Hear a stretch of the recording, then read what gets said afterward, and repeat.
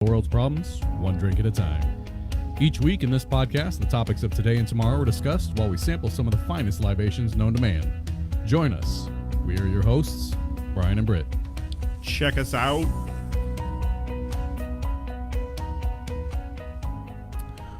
All right. Well, that never gets old. But it will be old here soon. It will be, because this is the end of season 2. This is the end of the year-end review. Not the end of the world as we know it. Yeah, but, this sounds sad. You should restart this and be happier. And the one person, there we go. The one person that is actually joining us with this year-end review is the most person that's been on the show, most, Mitchell. Yep. Yes. So thank you. Nice job, Mitchell, for being the most and still continuing to be the most. Because if we would have had somebody else, it might have been a different story. I do what I can. I'd like to thank my parents and. Wait, where's the award? We the Amaretto award. Exactly. Well, this is the first time we haven't pre-gamed though. That's true. That's true. We had a lot going on beforehand that we were kind of doing last minute, so that's true. And I'm pretty sure we'll have enough throughout. Okay, this. then I guess I'll stay. Oh, perfect. If we run out, that's when you're out. See ya. All right. Well, like we said before, this is the end of our season 2. We're going to be doing the year review. Should be going, Britt. Okay, Yeah, cool. Sorry. Just double checking things here. Yep. Cool. Yeah, so each year, at the end of the year, we end up going through and talking about the previous season and how things went in each episode. And so if you guys are in for a few hours, buckle up, because you're in for a real treat. real Clark. Yep. Let's do this. It keeps on giving all Exactly. year long. Some awesome things that have happened to us over. First, should we start with a drink? Well, that's what I was going to Okay. get forward with. What are we going to drink on first? Well, so we have our choice today. I brought my homemade Amaretto, and I actually have 2016. I have a barrel-aged 2016, and the 2 separate ones, and then a 2017, 2018, so we can do the Amaretto through the years to see the difference. We also have, from Casual Pint, we have the 12 Beers of Christmas. Perfect. And the mystery beer over there. So, and then beer. Mitchell actually brought some too. So if all else fails, we have extra. And I see Britt has a run out. little bottle of a little something over there to Some tequila. just in case we want to get crazy. We will not fail. Yes. We will prevail. Yes. I did Uber here, so. Okay. Right? And if we run out, doesn't Uber, can't they deliver alcohol? Oh, that's a good question. They do the food. I wonder if can they just There swing is by one. Hy-Vee and There is one. I was looking at it. So now they'd have to be careful with that though, because you can. I mean, if you were 18, you can order an Uber, right? So Right. you could order an Uber to pick you up some alcohol and drop it off. Then they're liable for checking IDs and all Right. that. Well, I think think your account matches up with your credit card and also with your driver's license. I don't know if it does that. well, there's only one way to test this. right.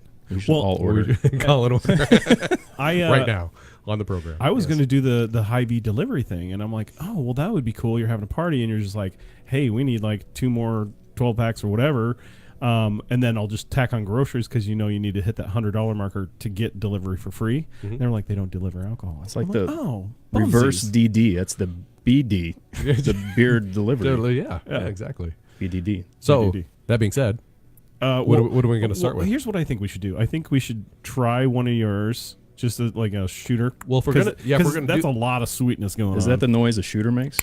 Okay. depends on what you're drinking, I guess. I guess. So, and I think that this is going to be awfully sweet. So I think that it would be good to start with, and then we can cleanse our palates with all the carbonation later. And I did request, I don't know, it might be annoying, but I think it'd be nerdy because they're mystery beers. They're all in a little paper bag. Mm-hmm. To bring them out, and I'm going to see if I can call it. Okay. Well, that before you announce it. So they're mystery beers, kind of, and then there's actually a mystery beer that we don't know. So so none of us know. Right. Yeah. None of us the know 12. it. So yeah, I didn't really explain the 12 beers of Christmas very well. So each one is an individually wrapped beer. 12 beers. We don't. Thanks, David. Yeah. Thank you very much, Casual Pint and David, putting that together. We'll see what kind of time he put together on this. When I put it together, Karen said he put some fantastic beers in there. I'm like, I would expect nothing less. Exactly. So. Yeah, I always love going there, and it's hard because when we do Untapped, and so we like going and getting new beers every time. And every time we go there, we can easily get a fly to 4 or 6, and something's new every time. Yeah. Yep. Sure. Good stuff. Yeah, because I don't think they do full kegs. They probably do like the 5-gallon smaller kegs on a lot of those to whittle those down quick and in and out, and 30 taps. I mean, you can rotate those pretty quick. All right, so let's start with the Amarettos. Yeah, do we want to just, what is this, the 16 is first? I would start with the 16. Okay. What happens? I'm not. I'm more on the beer side. So what happens over the years? Should I They be mellow out expecting? more. Mellow out. So well, go from sweet to. They're always going to be sweet. Okay. And honestly, I haven't gone back to try the 16 at all. I have gone back to try the barrel aged. Should I just get 2016. shot glasses and save this for maybe the tequila? That's if we get to it? why don't we do that? I'll go grab 2 more shot Cool. glasses. Hang on. Perfect. I guess I can explain the process for those of you that don't know how to make homemade amaretto. It's actually not that bad. You can do. I'm up to 6 gallons now, and you can do it in an evening. It's I start with 2 gallons of water and put in white sugar and brown sugar, and if depends on your level of sweetness that you want to do. Boil that down and do a syrup. Let that cool, then add almond extract, vanilla extract. And then I use a construction cooler, and I fill the rest of that with kind of rot gut vodka. The sweetness, I tried doing like the smooth vodka, Yeah. and it ended up being too sweet because it Okay. didn't cut through the sweetness. The rot gut, like the Barton's, yeah, Right. yeah, whatever's on sale. These are my little Swedish shot I glasses. love them. I want to. Yep, yeah. That's what they do in Sweden. Oh, okay. Yeah. well, I'm Swedish, so I should know that. You should know Ah, that. tack så yeah. mycket. Varsågod. Ja, Yeah. ja that's Pinky, good. pinky's out. All Toot. right. Cheers to this. Ooh. Grenadine. Is that what you get? That's why I confuse the two. Okay, it is. That's like cherry. This isn't brown. I'm telling you, I'm ground zero on this. So Yeah. I was like, why do I correlate those two? Mhm. Ooh, that's good. Yeah. It's probably, by the time you thin it out, it's probably about 35% ABV in All there. right. 'Cause Well, we have open flames. Are we safe? yeah, we are are safe. We are safe. Fire extinguishers right over there. We're good. But yeah. Oh, we'll get around to talking Okay. about that, I'm sure. So the barrel age, there's not a whole lot left. So if there's not enough for the 3 of us, why don't you two do it? Because I've They're, had they're some- just there's little enough. tutors. Toot, toot, toot, toot, toot. So yeah, that was that bottle's been sitting around for quite some time. This one's been opened a little more because it seemed more interesting. My wife bought me a little 1 liter barrel, and I've been aging. I aged a couple bourbons, a couple whiskeys, and then I did the amaretto in there. Where'd you get the barrel? Is She bought it. She bought it online or whatever. The one from Washington. It's like Woodinville or I something like that. I honestly couldn't tell you. I don't. It was a Right. Christmas gift. So. Ching ching. Christmas presents. Kind of tastes like the first one. Yeah. It's really, really almost identical. So I guess what I'm saying, what I'm tasting is the sugar. The barrel notes were a lot more prevalent when it was new. I guess those have mellowed out. How long did you leave it in the barrel? 10 days. Oh no. Does that say aged 30 days? Is that Yeah, the? there you go. 30 days. 30 days. See, I would think you need. I mean, if you just talk about beer, A year. Not even. Well, this is a 1 liter. So, Right. I mean, you got a lot of surface contact there. right. The shortest amount of time of beer, probably 4 months. Hmm. But that's a whole. You get people on both sides of the fence. You see a lot of breweries out there, like aged for 24 months, and I'm on the opposite side because I'm thinking, once you get your notes, Mm-hmm. that's it. Take it. Yeah. It's not gonna. You're not winning any points by leaving it in there longer. It's just gonna oxidize. Mm-hmm. So All right. Should we do the last one and then move on with the the talk? Last one. Oh, sorry. No, we got 2 more. Yeah, we got this is 17. Mhm. 17 team. So not much difference between the barrel aged and the regular 16. So it'll be interesting to see what a whole year difference in the bottle will do for these. The only thing really that's changed with the labels was 18. I actually created a decent label in 2018. can you taste the label? No, but it's eye appealing compared to the painter's tape. You all right? All right, 2017 on the hatch. Sweeter. Yes. It's a lot sweeter. A lot sweeter. I know that you cut from this year until this year, or 17 until 18. I know you cut the sugar down. I didn't cut the sugar down anymore. Even more. Yep. Well, and this one's going to be I'd almost not even add sugar. this one's going to be a real heavy molasses on the 2018. So that one's probably going to be the sweetest of them all. Molasses? Mm-hmm. Can you reach it? Sweetest or sweetest? Yes. I see what you Thank did. you. Ah, And I'm done. All right, one it's last for good feelings. Yeah. one last sugar shot. It's good. It's good. Yeah. So really, other than the sweetness level of the 17, 16, and 17, that's it. That's about Now the I'll only tell you difference. what. On Christmas morning, when we're all at the folks' house eating company eggs and monkey bread, I fixed myself a cup of coffee, and I might pour some of this into it. I may or may not, Yep. but I probably It is do. quite good. Well, in the coffee. you're on the record now. Yeah. He said may or may not. Oh. I may or may not. Cheers, 2018. Oh yeah, heavy on the molasses. I can Whoa. definitely taste that. Mm-hmm. Yeah, I would if you're gonna do it with molasses again next year. I just wouldn't even use sugar. Well, the Well, molasses was in molasses- the brown sugar. Yeah. Right. Yeah. Half of it. Cut it. Yep, there you go. Because I mean, I don't know. Amaretto to me isn't as sugary as this is. Well, yeah, this is homemade. It's so- homemade, but it's good. It's Mhm. good. It's a good Yep. kind of sugar.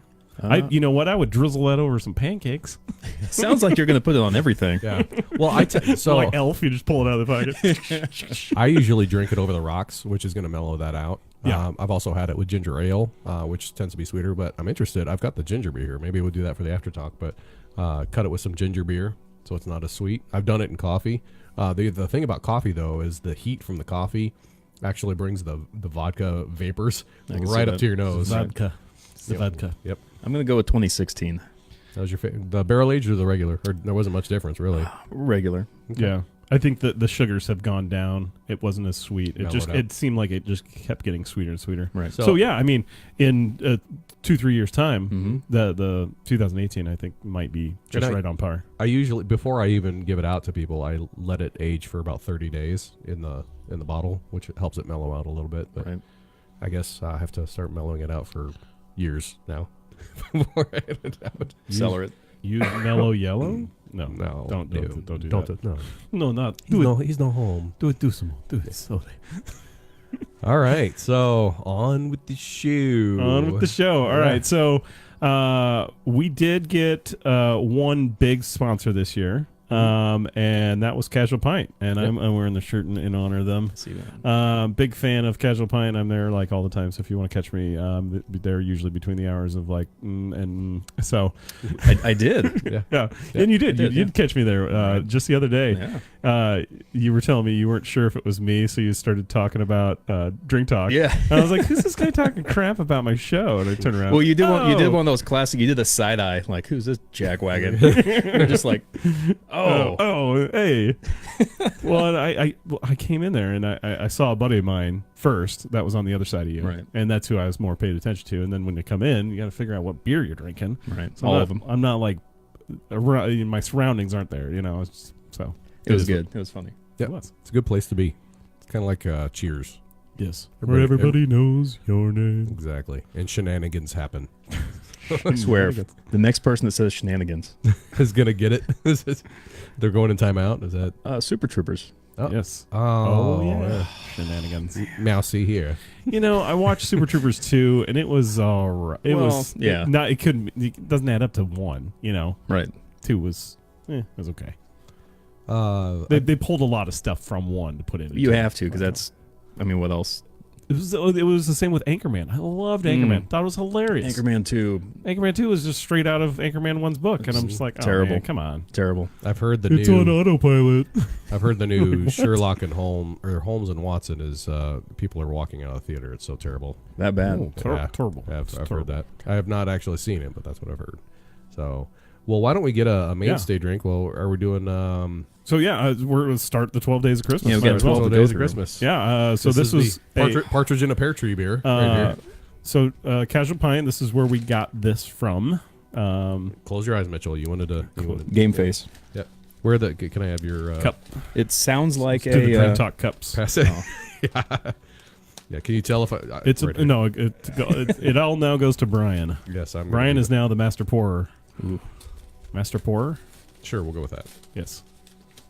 We need to get Mitchell a title for being the most consecutive guest host.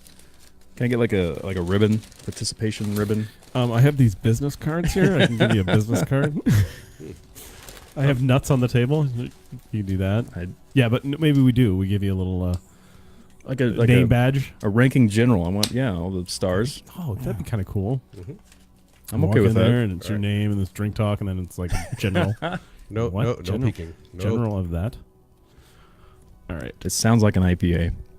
Oh yeah. Just from the crack. I have open. no idea. Just from the crack. No idea. Hey, did you see this from? Hold on a second. Speaking I of might Casual have a Pint and little all that stuff, did you? Those did are you get cool. those?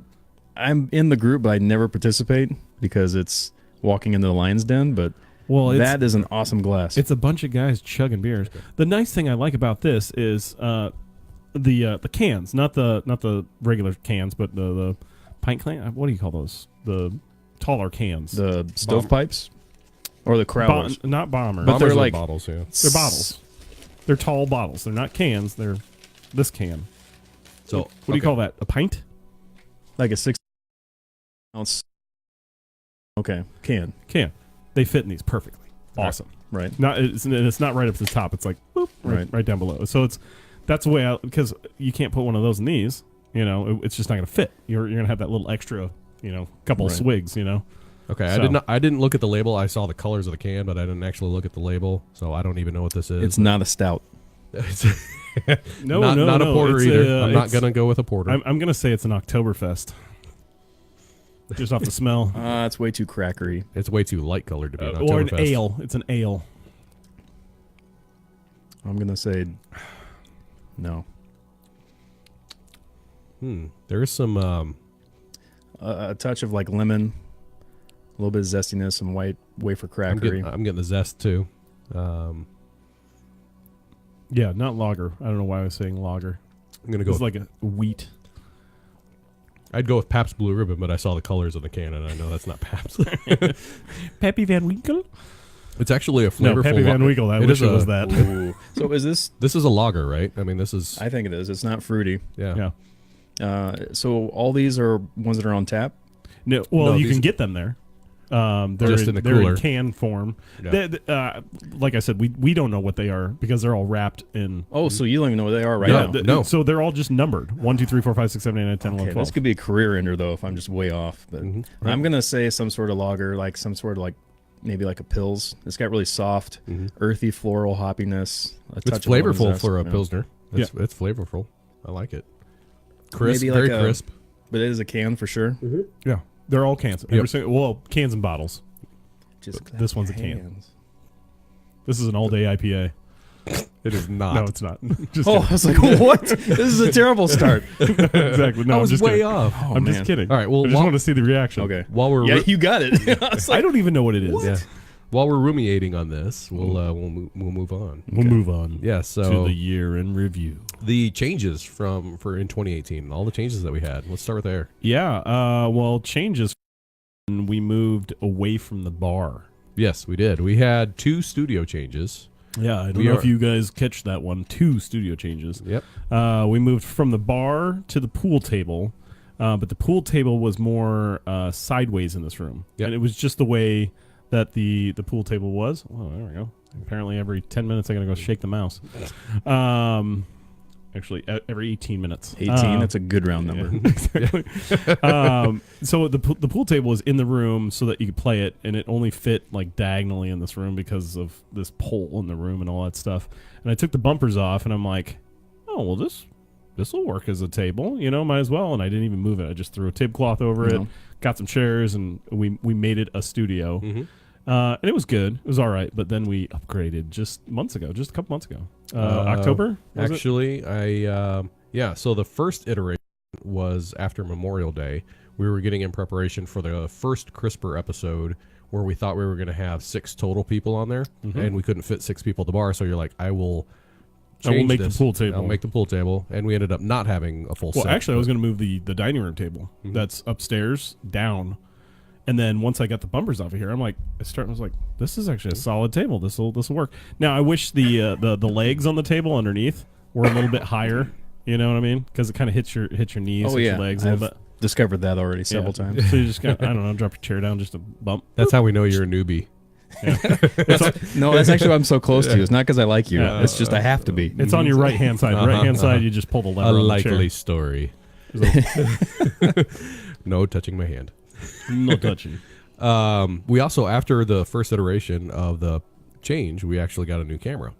Yes, we got the new camera. I think during the summertime. It was right before summer. Memorial Day. It was right when you did the change. Yeah. Well, I knew that because my computer was running everything. It's right now my computer is capturing our audio, but at the same time it was uploading to Facebook and running the camera through there, and so like my computer was like it just couldn't breathe anymore. It was just like, I've got so much data and information going through me right now. I'm running at full speed. I cannot keep up anymore.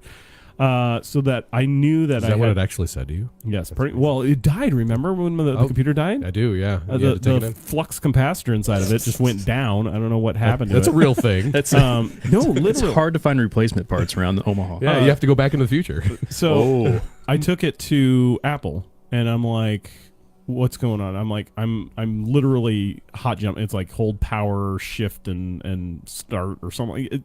3 buttons, and it would kind of like factory reboot itself. And I did that like 4 times, and then it was like, I'm not going to do that anymore, And so I took it to Apple, and they were like, yeah, no, your flux capacitor's out. Essentially what they were saying is that the power supply was not providing enough power for the hard drive to boot up. And I'm like, how does that even happen? I'm like, I don't know. I'm like, well, then is it like a replacement part that's free? Right. But no, nothing's free with Apple. Not. So I asked them if I should replace my computer, and they're like, no, your computer's right over there. We still sell it. I'm like, it's a good computer. I'm like, oh, okay, I'll fix it then. But from that point on, I was like, I need something different to run our show. And I started doing the web searches and the YouTubes, and I was like, what is the best camera for just doing live stream? That's all I want to do. I don't want to do any fancy-dancy work with it. I don't want to use it to film our vacation, I just want it for the show. And this is what they came up with. This is the Mevo by Livestream. It's a 4K camera. It's a 4K camera. It allows me to zoom in. Yeah, I can. That's a cool feature. I can move the camera left or right. I haven't really been doing it on this show very much lately, just because we've just been talking and talking. And we need a producer for the show. That's another thing. We need somebody to come and drink with us because I can't pay him. Right. And then just be behind me, like pushing buttons and zooming in and zooming out on things. Oh, so you zoomed in. I didn't. You need to give me a cue so I can like give an evil eye or something. And so I found this camera, and it's great. It's Livestream Network, which Livestream does football and soccer and all. I mean, the big game sports. So I was like, they have the bandwidth. The program I was using on the computer was Live Desk for Facebook, and it just was bogging my computer down. And they didn't have the bandwidth to do it. And once I got this, it's been great. It's been awesome. It's all run through an iPad. It's all connected through Wi-Fi. I mean, the only reason why it's connected to a computer is for me to tell the camera what to do. It's not going from the camera to here to on the internet. It's going straight from the camera to the internet, which is great. The live stream time is a lot. There's no lag. I think they stream the Great American Beer Fest Awards. Oh yeah, through live stream. I'm sure. Live stream. Yep. Yeah. Boom. Done. There we go. Little red thing. And now we know. And actually we are live on live stream right now as well. So it allows me to go to multiple sites. And from live stream, we're also going to Vimeo as well. So we're going to 3 different sites currently right now. Facebook, live stream, and Vimeo. Drink Talk. We're going places. We are. We're going all over. We're on the interwebs. Yeah. On the tubes. So that's another thing that happened. Might as well. Let's see what the beer is. Founders Solid Gold. Ooh, yes. Very good, sir. I would agree with you on that. Is that your final answer? Sort of. The unveiling. Sort of. This is the unveiling. Upslope. Craft Lager. It's a lot. Well, we got the lager. Yep. Got the lager part. Boulder, Colorado. Bright, fresh, easy. It's good though. I taste the easy. Yeah. It's good. It's a good way to start. It's a nice, easy ingredients. They use snow melt as an ingredient. Of course. Typical Colorado. Of course they did. Mm-hmm. That's what gets Nebraskans to buy it. Yeah. And everybody, oh wow, it's fresh from the mountains. Well, and we're going to talk about this later. This little little logo here. We're going to talk about that later. Wait, we can zoom in now, right? Yeah. Oh yeah. Try that out. Yeah. So here's the bottle or can. Somewhat. Bottles and cans. Bottles and cans. And then this right here Is this? Right. So I can't zoom in there's that a delay close. on there. So Yeah, we'll I get can't it. zoom in that close. Well, maybe you need to be Vanna. There, Oh yeah, Mitchell. yeah. You just get it right up next to the camera there, and you can get up. No. I mean, like literally get it up next to the camera. Not in its Well, face. yeah, no, you don't have to move your chair to do it. Yeah, it's right there. I haven't been here before, guys. You gotta tell me what to do. Yeah, right there, right where you're at. Boom. Perfect. That's exactly perfect. And then what about the logo here? That's the The Upslope logo, the craft lager. Yep. Yeah, Independent good craft. enough. Good enough. Yeah, we'll talk about that logo later. independent craft. Sorry, I should know that. See much better. All right, we're 1 for 1. I'm gonna call that a win. All right. So we're on to beer. We haven't even hit episode 1 yet. Well, you This is gonna be kind interesting. of asked me the changes, and I kind of did an overlay of the studio changes at Yeah. least. Well, and the technical, which we lost a lot of people. It glazed over, I think. Yeah, they're like, oh my gosh, what is going The on? nerds. Yep. So yeah, with this iteration of the studio came in October. Our format changed. We were every single week, and in May, Yeah, well, you were doing a lot of vacation time right in June, and I was doing some vacation time in June, and it was just kind of like we should probably get away from doing it every single Sunday. It's What- just gotten 52 weeks a year. I mean, we're going to do 52 episodes in a year, which I don't know, I guess is great, but it gets to a point where we're just all like, what's next? What's next? What's next? What's next? What's next? Now we have 2 weeks, and it's like, oh, well, this is easy. that was a good call on the water and the. Should we do it? Because I want to throw in. Because also I'm high maintenance, so usually when I'm on, it's earlier, and there's a reason for that. Because you go to bed earlier. Well, I'm usually at work. Yeah, I'm usually up between 3-4 o'clock in the morning. I'm at work, so Sure. by the time this is over, and then the after talk, we're talking 1-2 in the Yeah. morning, Yeah. and then there could be a downside to not sleeping. Do we save that for the episode review or right now? Whatever. Just You can we're on talk it. about that. So yeah. the first time I was on, we did the after talk, and I think I was here till about 2:30. Yeah, my wife came down. No, that was the last. No, episode. that was- yeah. Well, whatever. And I'm like, guys, I really gotta go because I have to work in a couple hours. So I went to like work. literally a couple hours. Yeah. And so I was so dog tired. I was running on fumes, tons of caffeine, and we got a large shipment of cans in. And this Oh, was yeah, with yeah, a yeah. different brewing company, Yeah, and the- which will. I mean, that's up to you whether you want to name it, but I think he remembers. Yeah, because I mean, everybody knows I messed up at Nebraska Brewing. And so if you're familiar, the Pils cans and the Cardinal Pale Ale cans are both red. And so we got a large shipment of cans in, ton of them. There are 8,000 cans on the pallet, and I probably brought in 15 pallets. Just Ooh. tens of thousands of cans in. Oh, don't look! I won't look. No, I you don't- can't I see the can. And but so it's the I check color. in the cans. So I check them in, log them in, put in the inventory, and I remember the cans being red. So I logged in Pils cans. And so it came time. I'm like, yeah, we got tons of Pils. So now it's time to come can all the Pils, and we didn't have cans Like, what's going because on? we actually got the Cardinal cans in, and I put the wrong ones in, Whoops. and I totally blame Brian and Britt. Just threw us. now under it's the end of the year, so I thought I'd come clean and let you know it's your fault. Perfect. Okay, Well, perfect. you're All gone. right. So yeah, that's But good things worked out from that because now you are at Brickway. Brickway. Yeah. Yeah. So Thanks, Drew. Yes, the after talk is awesome. Drew's watching. So, Yes. Hey, Drew. You had a little bit of water in yours. I didn't Oh. notice until after I poured. I apologize. oops. So it's a watered down beer. It's a session. It's no longer Imperial. Yeah. Also, not a stout. This is super No. crystal clear. It's like a rose color. a rosé. Oh, wow. That's a sour. There's a lot of That's definitely a sour. a lot of wine notes to this. Oh wow, that's a strawberry sour. Wow, that's like a. Is it Fru? It's almost like a strawberry Smirnoff. Yeah, It's I think it's Fru. that's what it tastes. I don't know if they can Fru, though. yeah. This is a can. Is it froyo? Frozen yogurt? Wait, no, that's not it. Fruyo? Man, it's like strawberry. Super strawberry. It's almost like Jolly Rancher strawberry. Mhm. I Like don't when think you it's- put it. Did you ever put Jolly Rancher in Zima? Are you up No, there? I've never had a Zima. Really? Never had a was big. Zima? That was No. big when I was. Yes. Had but then when it came out, I was like, I gotta get a 6-pack for old time's sake. Right. And I'm like, Oh, no. they went fast. They sold out. That's the way to do it. Yeah, but no, it was no good.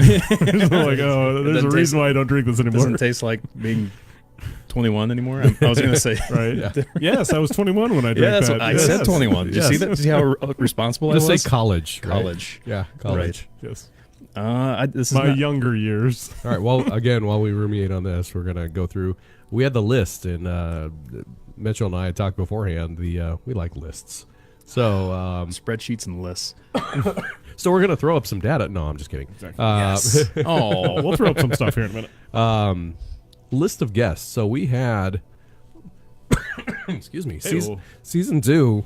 We had 31 guests, which is Now, hang on. Season 1, how many guests did we have? We had 9. We had 9 guests on our first year.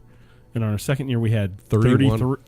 31. Yep. Wow. Yep. That's awesome. 31. Way to increase it. Yeah. Now, a lot of those guests were on multiple episodes, but we had 25 of the 34 episodes from season 2 had guests on them. That's awesome. So you and I only did 9 episodes by ourselves. And that's all right. Big now. We can do it. We like friends and people and stuff.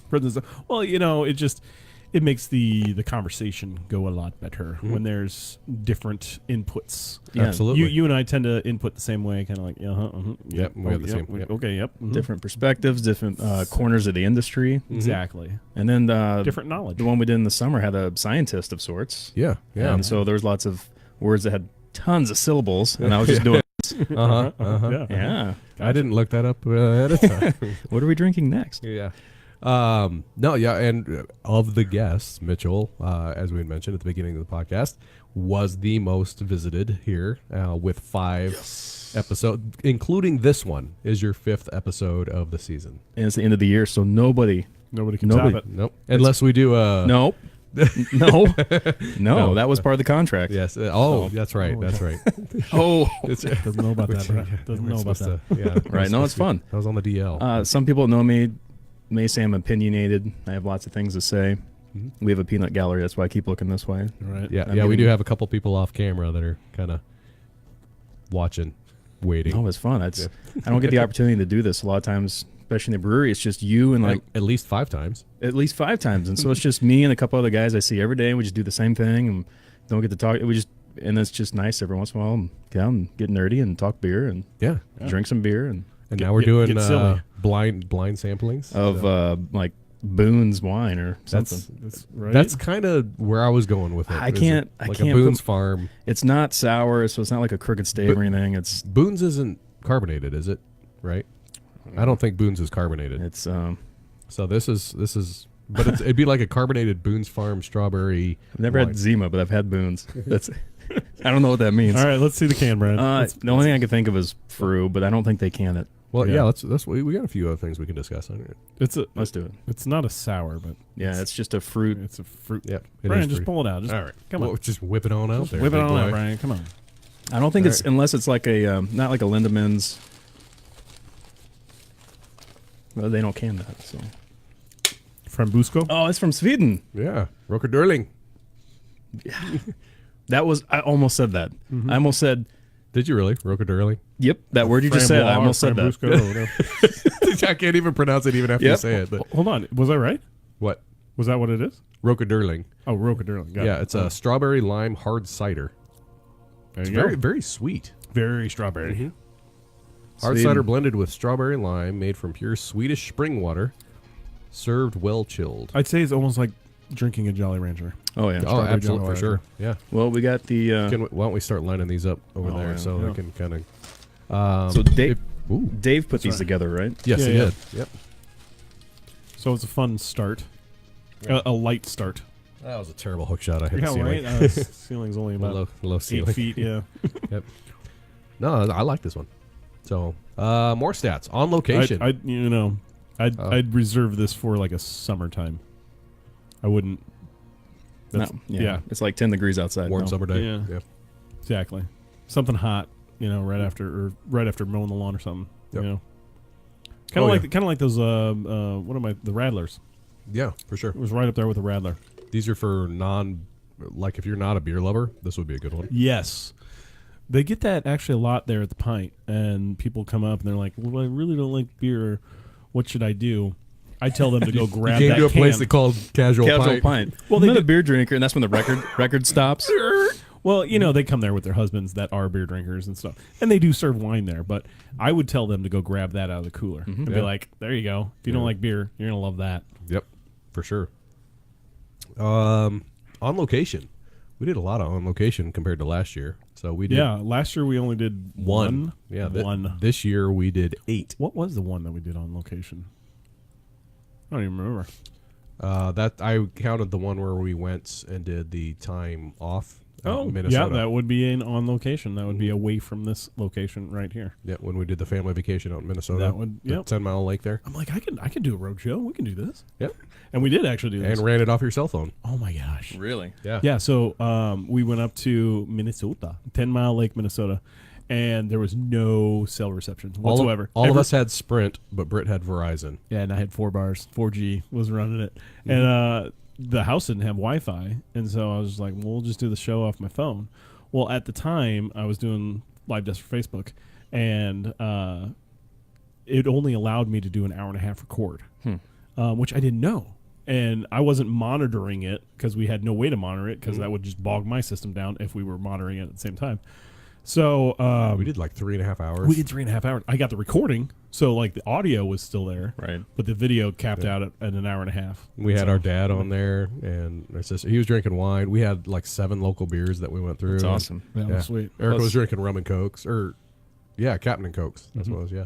Perfect pitch for Verizon as well. Yeah, that Right? too. Yeah, Oh, Because they heard you now. We were kind of in the boonies, and Right. yeah, they for sure. They were awesome. Yeah. My dad even strongly considered just switching to Verizon at that Okay. moment, and he was just so like, man, it's great in the city, but you get out in the country, and I'm all like, well, how often are you in the country? And don't switch your plan if you love what you've got. And Verizon is a lot more expensive than Sprint, that's for darn sure. But I pay for coverage. I pay for coverage, right? I'm not going to get into the locations that we went on, just because we're going to actually go through each episode here. So we'll just we'll hit those when they come up. Well, we want to actually start with like episode 1 and just work 1, 2, 3, and Well, actually, technically, it's episode 44. technically Is episode 44. Was the first one. Baby, It's Cold Outside was the first one. Oh Oh, that's ironic because that's all anybody talks about the end of the year now. Yep. So, well, and in fact, last year, last year. And we were talking about it before people were talking about it, right? Yeah. So once again, it's your fault. Exactly. See, we're trendsetters. Exactly. Those that aren't watching the news, they took that song out of this season because they thought it was a little risque. Thought the guy was drugging the girl and stuff like that. No, it's just a cute little song about, hey baby, it's cold, stay in. Yeah, he just stay here. Let's have some fun. Sit by the fire. Don't look, otherwise you'll know. Oh, exactly. we're 2 for 2. We named not sour and it had strawberry. Well, close enough, right? Oh yeah, we were not going to name the brewery or cidery. That'd be really, really difficult. I still can't pronounce it. Rekorderling. Record. Rekorderling. Not gonna work right now. No, not gonna. All right, this one's in a bottle. So. Oh. Okay. Yep. Man. Okay. All right. So, Baby, It's Cold Outside. That was January 6th of 2018. The reason we did that one, we were actually experiencing quite a cold front here in the United States. 90% of the United States was in a cold front, 35% of which was below zero. Oh, yeah, don't. It's in a very unique bottle. That's why I didn't want you to look. Oh man. Okay. So, unique bottle. I already have an idea of what this is without even looking at it. Just by looking at the bottle. Well, the cap for me gave it away, or the bottle cap. So that's why I turned it upside I know down exactly what this is, and I probably got it. Ooh. Oh, hey, Logan. Happy holidays to you. Thank you for joining us. What's up, Logan? I thought this was going to be Red Stripe, but it's not Red Stripe. Red Stripe is it's got more of a like brown tint to it. Same bottle style, but Oh, this is a squatty. Uh-huh. Really? Oh, okay. Then that's I know exactly what it is. Ah, man. Yeah, shouldn't have said that. because you might be wrong. You're It's Peace Tree. Yes, it is. It is Peace Tree. Oh. Yep. Yeah, well done. Yeah, the cap for me gave it away. As soon as you said Peace Tree, I'm like, yep, that's it. Somewhere in Iowa. Someplace, somewhere. It's good. It's crisp. It's clean. A little citrusy. I like A little acidic. Yeah. Oh, it's good. It kind of reminds me of Nocturnum, like from a delirium almost. Oh yeah. You know? The acidity for me. Yeah, I could compare that. Yeah. Oh yeah, I totally get that now that you said the delirium nocturnum. There's that back of the throat kind of acidity. Yeah, I get that. So baby, it's cold outside. Yeah, and then something that I wanted to mention with that, it was the coldest ball drop in 100 years. like ball drop as in New York. Yeah, New York City. Gotcha. New Year's Day. It was the coldest. My balls right. dropped. That's, It was No, so That's cold. not what. Wait, That's no, not what they usually do. go the other way. I was gonna say not what they do when it's Now when it's cold cold outside. So, but after we did the cold, then we went to the heat, and we did the California wildfires and mudslides. Yes, with Alziri. Alziri, we did have That was guests on great. there. Yep. He made like 4 different mudslides, and Oh yeah. You think remember oh that you're one. just like mudslide, and you're like oh that's how you just make it. And he's like no, he made it 4 different ways. Well, you were talking about fire earlier. What people actually didn't see on the show is as soon as I shut the camera off and we were all done, he took some absinthe, lit it on fire, and poured a mudslide over the absinthe. And I'm like, oh my gosh, man, that was so cool. Why didn't you do that on the show? He's like, well, I didn't open flame and wasn't sure. And I reached down beside me and I pull up the fire extinguisher. I'm like, I hedged the whole time, man. It would have been fine. That's covered. Yep. He also brought a cinnamon whiskey. And, Oh yeah, that was good. And I had the farm. It was a little farmhouse thing. Yeah, it was like a little windmill When on Britt it. told me he's bringing a cinnamon whiskey, I'm like, please tell me it's not Fireball. Yeah, no. I know It Alziri sounds wouldn't bring right. Fireball, No, but I just right. I want to make sure that we're not going to be drinking Fireball. Not really whiskey. Yeah, no, it was good though. It was Nebraska, wasn't it? I believe so. So Nebraska whiskey. Yeah, it was just a cinnamon small whiskey. production. It was pretty delicious. Yeah, they in fact they still have some up there at that place. Spirit World. World. Thank you. You can't even remember it yet. I know. Still. Gosh. Yeah, no, we talked about the wildfires. The Thomas Fire at that time was the largest in California history.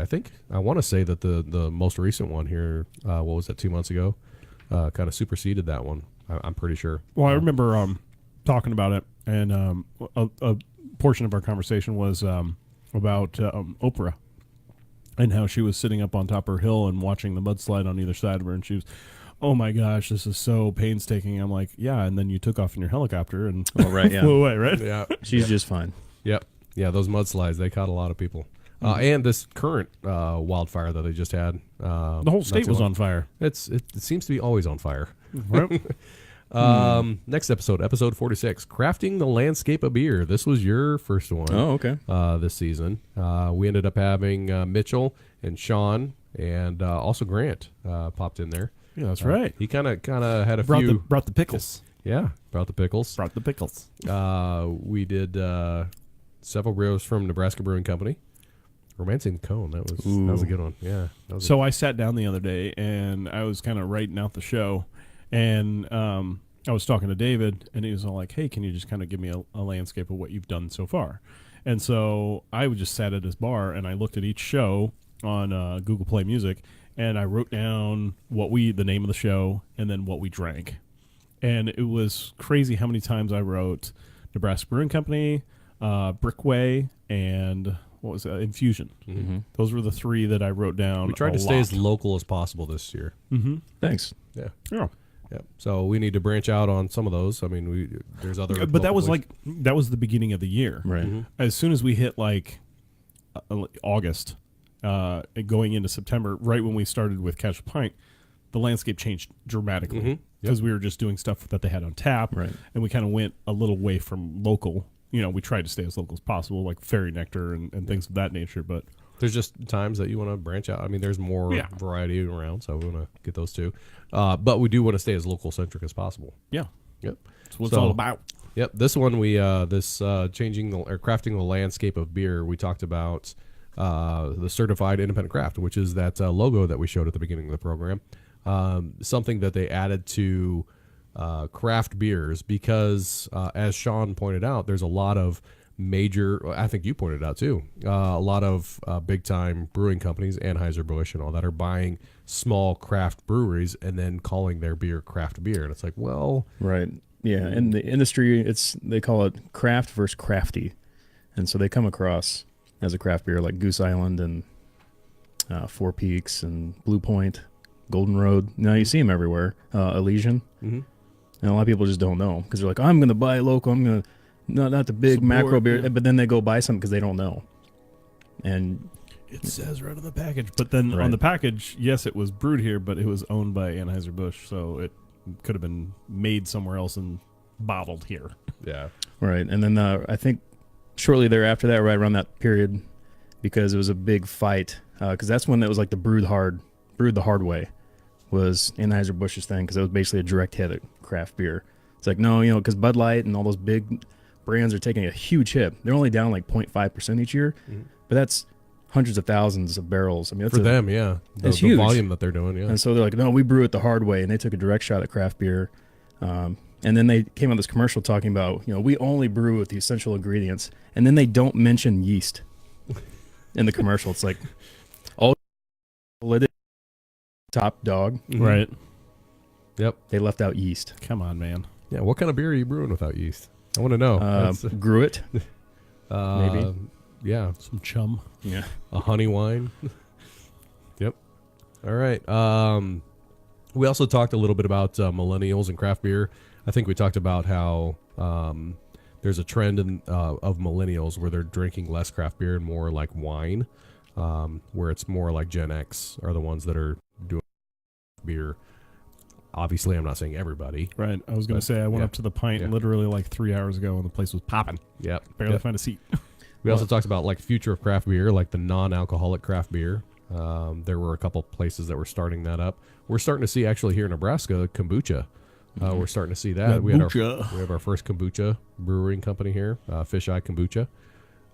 And then we talked about like a craft beer bubble. Is there going to be a point where we just have saturation in the market that it's just going to burst and there's just too much? Right now, there's no saturation. It's actually pretty good. It's just this restructuring of how to do it. If you look at it, if you line up every brewery based on volume, it starts way up top and it quickly drops, and there's a long, long, long tail because there's tons of those nano breweries, literally thousands of them. Yeah, and I think that episode we talked about the difference between craft brewing, microbrew, and nanobrew. And you Nano. said microbrew really isn't a thing It anymore. was a 90s term, Yeah. but it's just craft. Mm-hmm. There's different sizes, but yeah, and the oversaturation. But now a lot of breweries are refocusing. It used to be, and this is only a couple years ago. So in craft beer years, it's kind of like dog years. So 3 years ago was an eternity ago in the craft beer scene. Kind of like technology, right? Yeah, exactly the same. And so it's more like, hey, can we get in 25 states as fast as possible? And now a lot of places are, coming out of those states are focusing more on local. Like Wisconsin. Like Yeah. a lot of Wisconsin beers focus on, we're just going to release it in New Wisconsin. Glarus does not go outside the state. Down in Wisconsin. Yeah. Yeah, And they have a lot of great breweries there. Yeah, that's the Spotted Cow. And Yeah. or- Oh, Well, I like Spotted Cow. It's all good beer. their fruit tart beers. Oh, it's amazing. Mm-hmm. But in that time period, that's when Green Flash, I believe they were right at all 50 states. And then all of a sudden they just stopped. Is that the one that's in Lincoln? That's right. Green Flash? Yeah, they already purchased it and they're about to open it when they withdrew from I want to say 35 states. Wow. They went from almost 50, and I'm pretty close here. I want to say they're pretty much in all 50 states, and they went down to just a handful of states. Do we know the reason why, or is it? They wanted to be local-centric, more local-centric? Got too big, and they're buying all the toys, and They weren't who they were Were growing before. outside of who they are. they bought another local called Alpine, and you've seen Alpine around. Yep. Because Alpine was independent on their own, and they were making fantastic stuff, and so Green Flash took them on and opened up the rest of the country, and they had another production facility, I want to say in Virginia or North Carolina on the East Coast, and they only had that open for a year or two, and they had all the toys, tons and tons of money, and they closed it down abruptly and sold it off in pieces. Yeah, Logan, I did want to mention your comment. Non-alcoholic craft beer, no thanks. So to me, like non-alcoholic craft beer, I would look at that as like a decaf coffee.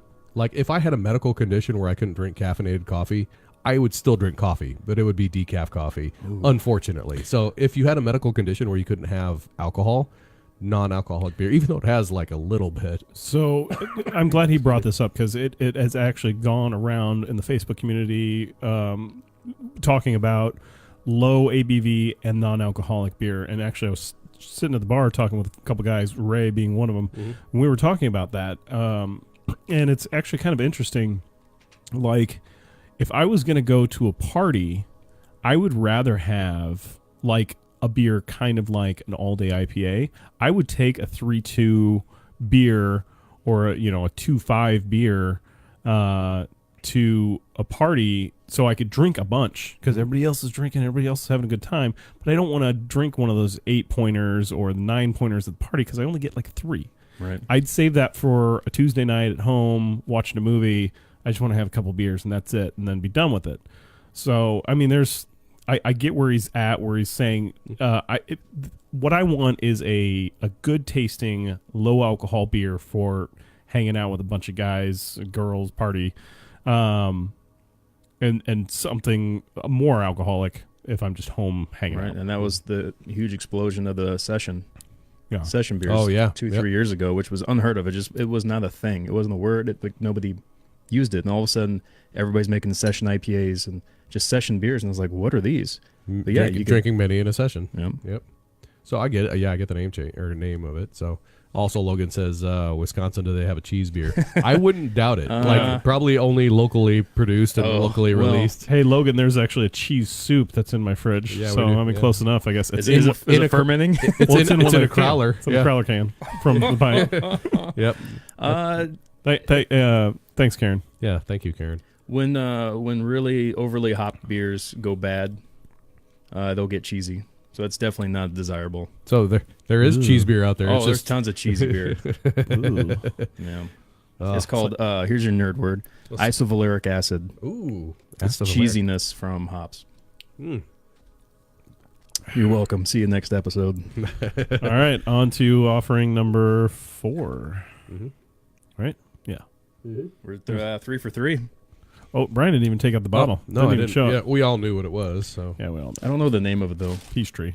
Well, the actual beer, Blonde Fatale. yeah, we've kind of. I wonder if he's. It'll be interesting to see what kind of progression he's doing for us on the 12 because these are numbered. That's he's gonna put this in order because I was gonna keep the joke going. This is not a stout, but it's gonna be another 5 before he busts those out. You are 0-3 right now. Yeah, well, I'm also shooting left-handed. So. All right, fair enough. He's trying to make it. Is this your mess over here? The ho That is box my- over there. He's yeah. trying to shoot him into More the like chair. no. No, that's true. I'm also white. Bingo. Oh, we got another bottle here. Oh, they had to. Yeah, don't look, because this one didn't fit in. This is a very distinct bottle that's short and squatty. Oh, wonder what it is. Well, there's a few out there that actually make that type of bottle. Like I said, Red Stripe is Yeah, one. we all guessed Red Stripe at the beginning, right? So, be careful. This has a bottle cap that you might. Remember the West Red Hook out in. Hey, Brian, there's better bottle openers over here Is there than really? that one. Yeah, No, this one was convenient. So it's convenient, but this Jack Daniels one really just is Cool. awesome. thank you. Yeah. Let's keep it right there. Thanks, Justin, for that Jack Daniels bottle opener. It's the ones the bartenders use. It's just, Well, we got another light beer. yeah. You can look now. It's okay. I've got the bottle covered.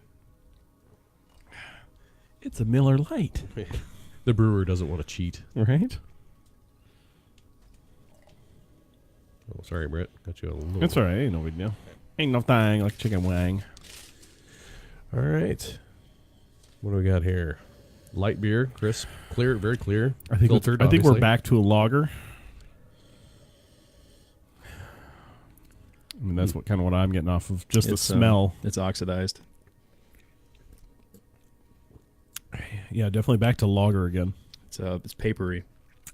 It's very thin, very papery. Look at you.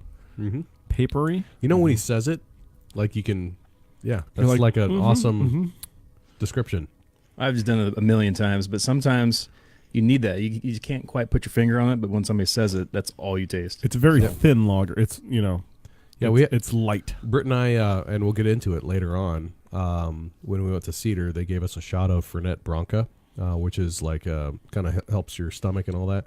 And the bartender said fermented wood, and that's like the flavor that you get from it. Oh. Like that's the flavor. Fermented wood. Yeah, It was weird. yeah. But It's not apparently a- it's supposed to settle your stomach, Yeah. and Not a sip and drink. It's a There's it's a health shooter for benefits. sure. apparently you need a shaman to get it or something. I don't know. Mhm. Let's see. This is Hi, Gina. Thank you for saying This hey. might be the solid gold. It's light. Yeah, it's not do as they do solid gold in bottles? I think it's in cans. This is it's not very flavorful compared to the other lager that we had. The first one, the Upslope lager. I don't think it's clean and crisp enough for that. Okay, not a Founders. It's a fuller mouthfeel. It's a little bit chewier than what you'd expect from like a solid gold. Because it's paper. Right. It's chewy. It's a Brickway lager. No, I'm just kidding. Oh, okay. I'm just kidding. Is that where we're going? Could be. I don't know. I guess I've never had a Brickway lager. That was a low blow. Try to keep Lots gloves of up. them. Spicy hops. You get peppery spiciness, like a noble European hop. Noble Hops. So the original hops, the OG hops. Mhm. Like Now everybody's Deadening. using Cascade. Cascade is more like 90s, early 2000s. Now it's all Mosaic and Citra. Mosaic is Anything good. that's like super danky and Mhm. all that stuff. Yep. All right. Well, while we're thinking on that one, we'll go to the next episode. Yeah. This one was super fun. This one was at the end of January, called Media Slam. Oh yeah, that's right. And we had the Hop Hop Slam. Slam as a drink. We bought the keg. Oh, you got Remember when the Hop Slam kegs came out? you actually got one? Yeah, I got Yep. one. So we set it up at the bar, and we're drinking off the cake. It was super awesome. I don't know why more people don't do the 5 milliliter. If you're gonna have a bunch of, Your it 5 was liter just. keg. I think it was just Brian and I on that episode, and we were like, we're determined to take this cake down. we did not. We did Oh, not. no, Not that's at a all. lot. That's a I, lot. I think I drank it over the next 3 days, and by the third or fourth day, I was like, no. Yeah, that was super. That was It was super good. fun. It was good, fresh, and right cracking it open. But It was one of the- I was turning the cap on and off, So I mean, I was trying to Oh, yeah. seal it as much. But once you crack it open, Because it's just gravity fed. yeah. Day 2 was okay. Day 3 was. Day 4, I was like, oh. Oh, really? Yeah. And that's a good example of it's not sessionable at all. I want to say it's like a 9% or so. when they only brew it once a year. Once a year, and release it for like 2 months, and that's yeah. it. Well, because it's meant to be consumed super fresh. Mhm. Yep. And it's got like local honey Mhm. or something like that. It was It's- good. Yeah. It very- used to very be the number one most sought after beer. It's in a the really country. good beer. I would highly recommend it. And if you can find the 5 liter keg, that's Wow. a really good one. Yeah. Where is it? Where did you get it, Bert? Do you remember where you I picked it don't up? think I have it. The What? the can anymore. You don't have the. I threw it into the recyclables and out the door it went.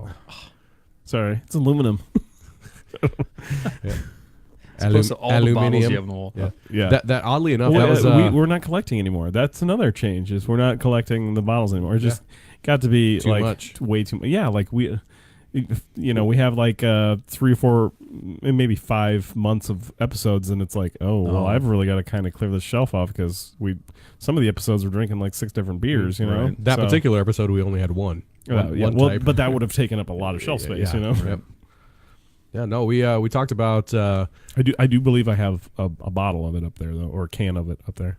I see it. Yeah, It's right behind Brickway. yeah. There you go. Boom. Yeah, where it should be, behind Brickway. Thank you. We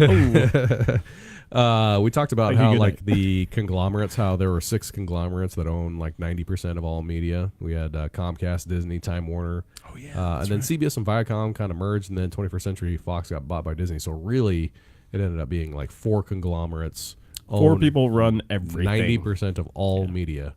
Yep. So then we got into a little bit of fake news. I get all my news from the Choo Choo Bob show. I'm just It's kidding. probably safer. Well, it's what my son watches. Yep. He's moved on. Like he still watches the Thomas stuff, but now it's Choo Choo Bob. It's on Amazon Prime, and he also has a YouTube channel. So It's a total ripoff of Choo Choo Bob. Thomas. Well, no, Oh. it's not, because it's not like he has his own characters. He actually goes and visits all these trains. He actually goes to the train museums and the, places around the country. Mm-hmm. So I wouldn't say it's a rip on Thomas, because Thomas creates their own stories and has their own characters. This guy, He's in too deep on this. yeah, right. I was going to say this is super fascinating. Anyway, What's his backstory? right? it's a fun show. It's I mean, if you got kids and they're into trains, Choo Choo Bob. And you don't have any other choice to watch anything. So right. It's It's a fun show. It's funny. Yep. So I laugh, Yeah. Yep. What is but that? I'm that kind of guy. What is that? don't We're in a tunnel now with wind. That's I weird. don't know. Yeah, well, it went away. All right. After that episode, we did the dark side of marketing. Oh, you could have been the helicopter. Yeah. Oh, could have been. Yeah, after me. Dark side of marketing. Yep. Oh so yeah, we- that was that was our first on location. with the Barley Boys. The Barley Boys. Not many people know them quite yet because they're still a home brew, but they are working on getting bigger. And actually, if you went to go actually see their facility in their garage, it's pretty darn good. They've got, big vats and containers. And in fact, they just upgraded some of their equipment the other day. And I'm like, wow, you got like a, 90 gallon or, 180 gallon, vat. What I don't know what they are. Those big funnel things. What do you call those? Fermenters. They got 2 new fermenters, I think, something like that. They'd be like a Pico Brewing Company. Is that like a little tiny? Yeah, if it's conical, it's a fermenter. Yeah, they got 2 new fermenters, I think. The flat bottom is probably a bright tank. Yeah, they have a bright tank. Yeah. So he actually uses Alexa for doing like the projections. Yep. I'm totally into that now. Yeah, he's just got it mounted on the wall, but then he has it on big speakers. So he'd be like, Alexa, blah, blah, blah, blah, blah, blah. And then it's like, start the does kettle. the calculation. Yep. Yep. Well, it does his everything. You got to do measurements and calculations of things of that nature. Okay. And he just asks Alexa, and he's like, what would be my ABV if this is this and this is that? And really? Like, boom, here you go. Here's your ABV.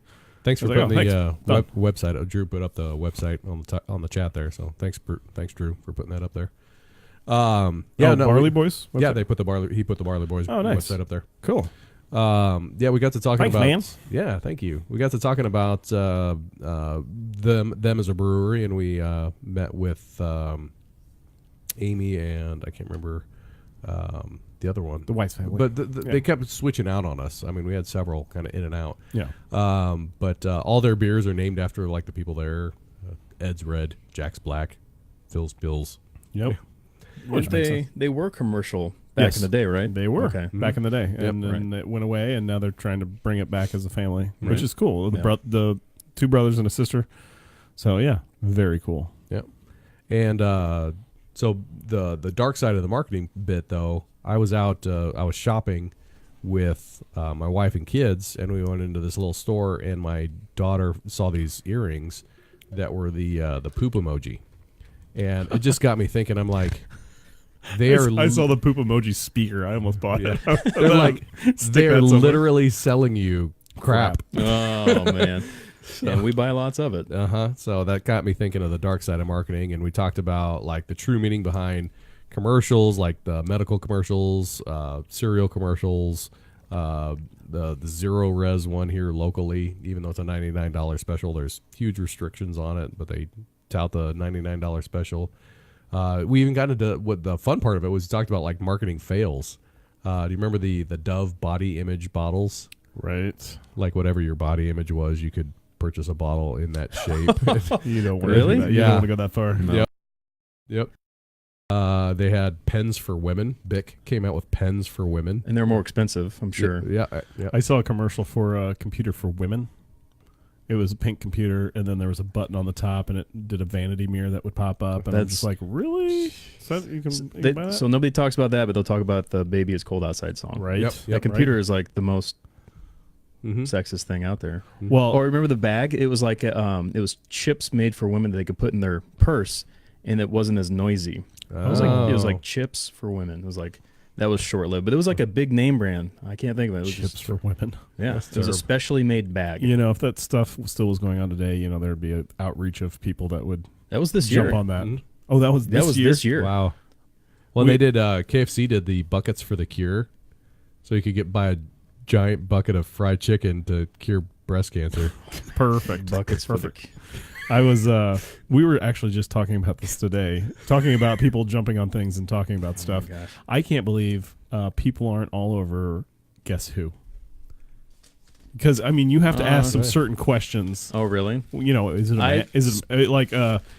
a boy? Is your character a boy? You know what my answer would be? Don't assume it's gender. Right. Well, there is one on there. You're like, that could be a girl. That could be a boy. I'm not sure about that one. But his name's Mark, so I think it's a boy. Kind of like you'd never see the whole bit of Pat on SNL again. Oh, yeah. Right? Yeah. That would never happen again. No, it would not. Nope. Not PC enough. No. Speaking of guessing. I'm going to go. This would be my first miss. I think this came from overseas. Yeah. That's just my guess. It's just like it just tastes oxidized like it came over on the slow boat. It's from Germany. I'm not good at guessing bottles. Mm-hmm. German? German beer. Jagerbier from Germany. Jagerbier. So Jägermeister. Yep. Hofbrauhaus. Oh, nice. It's Hofbrauhaus. just got that old. I love that. And where is the Hofbrauhaus? That's Vegas. Very Yeah, I've been cool Hofbrauhaus. Yep. Well, when you do Overseas. go there to Vegas and you go to the Hofbrauhaus, Oh, well. tell them it's your birthday. The way you said that makes me never want to say it. Though. Tell them it's your birthday. Tell them it's your birthday. You will not be surprised. Oh, you will be surprised. Jagerbier. Jan Jagerbier. Very good. Let's see. Time to open the next one. Number 5. Number Johnny 5 is Is alive. alive. Short Circuit. Yeah. Oh, I remember watching that. It was I like love it. 87. It's on my 88? queue right now still. This is like the original AI movie, right? Right. Johnny number 5. Mhm. 5 is alive. It gets struck by lightning and gains consciousness. Oh man, I watched them all. Oh yeah, yeah. Remember when he went gold? Like at the end of the movie, at the end of 2, yeah. he went gold. Yeah. All right, this one's in a can. I'm gonna try and do my best not to show you. Nope, want nobody peeking. No, peeking, no show. Can you name that movie? Don't want nobody peeking. Sounds like The Mo- Simpsons. Stop eating my sesame cake. Still don't know. Congo. Congo? Oh my gosh. So Congo? you were the one that watched it. Yes, I've seen, I've seen Congo. I was the one. Yeah, you were the one. Yeah. All right, so that counts, right? 'Cause Amy won. Green drop. That counts. I mean, you said it was overseas. As an oxidized lager from overseas, Germany. I mean, that's Yeah. Can I get a proper pour this time, bro? Yeah, I'll get you a little more. I'll be all right with it. wow. So this was only made about 4 or 5 months ago. And it's Oh. already oxidized. I wonder if the cap or the bottle cap. It's just anything from overseas. I swear they just put it on the back of a dock in the middle of the sunshine, just let it bake. I don't know why. And you can taste that. I like that. Oh, yeah. I mean, you better taste that. You'd be the guy. That was a threat. Well, no, I'm just saying. I mean, You better taste that, boy. well, you do the brewing, so Yeah. you better have some good. Here, this is so bright. This is a much brighter. This is Hop an though. IPA. This is hoppy. Oh yeah, It's hoppy. you can smell the hops. A lot of aroma going on there. It's smooth. It is. It's a very smooth IPA. I like it. Or a pale ale. It's not like super hoppy on mouthfeel. No, it's not super hoppy, but This is also oxidized. This is pretty old. I would say this is around 6 months old. it's good though. I'm gonna go with Dale's Pale Ale. Ooh. Dave's Wait. Pale Ale, you can kind of see through it. He has the can over there. You know, Yeah, he's but cheating. I only saw the top of it, and there was nothing written on there. Yeah, and he I, really kind of just peels it back. Gosh, you know what? That's all I can think about now. and I Hold on. honestly did not look. I will be truthful on that. I did not look. I don't think he sells Dave's Pale Ale there. Is it a Dale's Pale Ale? Dale. Is It's got a Dave or is it little, Dale? Dale's. That's what I thought. I thought it was Dale's Pale Ale. Out of the Ozarks. All right, next episode. While we're thinking on that one, this was your next episode, the Girl Scout That was pairing for fun. Girl Scout cookies. That was fun. Right. yeah, That was a lot of fun. yeah. That was There's back some in February. hits and misses. Some were just like pure heaven. Mm-hmm. Yep.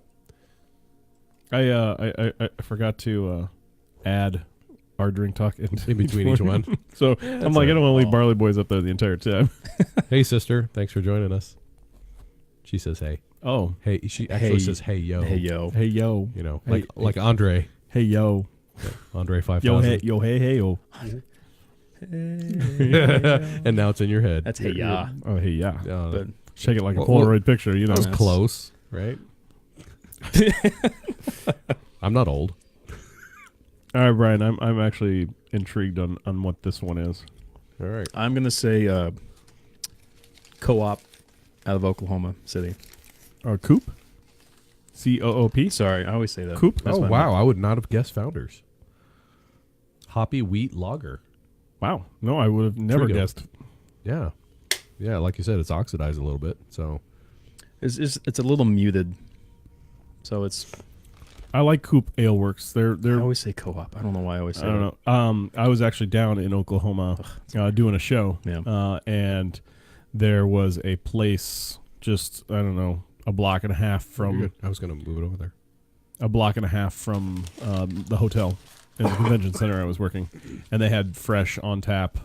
Their double IPA and their F5 and all that stuff.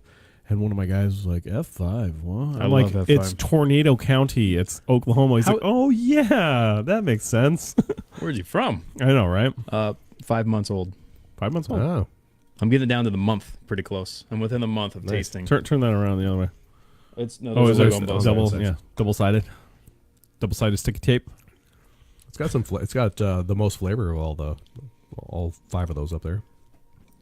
You tell the age. It gets a little more muted, and then it just kind of gets more of like a caramel taste as it gets older.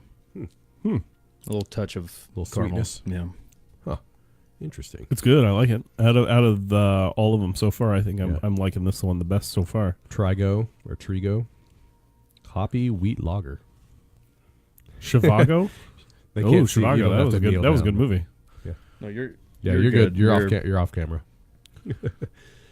He's We only see your hand come into frame. That's it. Where does the beer go? beautiful. It's like the hook on the stage. Like, You could be a watch model. but you better keep your day job. Is that what it is? You said that. I did not. I'm resorting back to the show. 2 guys from not from Australia, from what's the place down there by Australia, New Zealand. It was a HBO show, and I can't think of the name of it. Portlandia. No, it's 2 guys that sang songs and stuff. I don't know. They were in a band. I kind of know. I think I know what you're talking about. Yeah, I just But I can't think of their names. Anyway, back to beer pairings for Girl Scout cookies. That was a man. lot of fun. Did you write down what the best Oh ones my were? gosh! I did not. Hang on. Britt I want to for the record, I was the winner. Yeah. Okay. What was that?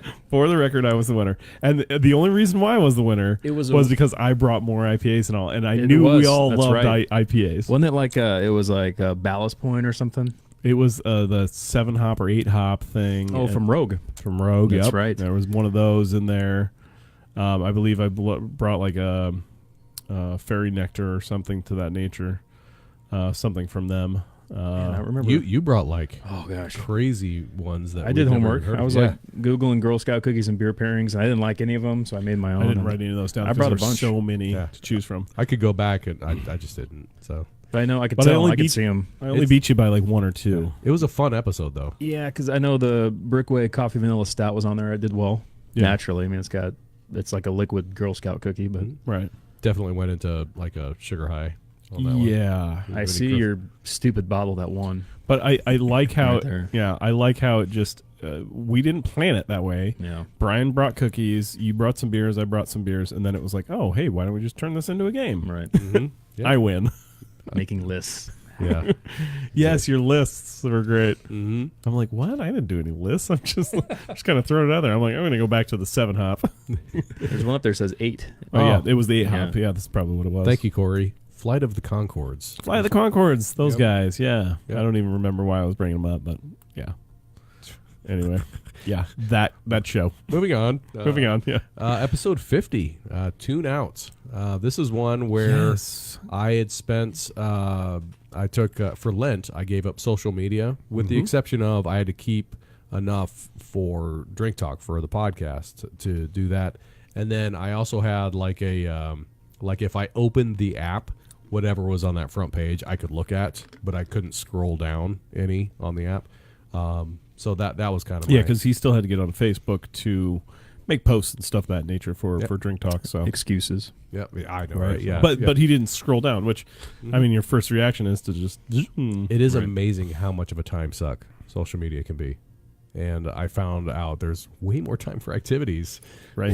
When you don't Like have to worry- drinking. Yeah, when you don't have to worry about getting onto social media, especially with the, on 3 platforms that we are, having to post to every one of those. I do it on the toilet, and I do it during my lunch hour, and then maybe in the evening for What- like 10 minutes. What if somebody tuned in right as you said that?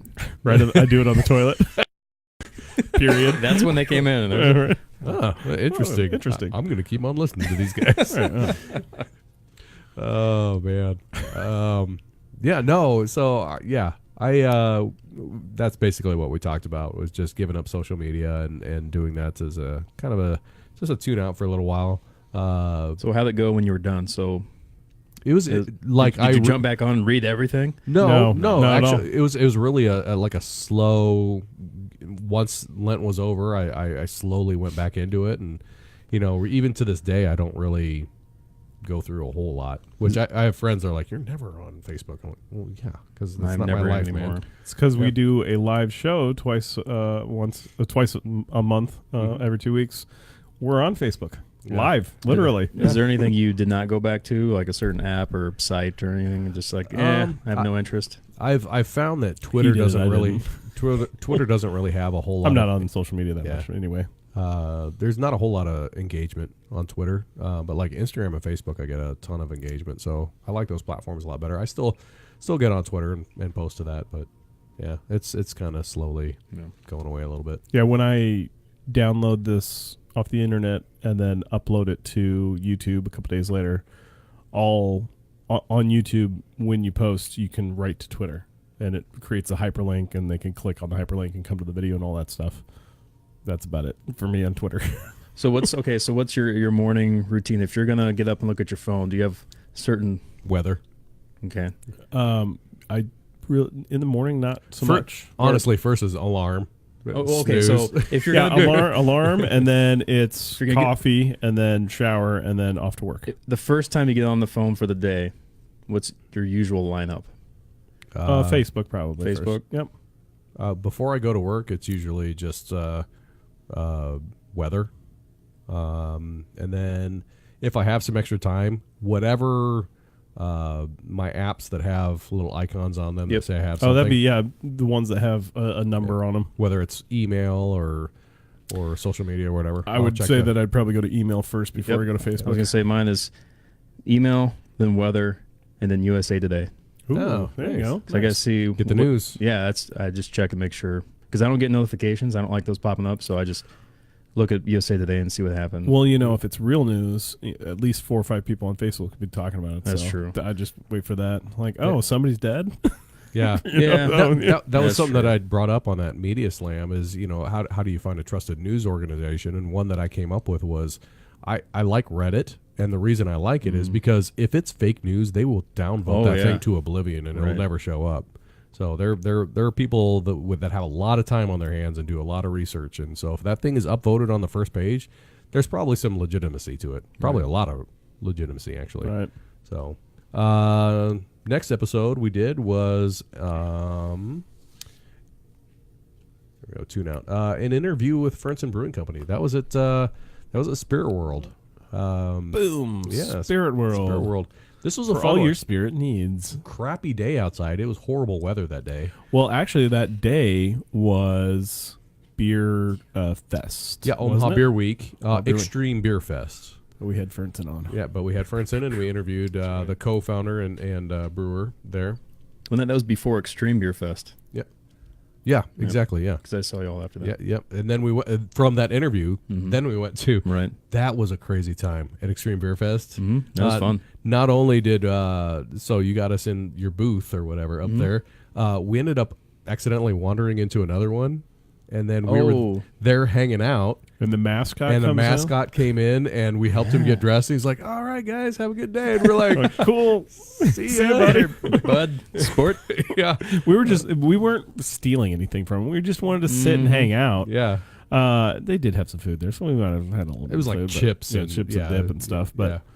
yeah, it was just weird that we were in there, and he's just like, "Cool, guys, we'll see you later." We're like, "All right, dude, you don't even know that we're not supposed to be in here." Just act like it. Yeah, exactly. Act like I know you were doing. I figure you can. I found you can get into a lot of places if you can walk the walk Yeah. and act like you're supposed to be there. Like me doing the AV stuff. Back in the day, I used to travel, and I used to go all over the place. Vegas and California and Florida and all that stuff. And I'd be walking in these back hallways of these hotels, and I would walk with a purpose, and I was supposed to go there. but no one ever stopped me. I was like, really? Like, I could be robbing this place, but but I wasn't. I mean, I was really just trying to get to the next ballroom or, Right. There's always a way to get into a ballroom, people. I mean, there's, Yeah. It's kind of fun. even if the doors are locked, there's a way to get into a It's ballroom. kind of a fun game. Like if you're Yeah. if you're up for it, like you can Yeah. like try and do it. Right. Usually there's about And 8 different el- ways into a If all ballroom. else fails, just say, "Hey, I was just trying to test your security." Right? Yeah, they the pass. one that got me though was the Aria in Vegas. Their security's pretty darn tight. You pull up to the loading dock and you do not move a muscle until you make it past Mr. Security Guard. Right. After that, it's easy breezy. Nobody questions you because they give you a little tag, and if you're not wearing a tag though, you will get stopped. So, yeah, just mind you that. But you have to go through security. Yeah, actually, Corey, yes, that walk with purpose. I use that a lot. Yeah, I Walk mean, with just purpose. walk with a purpose in your daily life. Mhm. You know, Yep. look confident, act confident. Yep. These are all great things for the next season when you talk. Drink with a purpose. Yeah, there- Ooh, hey, bingo. Not just to do it. Yeah, just Bingo. And then the purpose. piggyback or finishing up with the talking with Fernson. Yeah, within- which is out of South Dakota, by the way. Right. We didn't Yeah, mention good that. people. We're going to be up there in about 2 weeks. And For- go up see at them up there. Fernson? Nice. Yeah.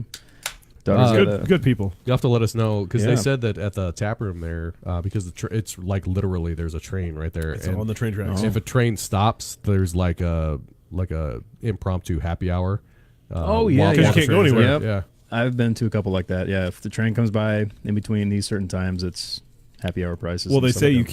can't I don't know if they're parking lots on the other side of the tracks or what. I don't know. I've never been there, but you literally can't leave if a train comes. Oh, you know what I mean? Okay. Yeah, let's. That one has strawberry in it. But within 2 months that you did the interview with Fernson, they won. I'm They gonna, won. I'm gonna change cups. It's They time won to World Beer switch it. Cup. I think it was a gold at World Beer Cup Nice for their saison, I believe, which is huge. Well, this is lively. Yeah, a lot of head on that one. Yeah. Ooh, that It's is super carbonated. Holy cow! very phenolic. You want a little more in there? Sure. You got- Very phenolic on the nose. Very fruity. Yeah. For Very those- like Spicy, almost like medicinal, like plastic hospital gloves type thing. For those of you I that kinda are, get grapefruit in there a little bit. I didn't want to, for those that are just joining, and just wanted to let you know, yeah, we are brown bagging it here, but that's because we're kind of doing a little game. We got the 12 beers of Christmas, and when we picked them up, they were all individually wrapped.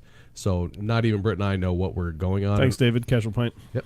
And I'm trying not to see what the can is, and we're trying to guess what kind of beer it is, and that's why I'm brown bagging it here a little bit. Yeah, Brett, you're dead right. So as it gets warmer, Yeah, it's a grapefruit. like grapefruit or Yep. a lot of tropical fruits. Yep. Oh wow. And I have like one little stuffed up nostril a little bit, so and I can smell that. Ooh, you know what? Super concentrated in the. That is usually not my jam, but that's pretty well balanced. I like that. I like that. That's nice. That is It's a little tinny. again. That's going to be an IPA. I'm getting a little metallic in there. That is a strong IPA. You can definitely taste the hops in that one. There's no getting around knowing that that's that kind of drink. I don't know. That to me still is more the pale ale. I don't know if it gets into the When IPA. it hits me in the back of the mouth, right back here in like the jawbone kind of area. That can also be from the fruit edition as well, because that's pretty acidic. Oh. Not to bring it. You're like, oh, it could be whatever you want it to be. Oh, darn.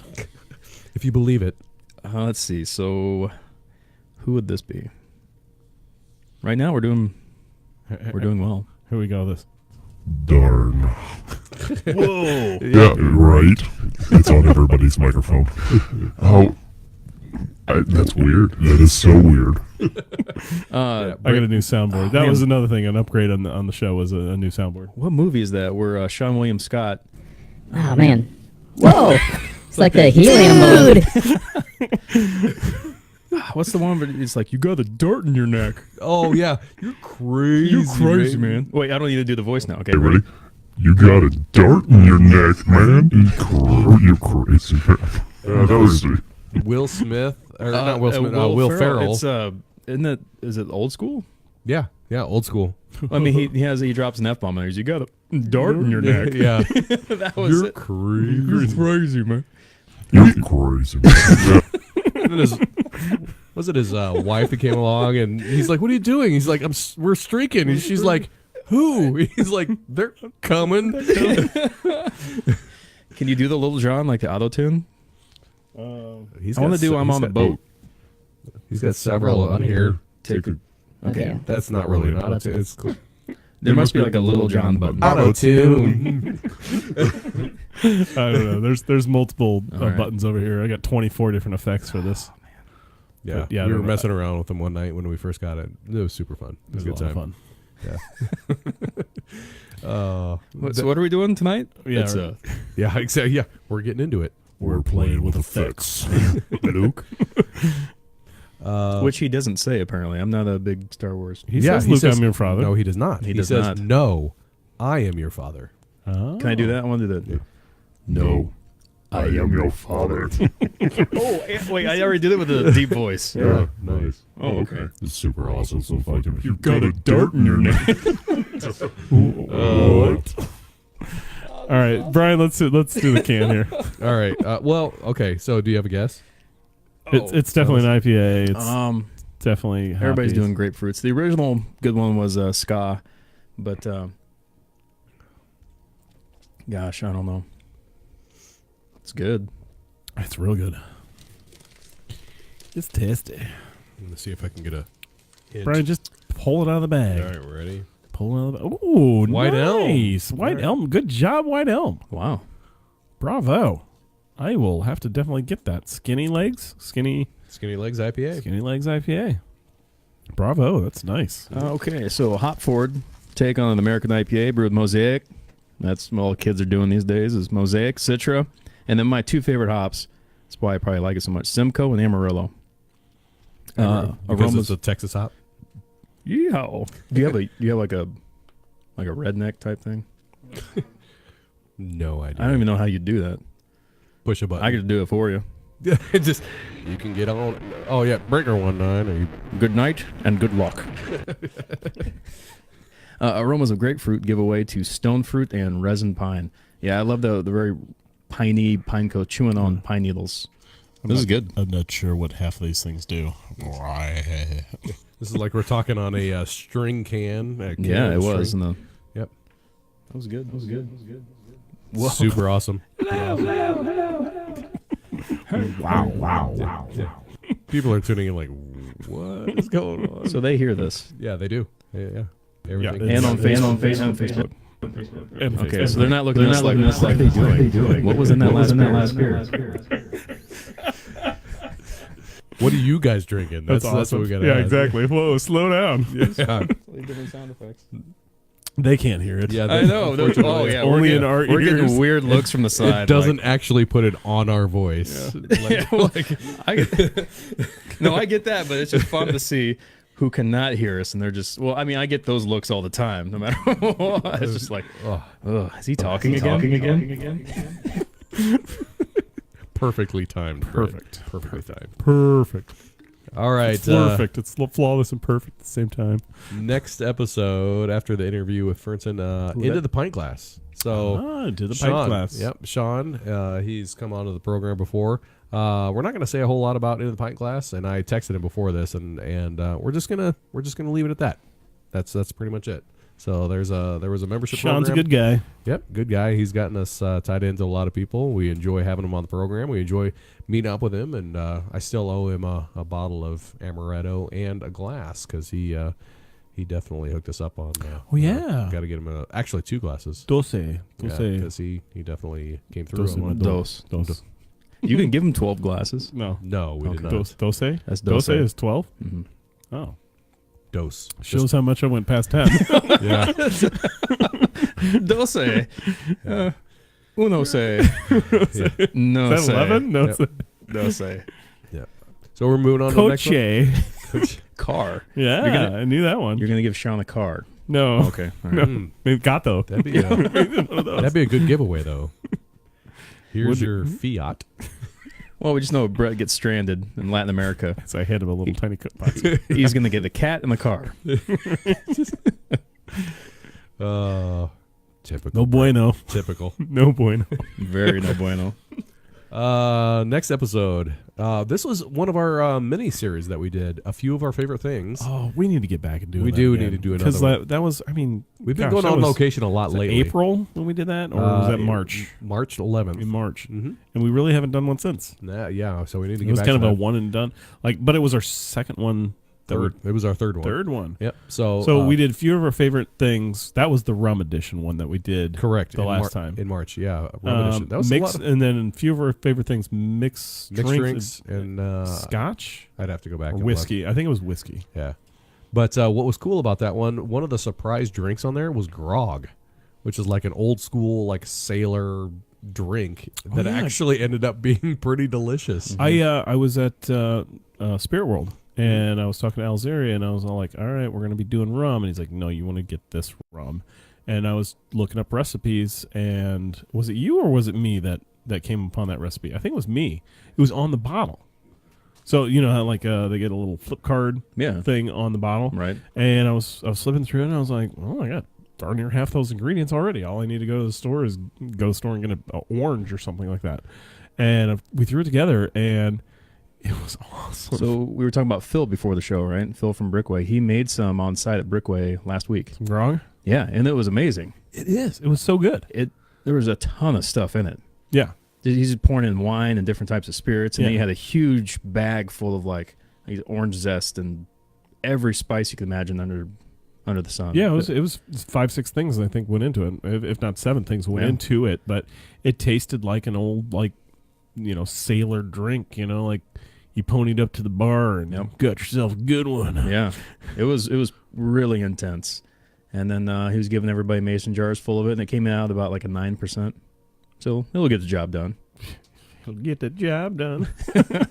It was very tasty. Should have brought that. I should. Well, Wow. We've got some tequila, so that will probably happen. We'll see about that. Why is it over there? So, it's kind of one of those. Maybe we'll get to it since we're drinking a lot of beers. Beer before liquor, never been sicker. I don't know. Yeah. But we actually kind of started with liquor, so Okay. I mean, we're still in the Bookends. I Bookends. just didn't know if that was holding the camera up or. no. Alzeri actually, we'll get into that later on. But Alzeri did a show, and he brought what they made for Spirit World, and that one was the breadwinner. Nice. And I'm not a big tequila fan, No, I am not. And I'm it's not a big- handwritten too. It's a barrel aged tequila. Yeah, but it's Oh. barrel aged. So when he handed it to me, I was all like, "Oh, you must have mixed up the." I thought it was whiskey. I was like, "No, I want the tequila." He's like, "No, that's the tequila." I'm like, "No, you handed me the whiskey." No, and he's like, "No, that's barrel aged Oh wow. tequila." I'm like, "Oh, It surprised I'm me. now getting a little bit." Wow. Yeah. So the two drinks that really surprised me through this last season, one was the El Mayor tequila, El because I Mayor. am not a tequila fan. I had a horrible, as we all do, episode with it. I think everybody has that same Yeah. statement. But that barrel aged El Mayor was delicious. And then the other one was Jack Daniels when we were at Havana Garage, and I said he had a he had a Jack Daniels in the flight that we were doing. And I said, I'm gonna be honest with you, me and Jack got in a fight. Jose jumped in. It was a terrible night, And he said, this is different. It was the Sinatra Select. And it does not taste like Jack Daniels at Oh, all. really? It You is- gotta have your pinky up when you're drinking that. fantastic. I was looking into getting some of those bottles. They are not cheap. No, no, not they are cheap at not. all. But it is No. it is super fantastic. Really? Doesn't have the characteristics of a typical Jack Daniels, Mm-hmm. but man, it's delicious. It's good to know. Yeah. Yep. So if you're looking for a recommendation, there you have it. Yeah. All right. All right. So we talked about a few of our favorite things. The rum edition did a dark and stormy. We rum and cokes. I mean, we did typical. But Typical the rum grog drinks. was surprising. Yeah, I mean, next time I'm in the store wanting to get some rum, I'm definitely gonna pull up the ingredients for grog and make that again. It was good. He was. You weren't here, but your coworker brought some and made some on Oh, he site. made some in on Mason site. jar. Oh, really? And then it's like a family tradition for him. So he has a big mason jar, and he takes one from the previous year and pours it into the next Oh. batch. I almost poured it. And then Sorry. mixing it. Yeah, but it's just all these great spices, and it just really filled the whole entire brewery. It smelled amazing. Interesting. next episode was this was like a And lesser then known topic. the next beer. Yeah. Oh, sorry. Yeah, that's right. And yeah. Before we get in there, The finish, Colby and Company at White Elm. Yeah. Excellent. Go get Excellent you, beer. I moved my statement earlier saying that the Founders was awesome, and now I've jumped to the that IPA. And this is an all-season IPA, by the way. It was very good. You know, I've never had a bad beer from White Elm. Everything I've had from them, I like. They're very popular out there. Out there. So far away. Yeah, In here Lincoln, in it's like a whole nother Nebraska. Yeah. totally All right, so we're going to Omaha number- now. What are we on? Number 7. seven. Wow, we're kind of blowing right through these guys. Oh, we got a tall do boy. we can. do we need to put some of these in the fridges? I know that you've got your own there. Better left out. Yep. All right, we got a tall boy can here. A little something extra. little something. Yep. Ooh, that was a good one. A little something. I'm doing the it is. Yeah. And then Lagunitas.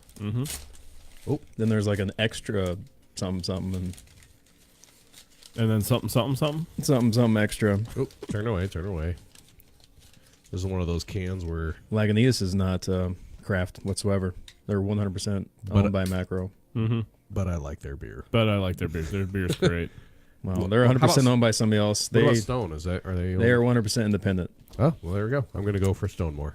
Yeah, Lagunitas. Well, the thing is, the owner rubbed everybody the wrong way because he was very adamant about never going to sell out, and then all of a sudden he completely sold out For Lagunitas? and talked a lot of trash about everybody else. Yeah.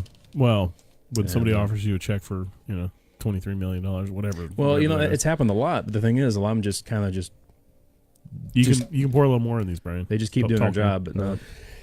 Bless ya. Oh, I held that one in, and my brain exploded.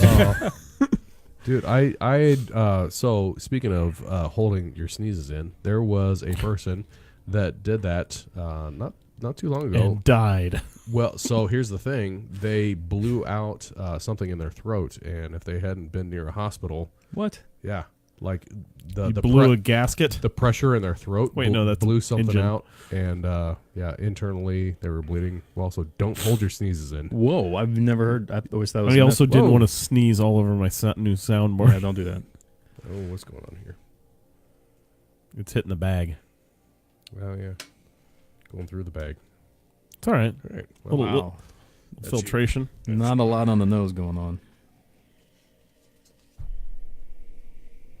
Apricots? Man, No, it's not Yeah. not apple-y. Do you have paper towels up at the bar? Oh, No. yeah. Do you need something? I'll get you. Oh yeah. oh. It's got a little Ooh, vanilla note. yeah. That's an interesting beer flavor. It's a little sharp, like a little.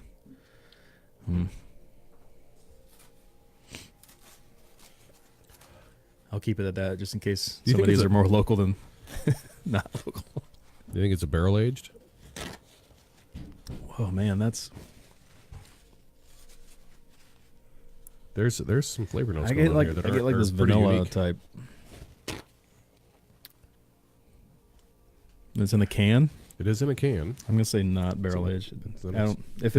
If it got put in a barrel, it's in there for like 30 days just for fun. It's a tall can. It's tall. This is a tall boy. Whew. That is pretty alcoholic.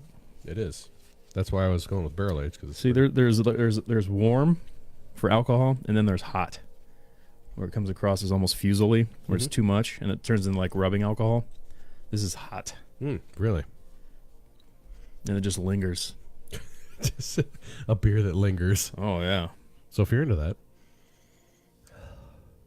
I'm trying to pinpoint the nose on it. There's There's hardly any nose, but it is like a faint. It's almost like a very faint orange creamsicle, ooh.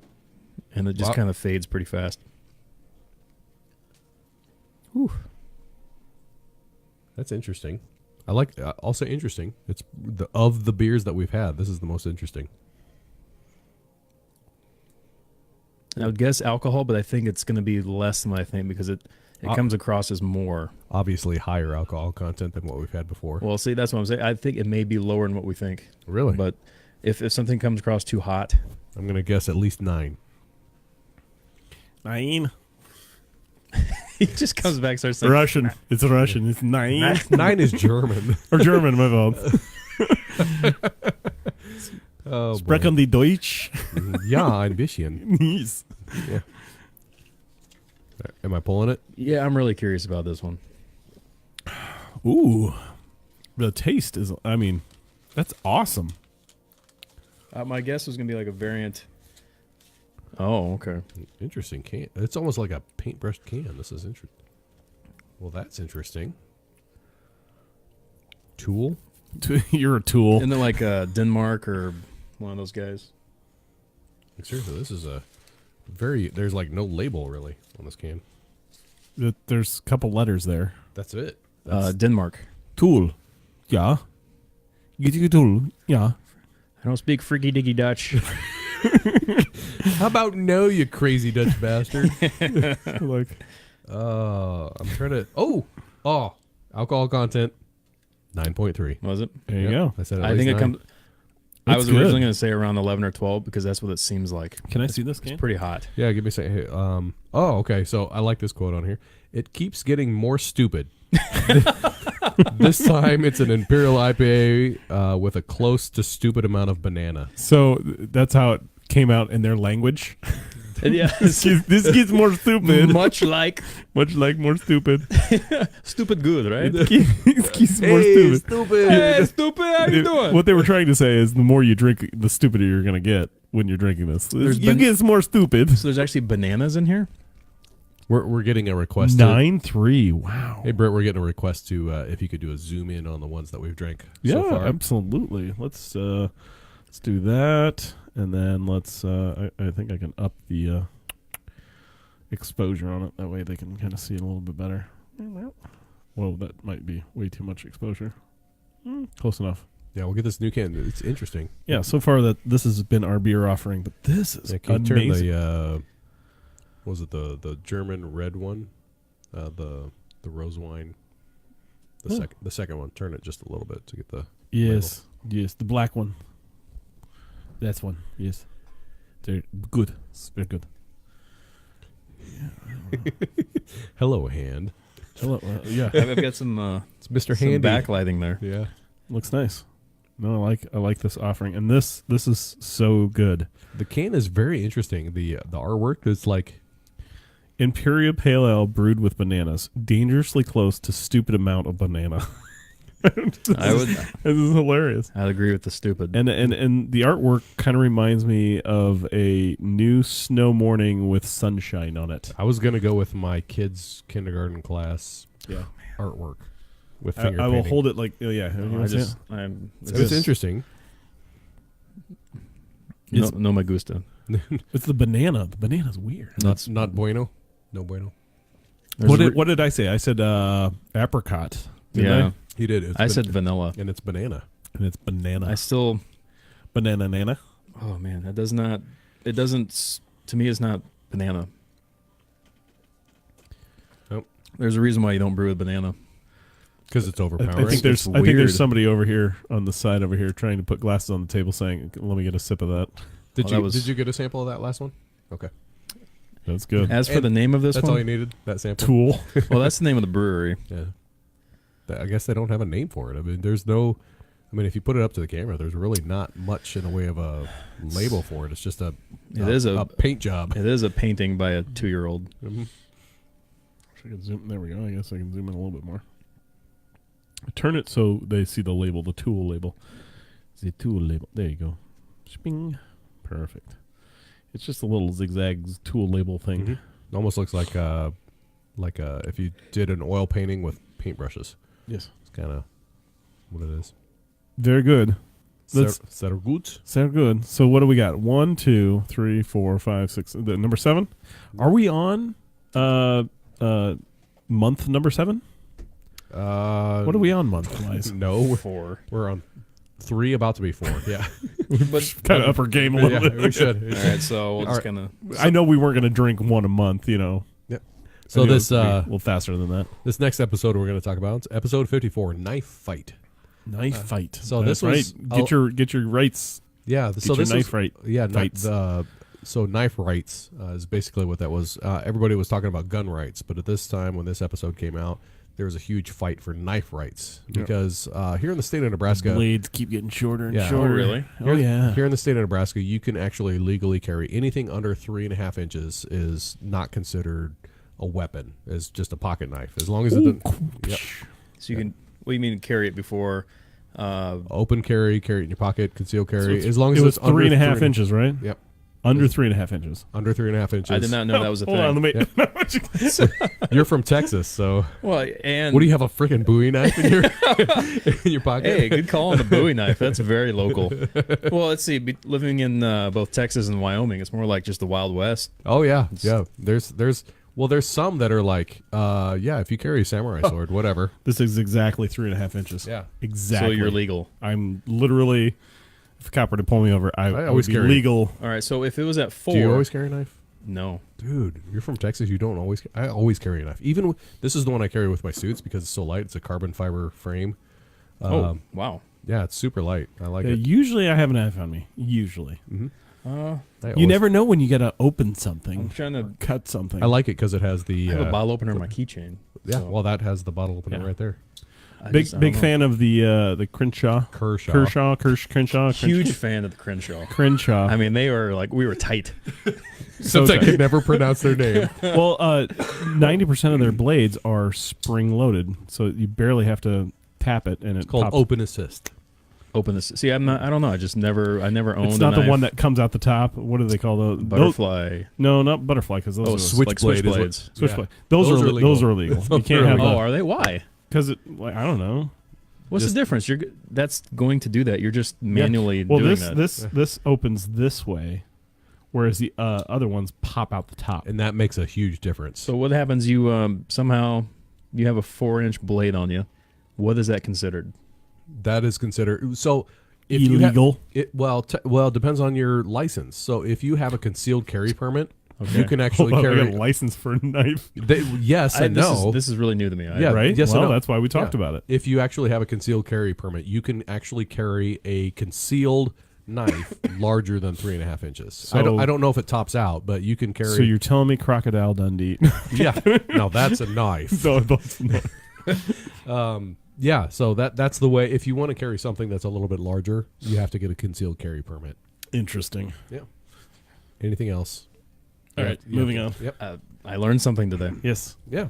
Don't take my But- knife. but where do you draw the line? Rights away. What if it resembles a knife? I mean, like, where's the line between a knife and just Samurai like sword? a weapon? Yeah. Sword? Like Mike, who's Like been an on ice Mike, pick. Mike, who's been on the program, he actually has one of those credit card knives that's all plastic. I don't think the knife is longer than a certain amount, but like You couldn't take that on an airplane. right, but Right. you wouldn't if you went through a metal detector. It wouldn't actually. It would detect- go off. They would find that. Yeah, I think it's all plastic. Right. Oh, I don't know if the actual the blade part might be metal. I don't know. I honestly don't know that weird. because I don't have one of those. Mike has one of those. it's like one of those you used it 3 times, and it's like, well, it's not sharp anymore. Yep. It's from Well, IKEA. You It's cut from paper IKEA. and you got to From sharpen it. IKEA. Should probably be really sharp if it was from IKEA. I've got a lot of paper cuts from them. Keeping the Swedish theme going. Exactly. We just went down there to Kansas City. Now that they have one down there. Next one, uplifting news. I'm noticing that I left my exposure up. Oh, Turn yeah. that back down. Sure. Yeah. The next episode that we did after Knife Fight was uplifting news. This was our second episode. We did one in in season 1. We did uplifting news, and it was just one of those points where we were talking a lot about things that were negative and all that. Well, in everyday news that was happening throughout the world, just people were. It was depressing watching the news. You were just. It Like, was. come on, really? Another story about another thing about this happening that just is, depressing. And With we a need 24-hour news cycle, you're going to get a lot of depressing Well, because yeah. that's what sells. I mean, people they latch on to those. I mean, even going on right now. I mean, I'm sure if I popped on the news, it'd be something about the president, or something about the country still on fire, or something about The border wall the border or wall, whatever. Yeah. or something about over in Europe where they're still fighting. It's just like, so depressing, and we needed something positive. And so we were able to find a lot of positive, awesome stories. So I got a little story here, and I don't care what political side you fall on, and we try not to get political on this talk or whatever, but this one I found funny. And one of the local stations here, the main radio talk personality was on vacation, so he had like his producer and a comedian on as kind of the subs for him while he was on vacation, and they were talking about the fact that Ruth Bader Ginsburg, who is on the RGB, who's on the she's a Supreme Court justice, Ruth Bader Ginsburg, RBG. Yeah, but she just went through a bout of cancer, and they removed a cancerous tumor from her lung and all that. She's still and then moving around. right back to work. And they're like, wait a minute, like she broke some ribs, she got cancer, and now she's back to work. They're like, if that had been anybody else, 3 weeks, take some time 2-3 off, weeks. Right? So then they took it to the extreme. I'm still sick, or my ribs. Well, she's like pushing 90, and so they're like, "Is this going to turn into like a Weekend at Bernie's moment? Like she's actually going to pass away, and they're going to just keep parading her around? Like, no, she's still alive. Oh, she's still fine." And I don't care what side of the political field you fall on, but I just found that funny. Ruth Bader Ginsburg. They actually, there's a YouTube video where they made a music video of her, and it's actually pretty darn hilarious. And they made a rap about her, about how, are you down with RBG? Yeah, you know me. Yeah, kind of like one of those. Nice. Look it up on YouTube. It's pretty funny. Nice. It's pretty gangsta. Well, also on that episode, the uplifting news, we had Erica on that one. Yeah, we also talked about brother sister love. Yeah, it was perfect. Whoa. Hey, I love my sister. I love you, Brian. You're my brother. You're my sister. I love you brother, too. Sister, love. Not in bed. I know. I didn't. I know. Don't follow that up with that. That's weird. It just got creepy. You just went weird. You went creepy. But it was our first wine episode. So why not? So do you remember the story about the sinister hand? Sinister hand. Well done. So I don't know if you watched that one, but the story behind it was super cool. We were doing a wine episode, and our dad is a big wine drinker, and he goes to a local place here. We did have wine on the show one time before that. We did a sangria episode in a can. Yeah. Well, yes, the sangria was wine too. Yes. Yeah, I mean, but this was a straight wine episode. Yeah, only wine. So it's only been our only wine episode so far. So far, yeah. Yeah. Well, Dad drank wine on the time off episode, but he was drinking. We were right. So because we don't, I enjoy drinking wine, but I don't know a whole lot about it. So I would probably take wine over beer. Frankly. Right. I mean, no. Well, hang on a second. Does anybody know CPR? Hang on a second. Yeah. I want to get to the story. I drink more beer than wine. That is true. Because beer's cheaper than wine. So, but if I had way more money than I do now, I would probably drink more wine than beer. But because I'm cheaper, I drink more beer than wine. It is what it is. Okay. We do family dinners at the house, and we drink wine at the house. Right. I love wine. I love wine. So it's good. But I was just giving you a hard time because I know you were. Because this episode. But I stand by my true. I drink more beer than wine. I do. Anyway, Brian, go ahead. All right. Sinister hand. Sinister hand. So I just want a little backstory on it, just because it's actually a cool story. Yeah. So I approached Dad and I said, "Hey, we're gonna do a wine episode. I don't know a whole lot about a wine. Can you get us a couple bottles?" And he said, "Yeah, I'll talk to Daryl. Daryl's out there at Twisted Cork. If you haven't been there, it's about 107th and Pacific. More like 102nd. 102nd. Yeah. Right by the Shaker Plaza. Yeah. Good place to go. Speaking of Shaker, I'm gonna shake the mouse. He has a lot of Portland and Washington wines because they're from Washington, Seattle, and they've got a lot of local centric stuff. They got a lot of local beers. They got some great beers on tap actually, and great wines, great food. So good place to go. But he approached him, and I said my criteria is I don't want it too expensive. It needs to be really good, and I want an awesome story. So he came up with Sinister Hand. By the way, they sell that at Spirit World. Sinister Hand? Came across it. Excellent. When I was shopping for Dad for Christmas. I bought 2 bottles of wine for him, and I was like, oh, Sinister Hand. I'm like, he's got it. So nice. Bought the more expensive stuff. Which, if you go to Spirit World and you mention Drink Talk, you can get 10% off. Yeah, we'll talk about that later here. Exactly. So just FYI. Yeah. So the story goes, there were two factions in the UK, and this is a long time ago, and there was a fight over an island, over the land rights to this island. So they did a rowing contest to this island, and To determine the winner. The owner first- of the island. right, first one to reach the island gets the rights to the land. Yeah. So this one group was falling behind, so the son chopped off his hand with his sword and took his hand and threw it to the island, and they won because they were the first to touch the island, and that is the story of Sinister Hand. And Wow. the actual artwork on there is like a goblet, like the hand, Bloody hand. with blood dripping from it. Yeah, it's like a super cool That story. is a cool story. When you really Yeah. want something, you chop your own hand off. Wow. And Right? that family still owns that island. I mean, that's the moral of the story is, Man. if you want something bad enough, chop your hand off. I guess I'm slacking. Apparently, Remember many nub jokes went around in that family? Here comes old Nubby again. We're getting a question from the audience. Is Britt a closet wino?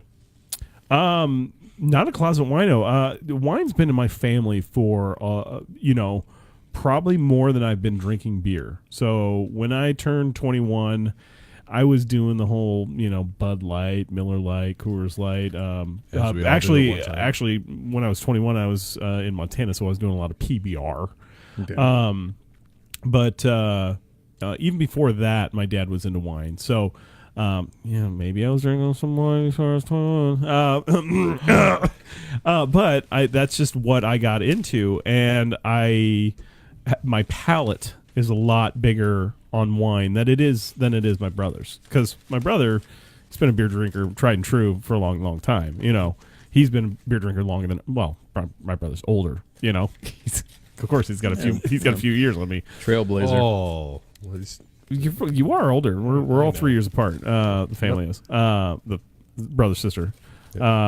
Anyway, no, I really like wine. I just can't afford to drink wine all the time, so I can afford to buy a 6-pack more than I can afford to buy. Now, don't get me wrong. There's these bottles of wine out there for $9, but you get 4 glasses out of a thing, and if I'm drinking with my wife, we each get 2 glasses.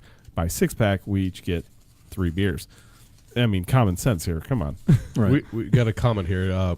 Wine is a food drink. It's hard to drink wine on its own. I'm going to go with false. Yeah, false on that. You have not been to one of our family functions. It is just fine drinking on its own. Yeah, right?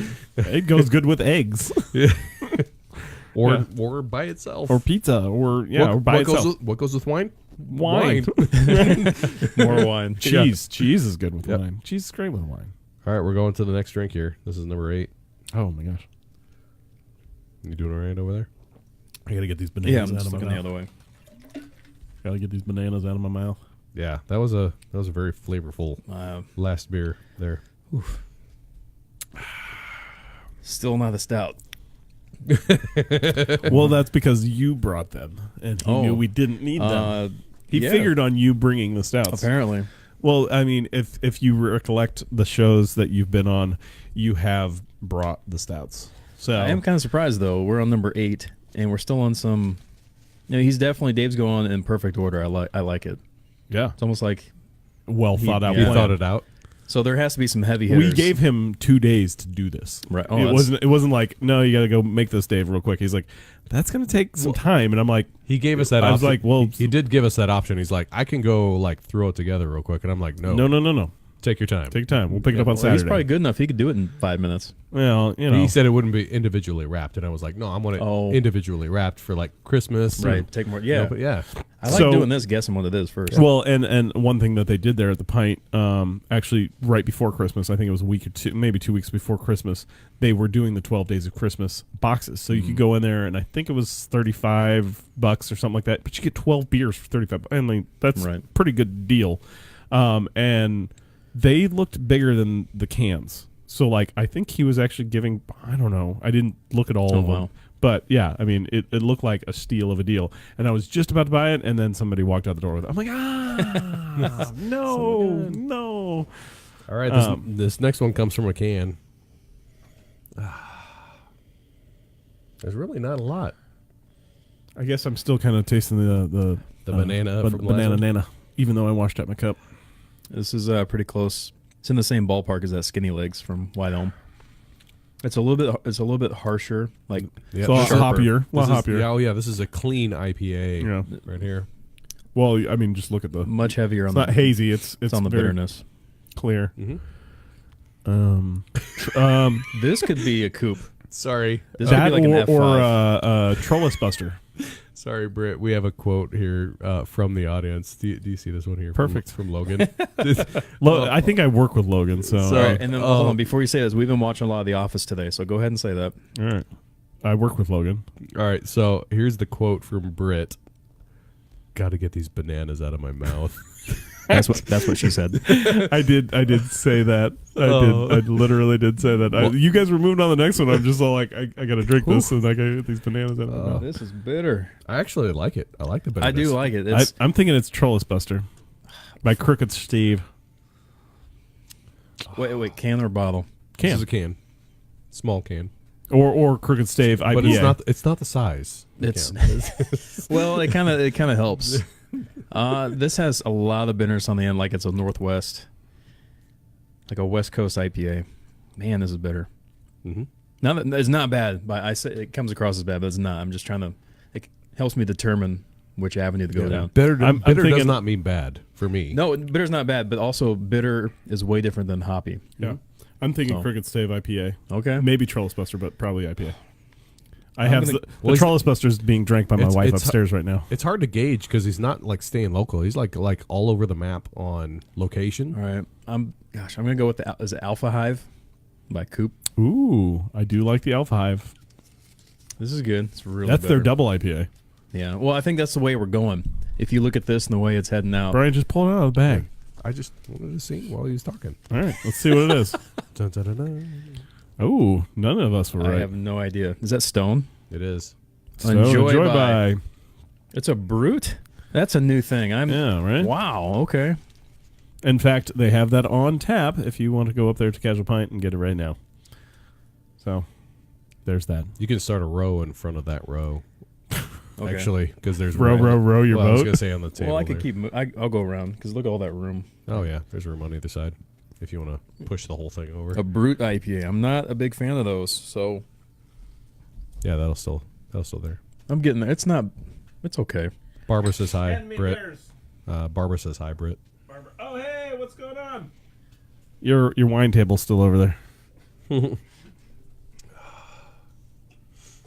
And add the stones. So brute yeah. IPAs are going to be much drier, like Yeah. crisper. It is super dry mouthfeel. But man, that's better. Yeah. I like the But bananas. it's refreshing. It's It's high enjoyable. octane. It's 8 or 9%. It's up almost there. a 10. If Yeah, I'm, oh, yeah, there you If I go. drink if I'm drinking an IPA, that's the style I want to drink. A festively fresh double IPA. And this is the first time. So Stone does these enjoy by dates, kind of like Halloween, Christmas, Yeah, big holidays. big holidays. 420. 420. 4th of July, Oh, I get stuff it. like that. I love, but this is the first time that they've done the Brute IPA. Yeah, it's all the rage now. Yeah. So far, they've knocked it out of the park. I think all the IPA enjoy buys have been great, and this one, I mean, it's still good, but it's just different with that the Brute, Brute. Isn't that something Pache that you used to Brute? wear after Yeah. you Oh, shaved? The That was Brute? like the old. That was like It was in the before. green bottle too. Oh yeah. Oh, remember Aspen?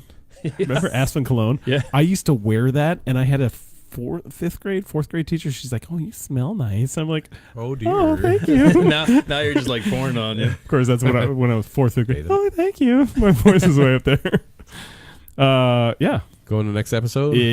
Next episode. All right, this one we had Alex on from Spirit World. Yes. And Grant for Yay. part of it. This was social currency. Oh my gosh, yeah. Yeah. Dealing with currency as your social status. Yeah. So the better social status you were, the more essentially credit you would get. Using your social media account. Wasn't that is it China or Japan? So Yeah. that's in the news again, actually. They're That's weird. Yeah, so they were using it to deny you access to airlines or train tickets or whatever. And Yeah. it's in the news Well, again. what was the thing that was on Netflix? It was a show, Black Mirror. Black Mirror. Yep. So we kind of based that off of this Black Mirror episode called Social Currency, and she was trying to get around, and then she didn't have enough currency, so she had to kind of like hitch a ride, and then she finally made it to the airport, and her currency went down, and she was just trying to get a flight out of nowhere. She flips out, so her currency goes down even further,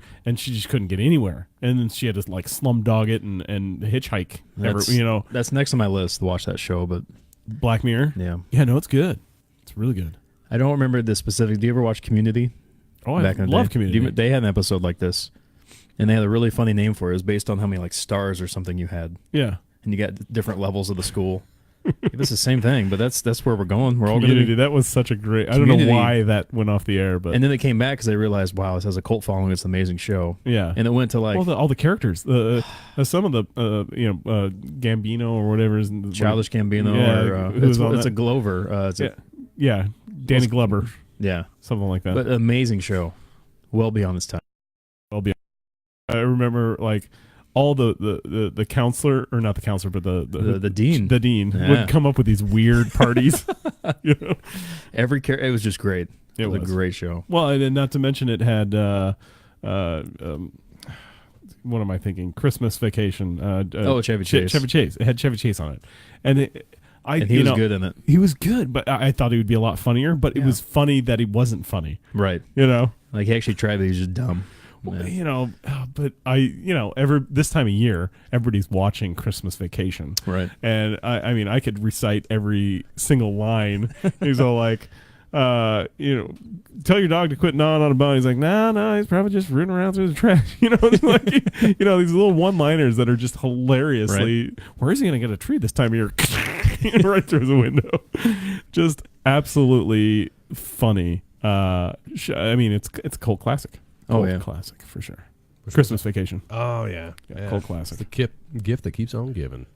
Jelly of the Month Club. That's right. You know I can't swim. I know that, Eddie. I know that, Eddie.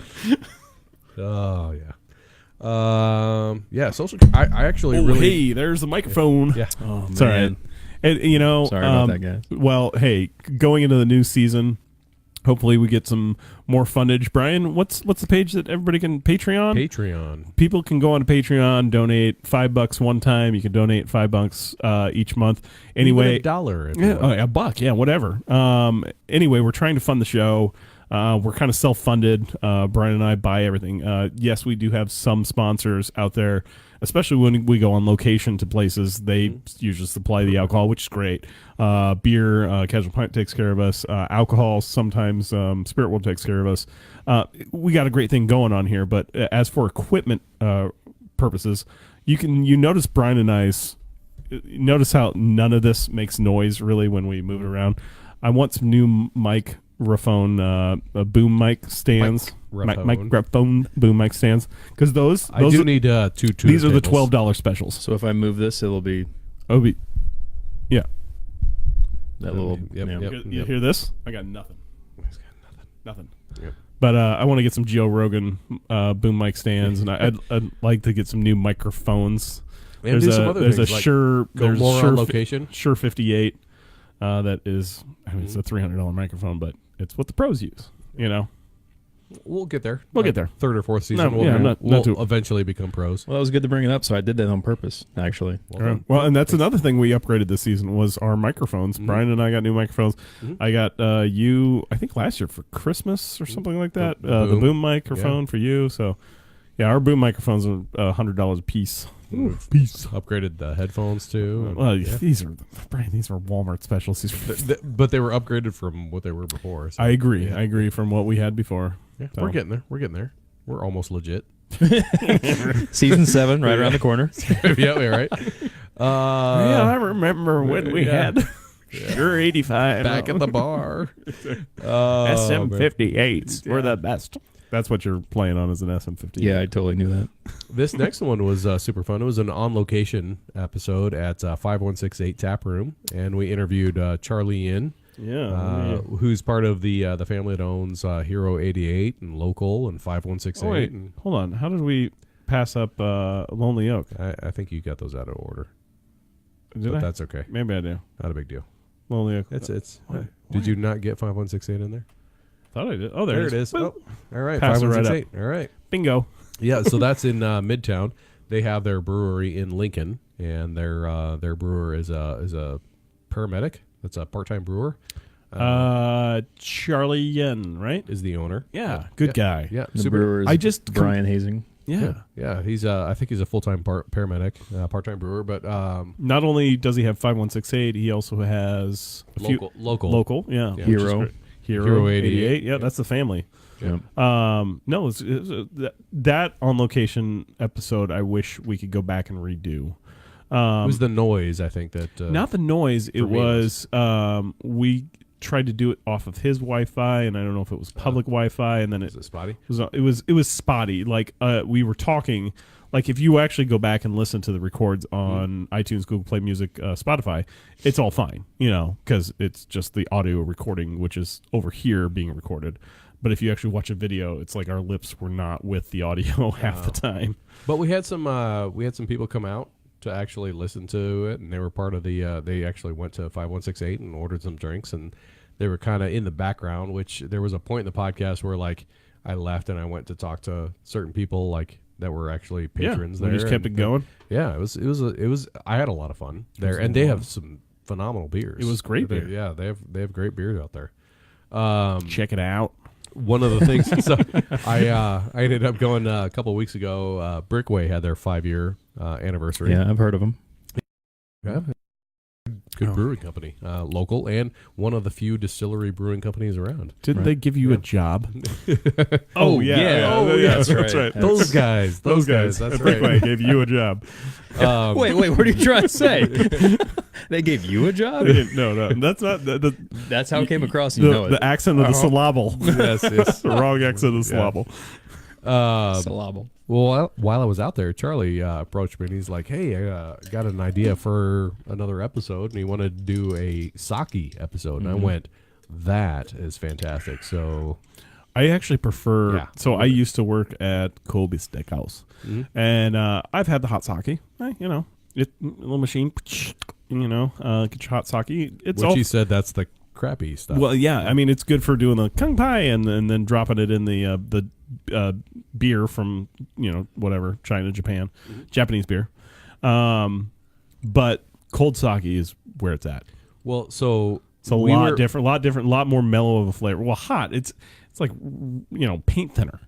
We had No, thanks. Yeah, no thanks. we had a family outing there was a Christmas that my wife's sister lives out in New York, and her husband is now actually a sommelier, but he works for places that are like 5-star, knows his alcohol, and we had a little Christmas family dinner out there at Hero 88, and he ordered us a bottle of sake for the table, and I'm like, really? I mean, all I know of sake is the hot sake from the giant box that's behind every bar in every Chinese restaurant or Japanese restaurant. like behind every bar. I'm like, not every bar.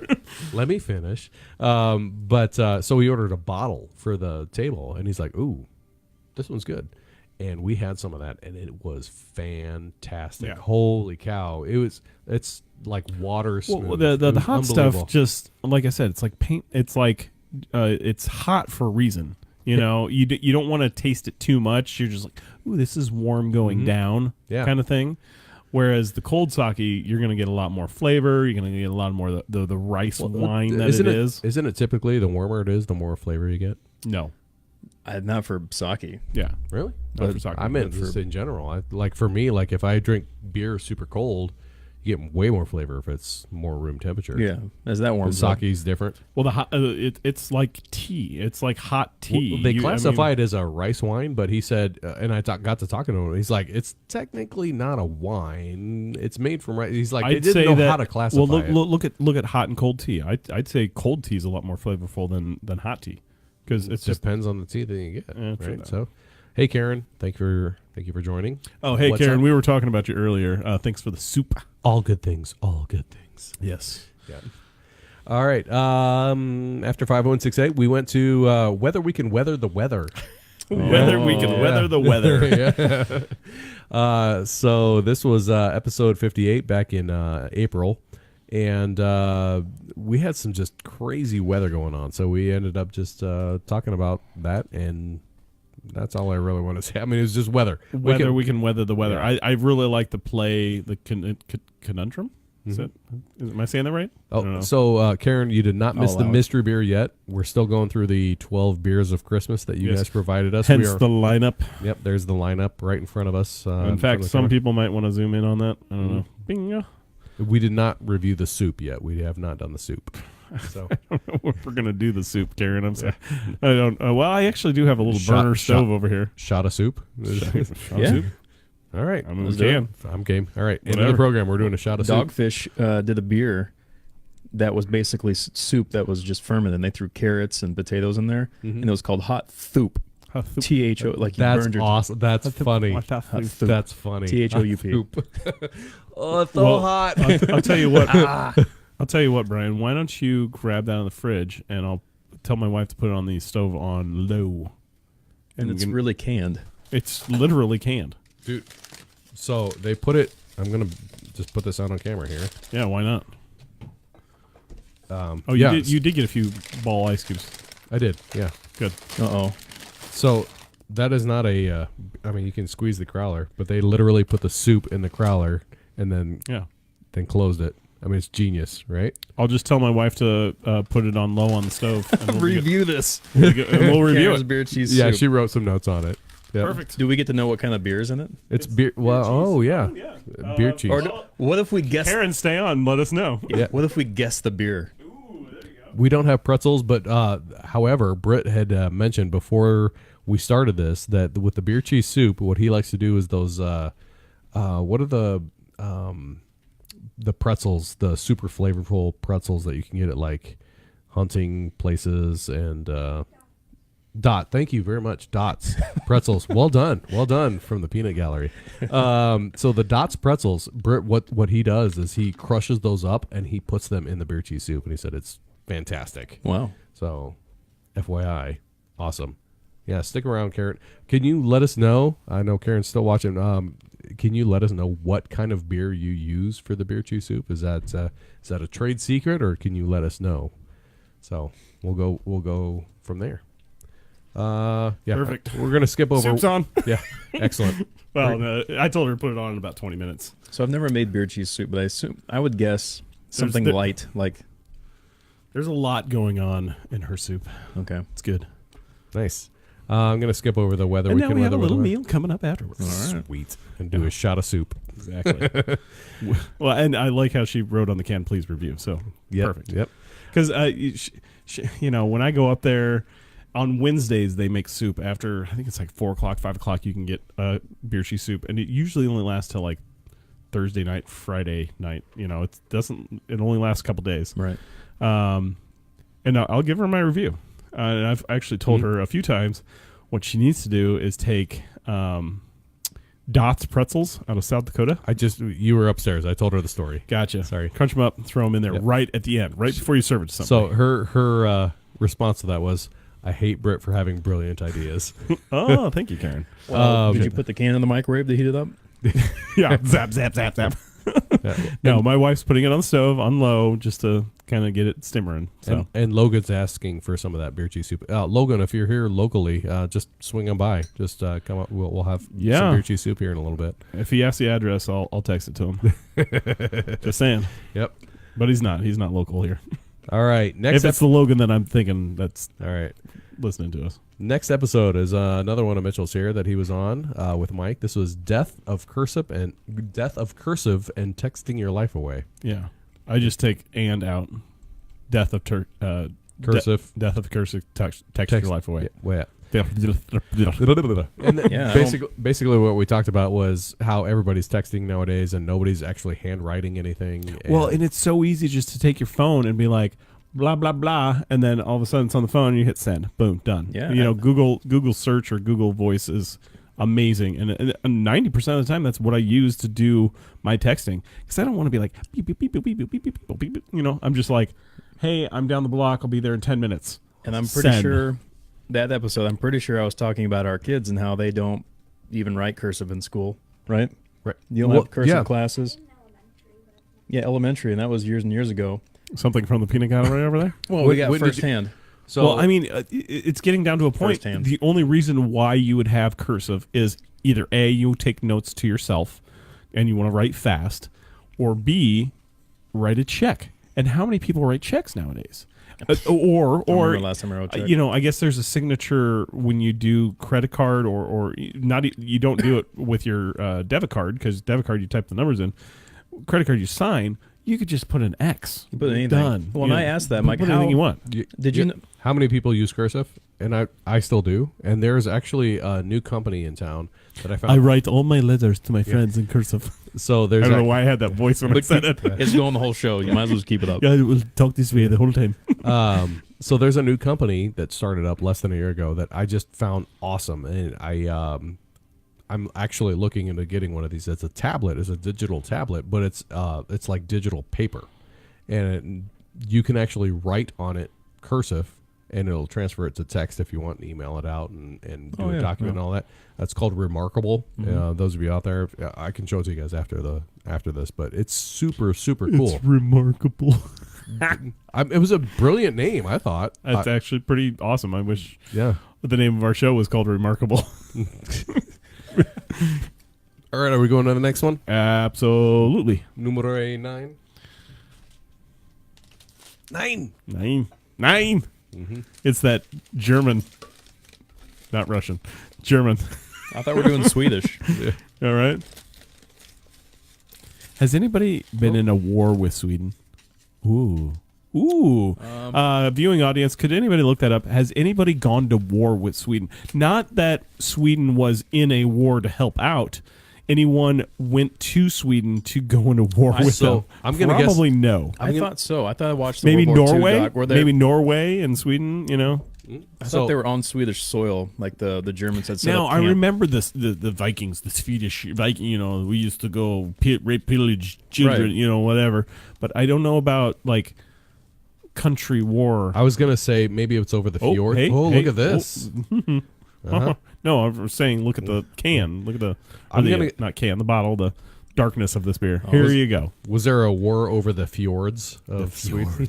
I thought like I love like World War II documentaries. I could have swore there was Germans set up on the Scandinavian side. I don't know if it was Norway or Sweden, but they had like okay, a little Brian. base, like a port base. It's okay. I'll get you back. It's okay. All right, this is definitely the darkest one. That Yeah, we've I'm had. almost thinking that we're gonna want to switch glasses after this to get better cupware, because now we're starting to go dark. All right. We're starting to go dark. The dark side of marketing. Oh, this smells like a Nutty. like a Belgian Peanut, double. yeah, not peanut, but a nut ale. Nutty. I love the sounds of the microphone. Yeah. Ooh, Oh yeah. what is this? That's very nutty. I like the suds on top. It's a porter.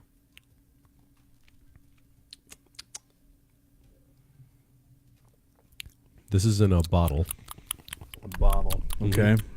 Ooh, this is a tough one. It's very clean, obviously filtered, but still dark.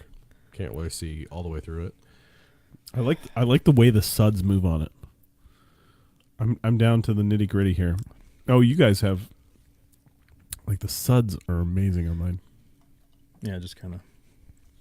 The suds are trippy, man. All right, I've He got. likes his flat. That's why he rotates that and gets all the. Well, I want all the aroma to burst out. There's not a lot, honestly. Oh, there It's we go. a touch of caramel. Not a Scotch flavor. Maybe a little Scotch. Very it's a barrel aged. It's nutty.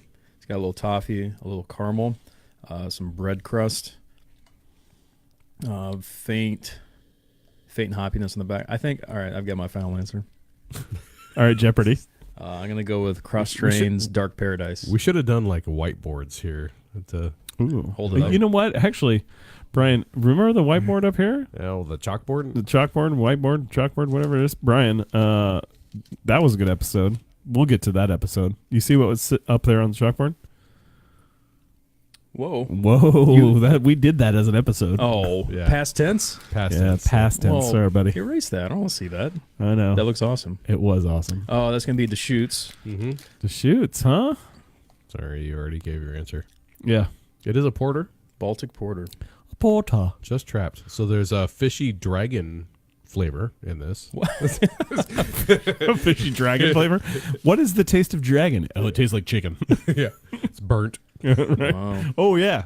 There you go. Scaly. That is very interesting. It's Very, super. very rodent.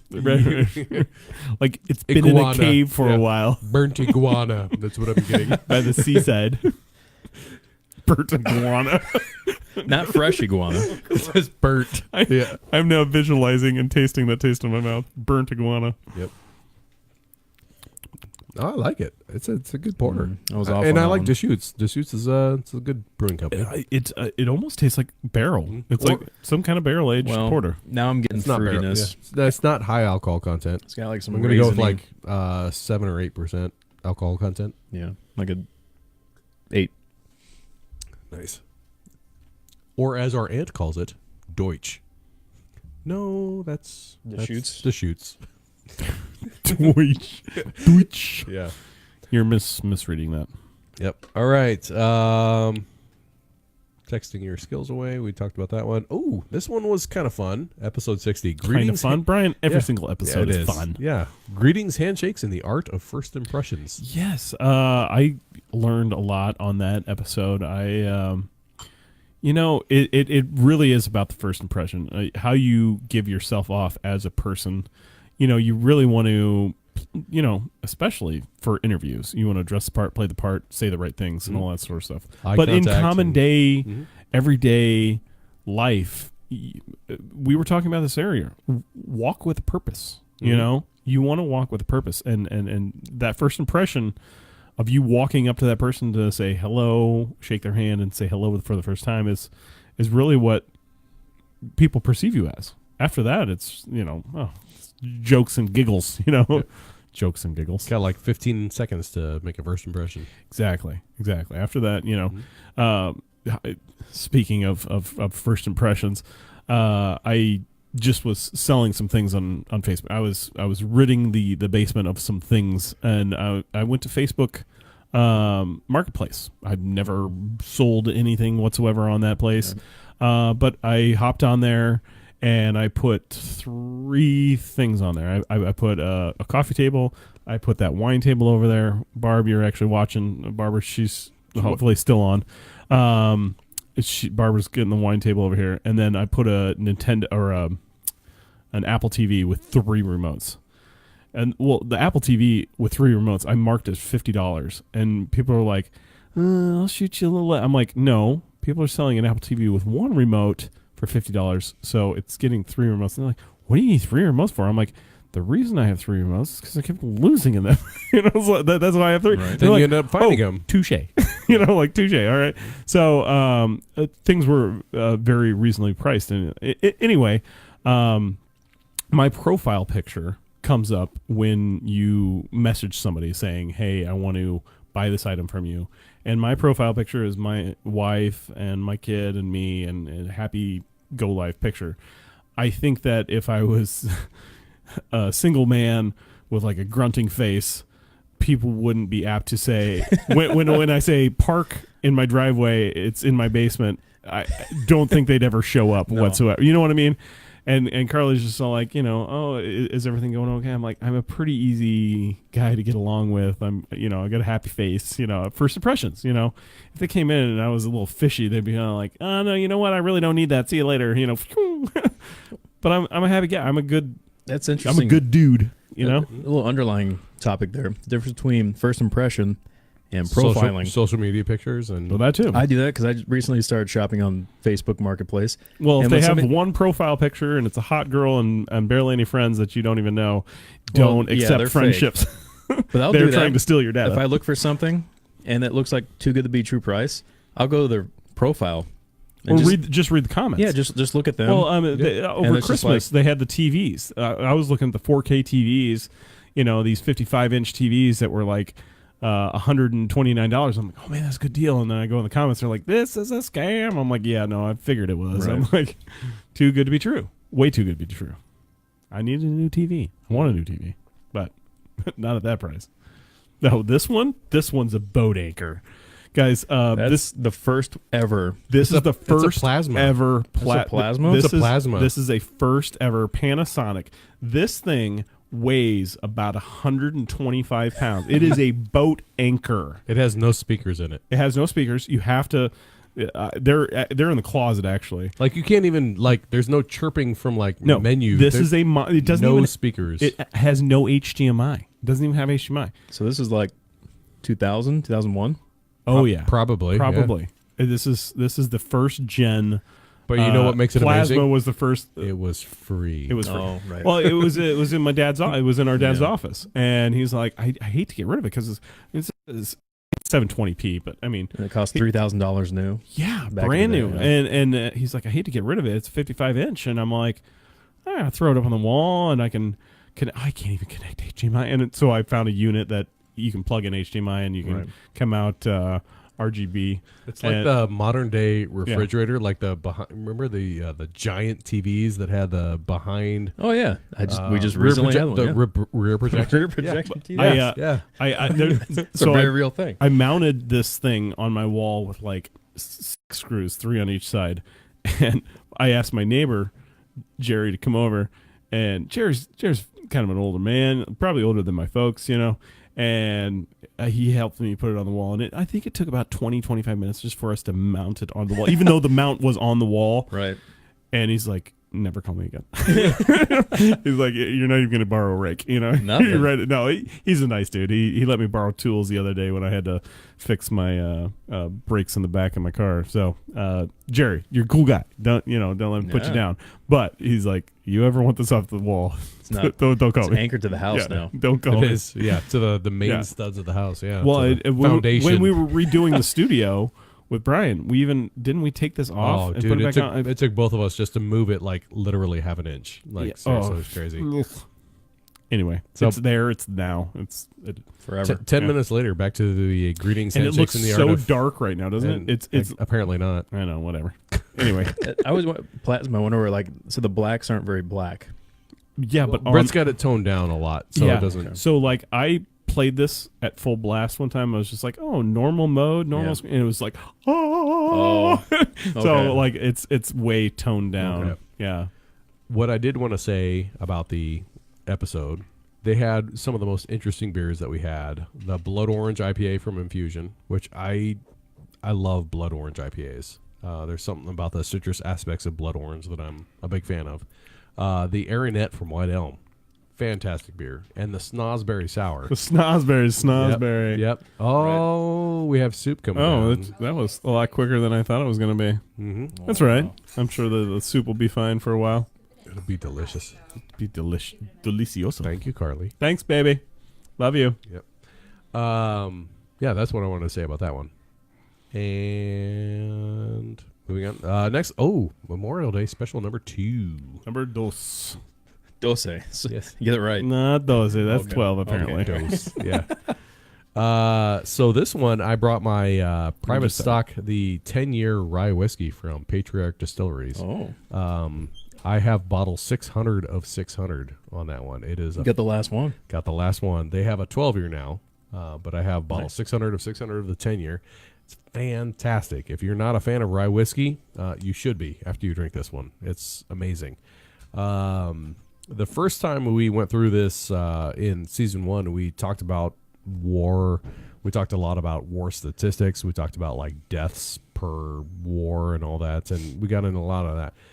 The second one I kind of liked a little more. We ended up getting more into personal stories and what Memorial Day means to you and me, and as a vet and 2 veterans, and it was a lot more personal.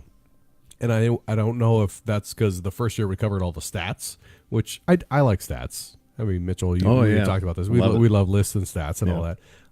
But this one was way more personal, and maybe part of it was that weekend actually our grandmother passed, and so it was we were thinking about that and personal aspects of that. So it just became more personal for that. You weren't on that one, so what does Memorial Day mean to you? That was a big one. I have a lot of family, close family. My brother went to West Point, and he served. Really? He went over to Iraq for about a year. And man, West Point, that's legit right there, going to West Point. He was. He came out as I think it was like the tank division, Oh, tank like something. a first lieutenant in the tank division? Or? Yeah. So he came out as a second. Oh, a second lieutenant. Mhm. Okay. All right.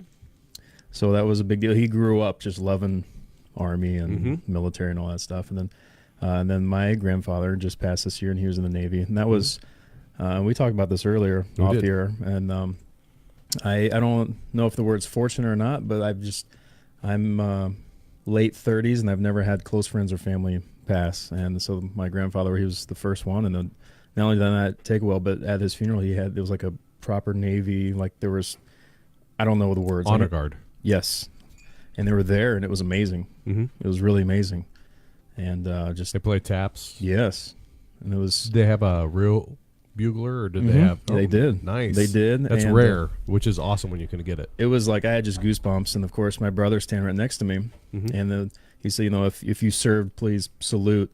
And so we all put our hands over our heart, but my brother did not start saluting. He wasn't doing anything, and you don't start saluting until they start playing. Yep. And then that was just like whoa. Mm-hmm. And so he ended it slowly. Mm-hmm. I'm like, wow, there's so much honor and tradition and stuff going on, and that's also very new. Because like for me, when I'm at services where they have an honor guard, I stand at attention because just that's what I was taught. When you're a civilian, you just stand at attention. Now that you can salute out of uniform, to me it seems weird because it's a new rule. Right. But I've heard him talk about that. Yeah. So it's going to take a little bit for me to do that, but I'll get there eventually. So we got just getting the hot plate. Oh, nice. Yeah, it's keeping it warm over there. She's like, it's lava hot, and I'm like, I'm not sure when we're gonna get to it. So, like, put it on the hot plate. We'll be fine. Yeah. Yeah. No, we talked about Grandma passing near Memorial Day and how it became super personal to us and all that. So she's in a better place now, and she can see. Yes. Hey, no more pain. She was going blind. So. Yep. Episodes. Oh, these were the interesting ones. The Crispers. The Crisper episodes. It was a 2-part episode. Yes. The first one we had Mike and Ted. Ted is my wife's cousin, and he is a science teacher. And I loved it. It was like Mike and Ted. It was like Bill and Ted. Yeah, Mike, yeah. And we had some of Andrew's homebrew on that one, which was good. He did a clone of Sudasu, which was awesome. He's working on it again. Yeah. He kind of went off the homebrewing. Andrew, thank you for getting back on the homebrew. We were over there be Christmas Eve. We were over at Carly's sister's house, and she's not too far from them. They moved way out to the other side of Omaha. And so they invited us over, and he's all like, I got something new. And I'm like, oh, something new. Nice. So we brought it on air? And, yeah, we brought it on air. Cool. And we actually, I think we're drinking Pseudo-Sue at the same exact time. So it was kind of a side-by-side comparison. And he did a really good job. Very nice. He did. Like, nice job on getting the right hops in there and creating the... like if you can clone, like Pseudo-Sue's a staple. It's getting to a point where it's in our third year now. I think I call it the Dino beer because it's got a T-Rex on it because it's dynamite. It's dynamite. But it's beginning to be or is a staple beer if you haven't had the Sioux, especially the King Sioux. Toppling Goliath from Iowa. They're doing a awesome thing over there. I told you I was gonna. Hang on. You want to trade glasses? Oh, we change them? Yeah, well, we're starting to get into the darker beers. Might as well get the IPA scents off of stuff. Oh, okay. We'll go with that one. Yeah. I'll move mine over. I guess this would be the porter glass, wouldn't it? Or the stout glass. The porter stout glass. For those of you sticking with it. I mean, we kind of just mentioned it a little bit, but it was the CRISPR episodes. And CRISPR... it's all about changing DNA. Exactly. Yeah, this is a new technology that's out, and it's kind of interesting, fantastic-wise, but dangerous. Well, it's the GMOs of life. I mean, That's a good way to put it. yeah, I mean, GMOs have done amazing things to plants to survive, which is a good thing. Like, we need plants that can withstand a drought. We need plants that can withstand infestation of insects. Right, which we do now. Yeah, exactly.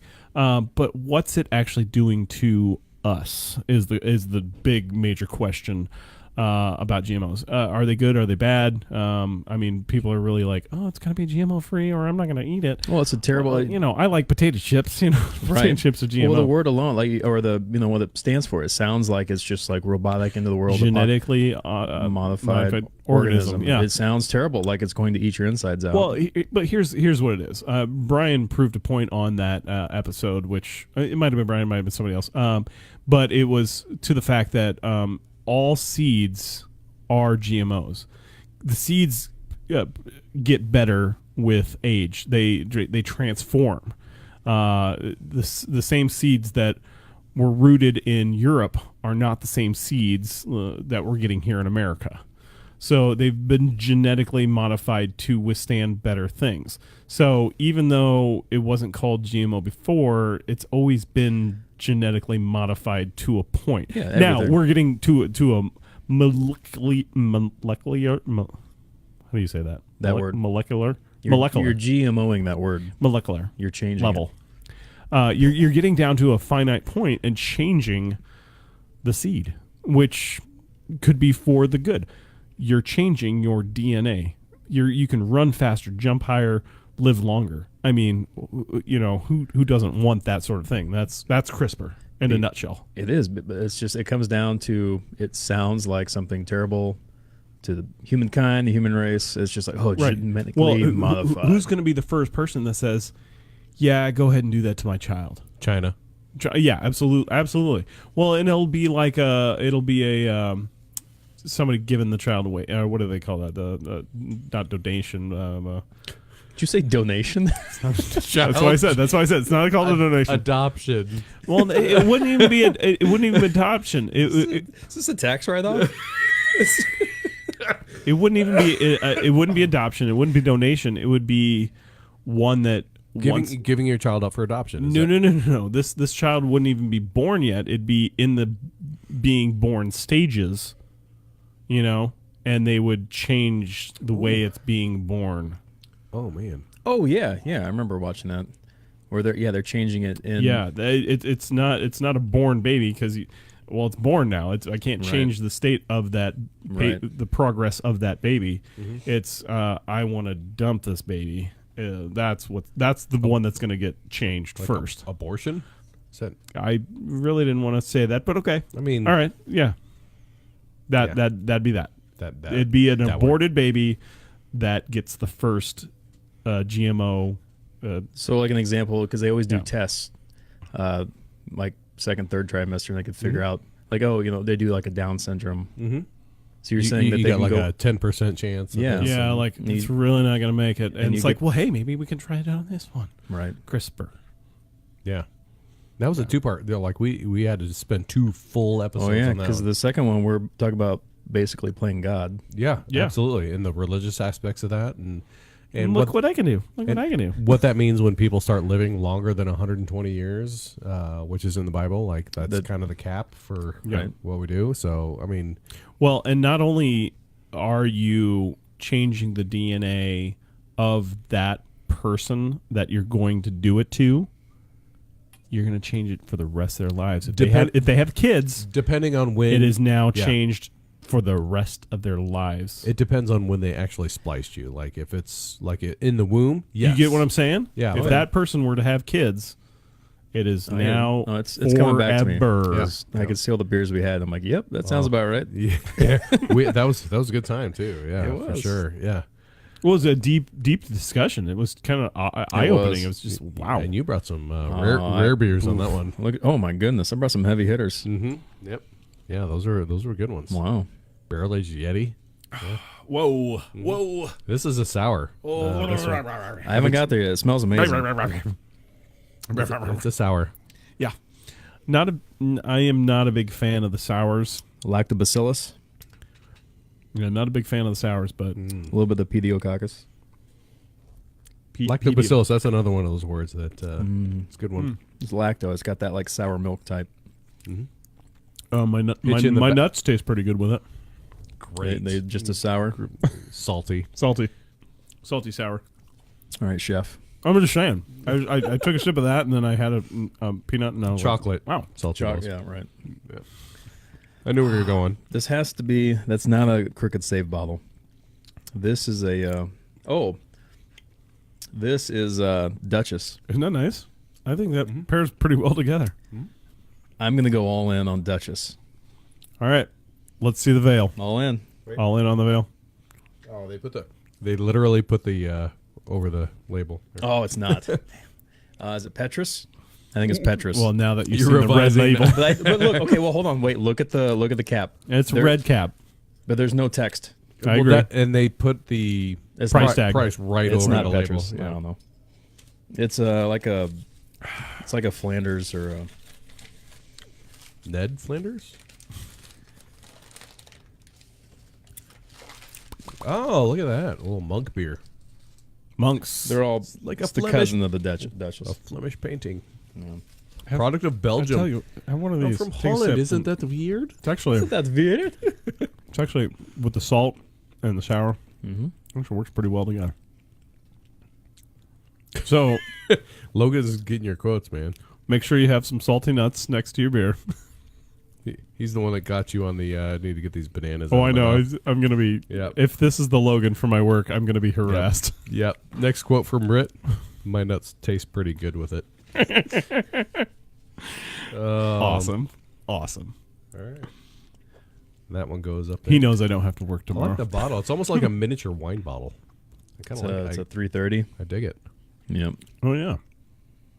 It's like a rosé. It's like a Pinot Noir. It's a Flanders red. Flanders. I just like Brian was saying, Ned Flanders.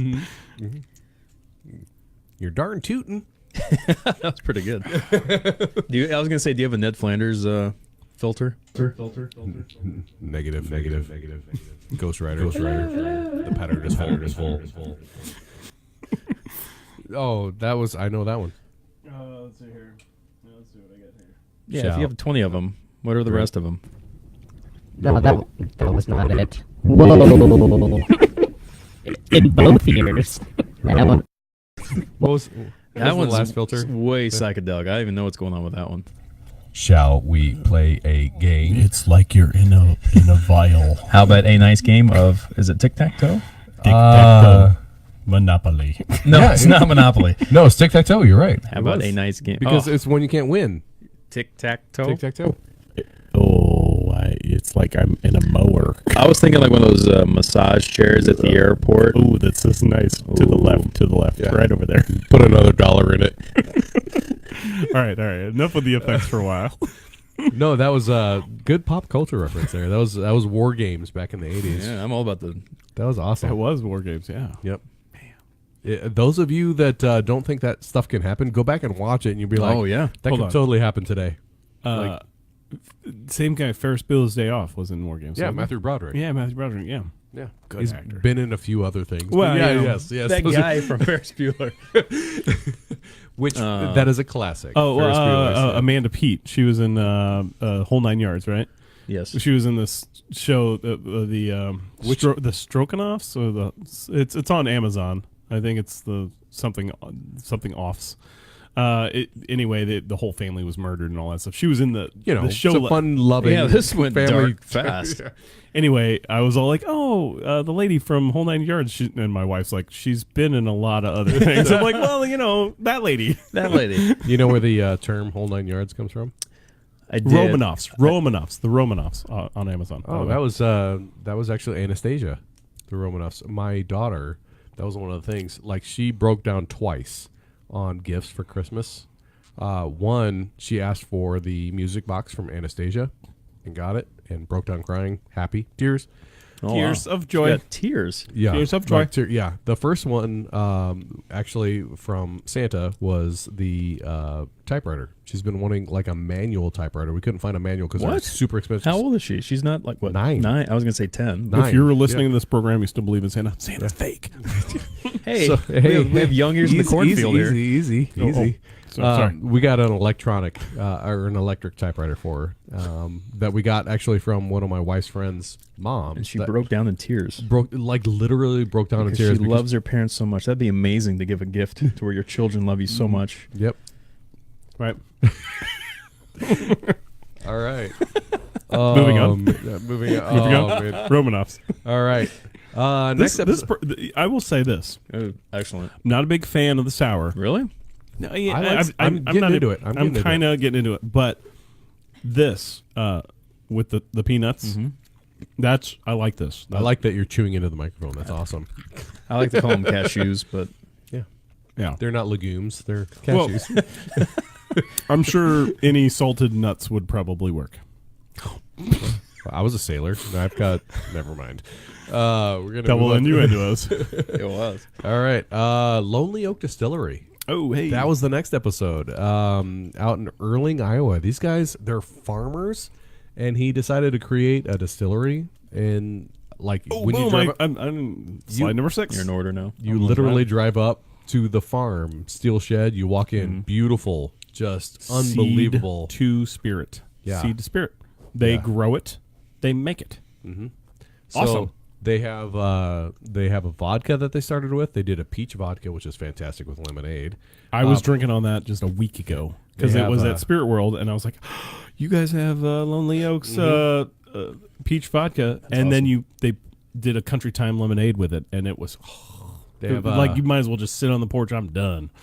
They have a new bourbon out called Steeple Ridge because when you go out the back of the property, you look over and you can actually see the Catholic Church. So wow. Steeple Ridge.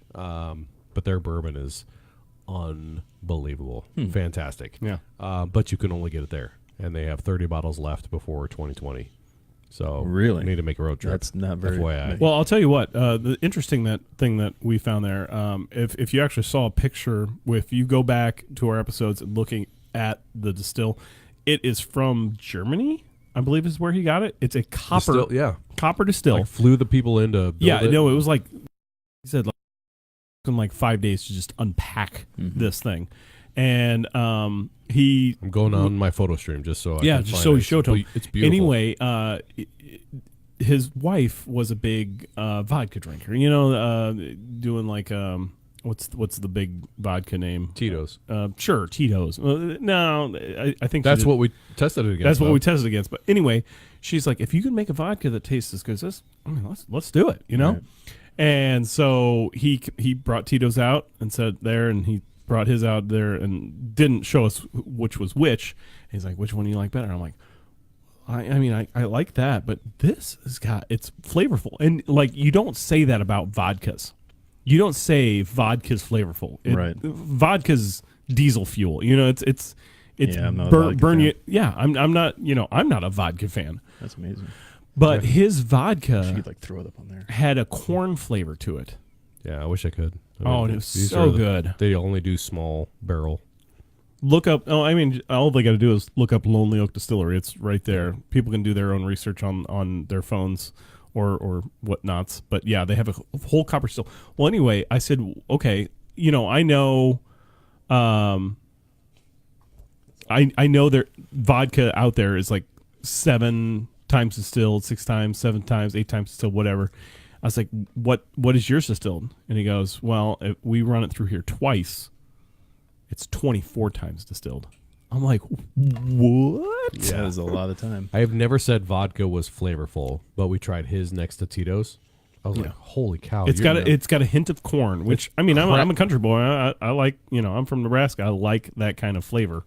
I like corn, and it was awesome. Yes. It was awesome. And they're good people. Great people. Pat Hoffman out there. Good old Pat. Somebody. Yep. All right. And then it was kind of a 2-part episode that day. Like you and I went on location out there.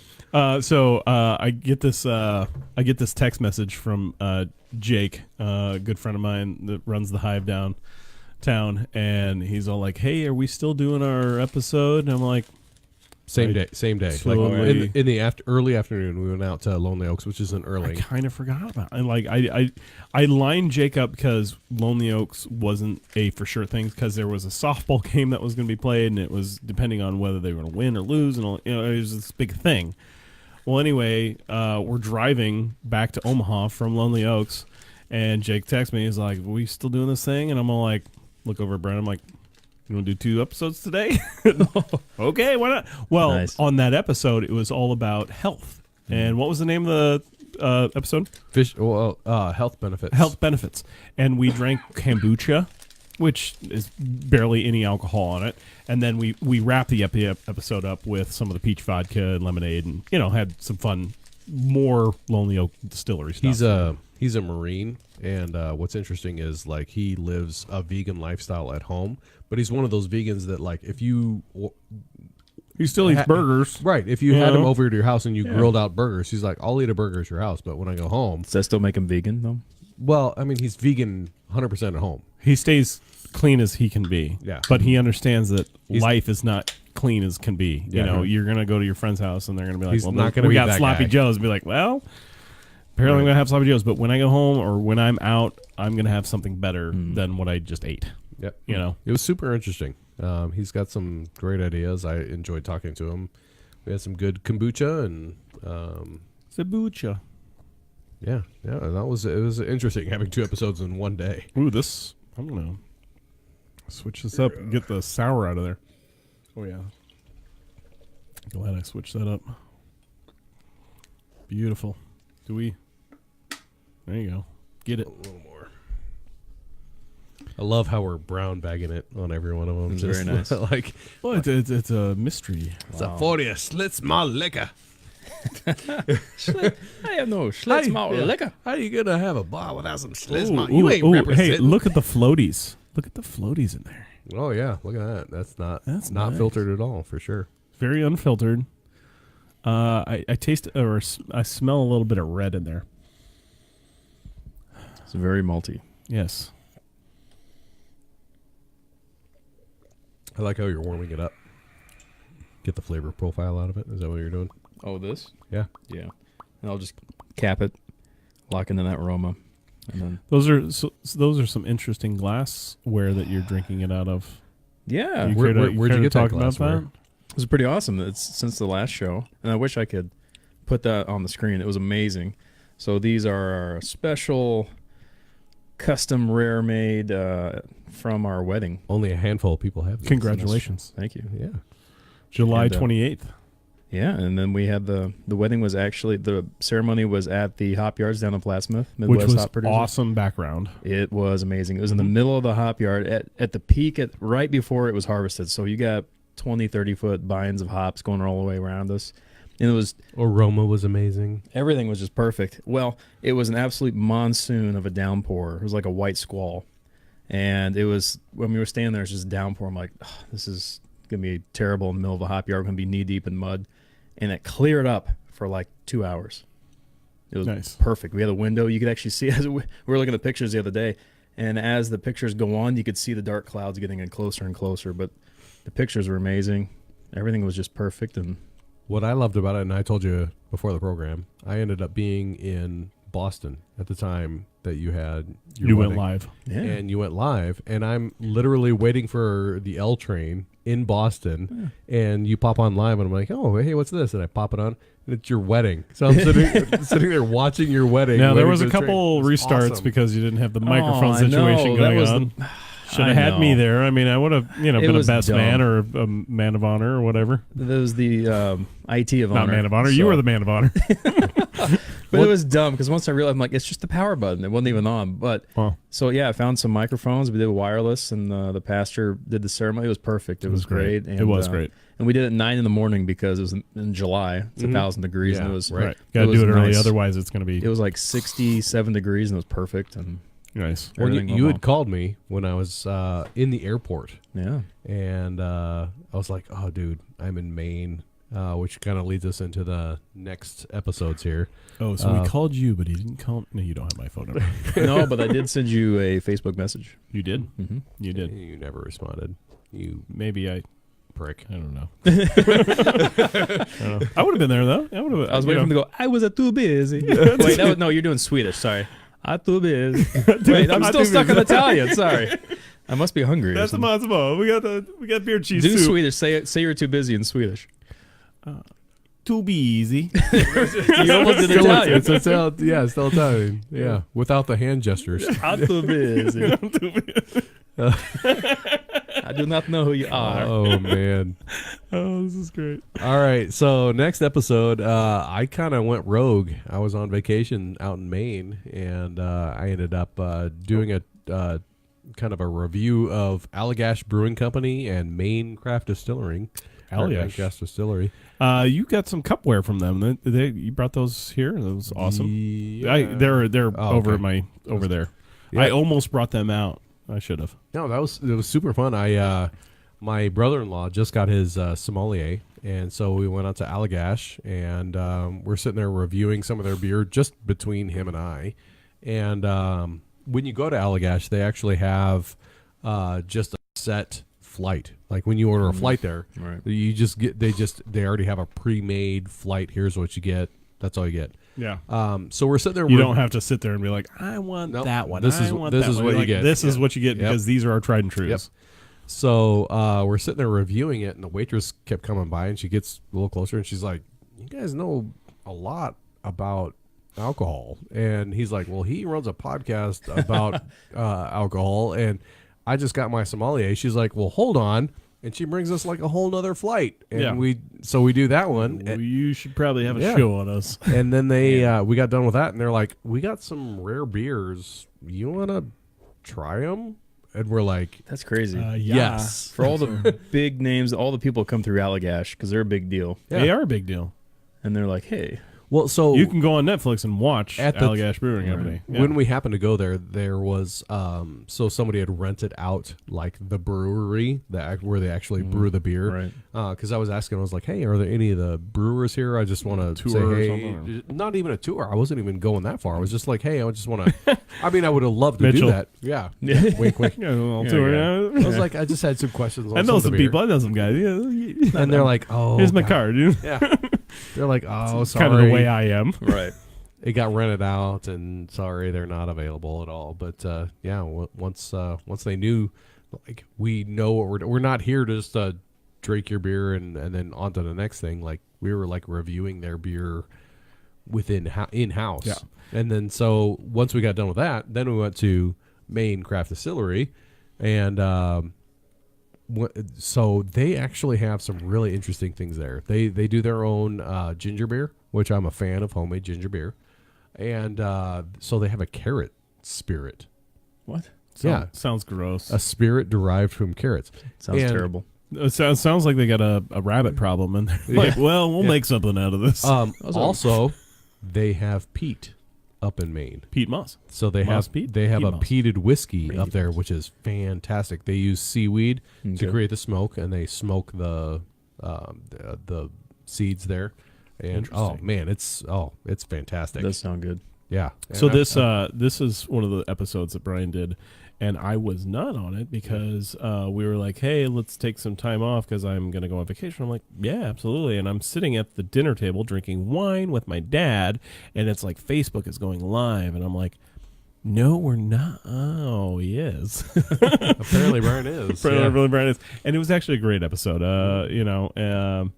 Mr. McQueen and Brian, they did it right, and it actually, I sat for about 20 minutes, and I'm like, I should probably get back to my family and watch. I'll watch this later, Right. and I did watch it later. I threw it up on the big screen, and it was good. It was Yeah. it was very the way they talked about, especially the sommelier. He really knew how to talk about alcohol. Mm-hmm. Yeah, It's funny. I don't have my sommelier license. Yeah. I mean, we did the Airbnb up there in Maine, and we had this beautiful home, and they had this just like this sitting area, and so we had to like jury rig my cell phone up so I could like view us or whatever, and it's literally like a foot and a half, 2 feet from our face. It was perfect. It was fine. It's no big deal. But like, out great. if you didn't know, It was on location. Yeah, if you didn't know behind In the Maine. scenes, it was like 7 books and a typewriter and a box and like Oh, yeah. if you didn't know what was behind the scenes, it's super interesting and like it was just us talking in front of the camera. But yeah,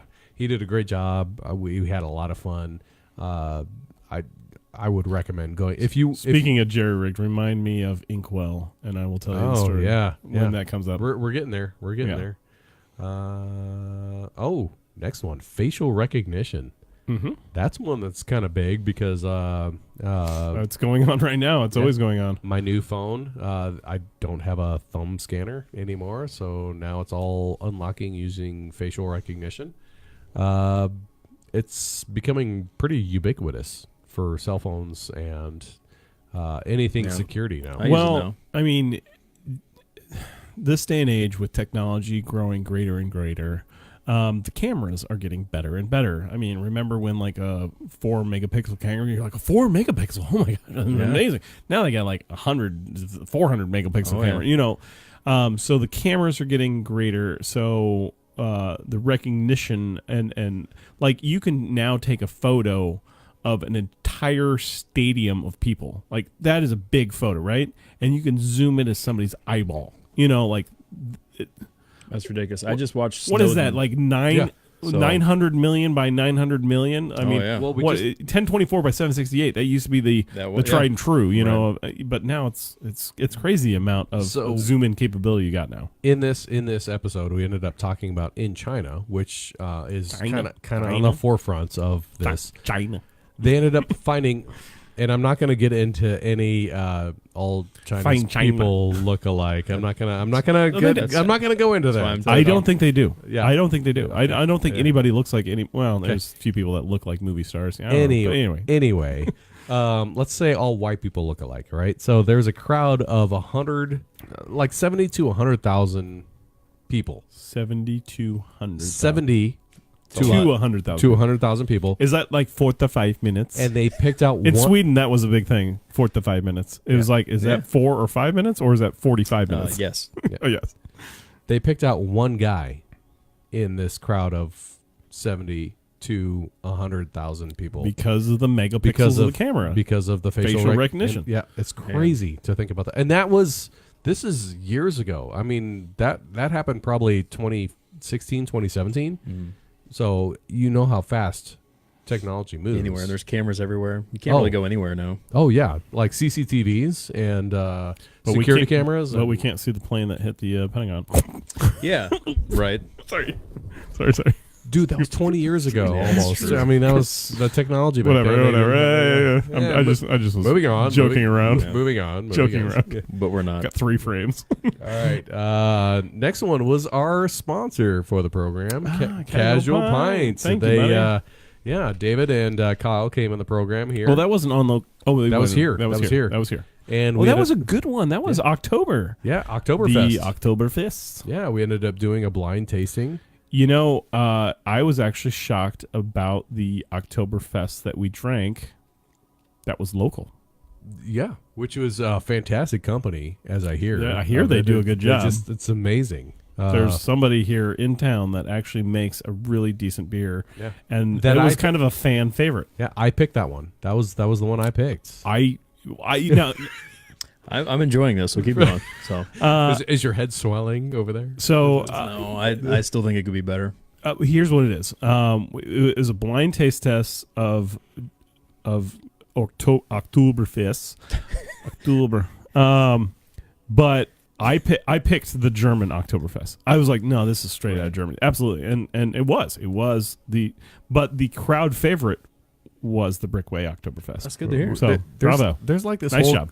conversation on the people watching the program about the beer We cheese. should probably do it. And we haven't gotten into it, and they're trying to get off our. I mean, it's clearly in frame. yeah, They see it bubbling over there. Smell-o-vision. Yep. Should we start serving it up and letting it cool down and getting into it? I mean, it's on low, but I mean, Yeah. if that's what, do we want to do a shot of the beer cheese? I'm down. I mean, we were talking about Oktoberfest. Now it's beer cheese soup. Britt, you do that, and we'll talk about Casual Pints. Yeah. So how did Please you do. How did you hear about Casual Pint? from their opening. Yeah. Well, so you saw Britt there, and have you been going there a lot? Just being in the industry, you hear about new places opening like Growler USA, Casual Pint, just any new beer bar, and there's just a lot so opening, and especially being in the industry, you get the invite to go check them out. Soft openings, you get discounts and stuff. And we went there, and I was just shocked of all the, like, I don't want to say rare, but it was like very unique things. Because usually when you go to the beer bars that have like 40, 50 taps, it's kind of usually the same thing. And especially in this new rotation nation where it's like burn and turn these 6 barrels of 5-gallon kegs of just like what's new, what's on tap, what's just something crazy. Even to the fact where a lot of people do support local, but still they want something they can't get a hold of. And I would say of all the either breweries or beer bars we've been to, Casual Pint's like one of the best ones. They keep it really fresh. They got pretty unique things on tap where it's, we went to Sour Fest or something sour, and they had Cantillon, which I've never had in my life. Of all the beers I've ever had, it's super, I mean, that's rare stuff. So if we were to do a challenge on the beer app, you would win, is what you're saying. I say that, but yes. But yes, I would destroy you. I'm closing in on 10,000 check-ins. Oh my goodness. So that's holy crap. a lot. That's amazing. But you're talking, he's opening almost basically $100 bottles of beer there. So he knows his stuff. What I love about that place, it's so chill that I want to, my best representation and that I can come up with is it's a coffee shop for beer. Yeah. It's pretty laid back and chill. And they also have like a rewards program going on, which is great. That's also a plus. Yep. They'll get you in the door. They also have like every night of the week, they got something going on. I don't know all of it, but takeovers and stuff. Well, not only tap taker, like a Thursday night, they got what is it, dice night? Like they got my favorite is Friday night. Yeah. Friday you get Fridays is half price. growler Half price growler fills. We do that too. But Thursday nights, they have a 30-sided die like you would find for a D&D. You just roll it, and he went there. Yeah, wow. I did. Everybody, okay, I'm whatever.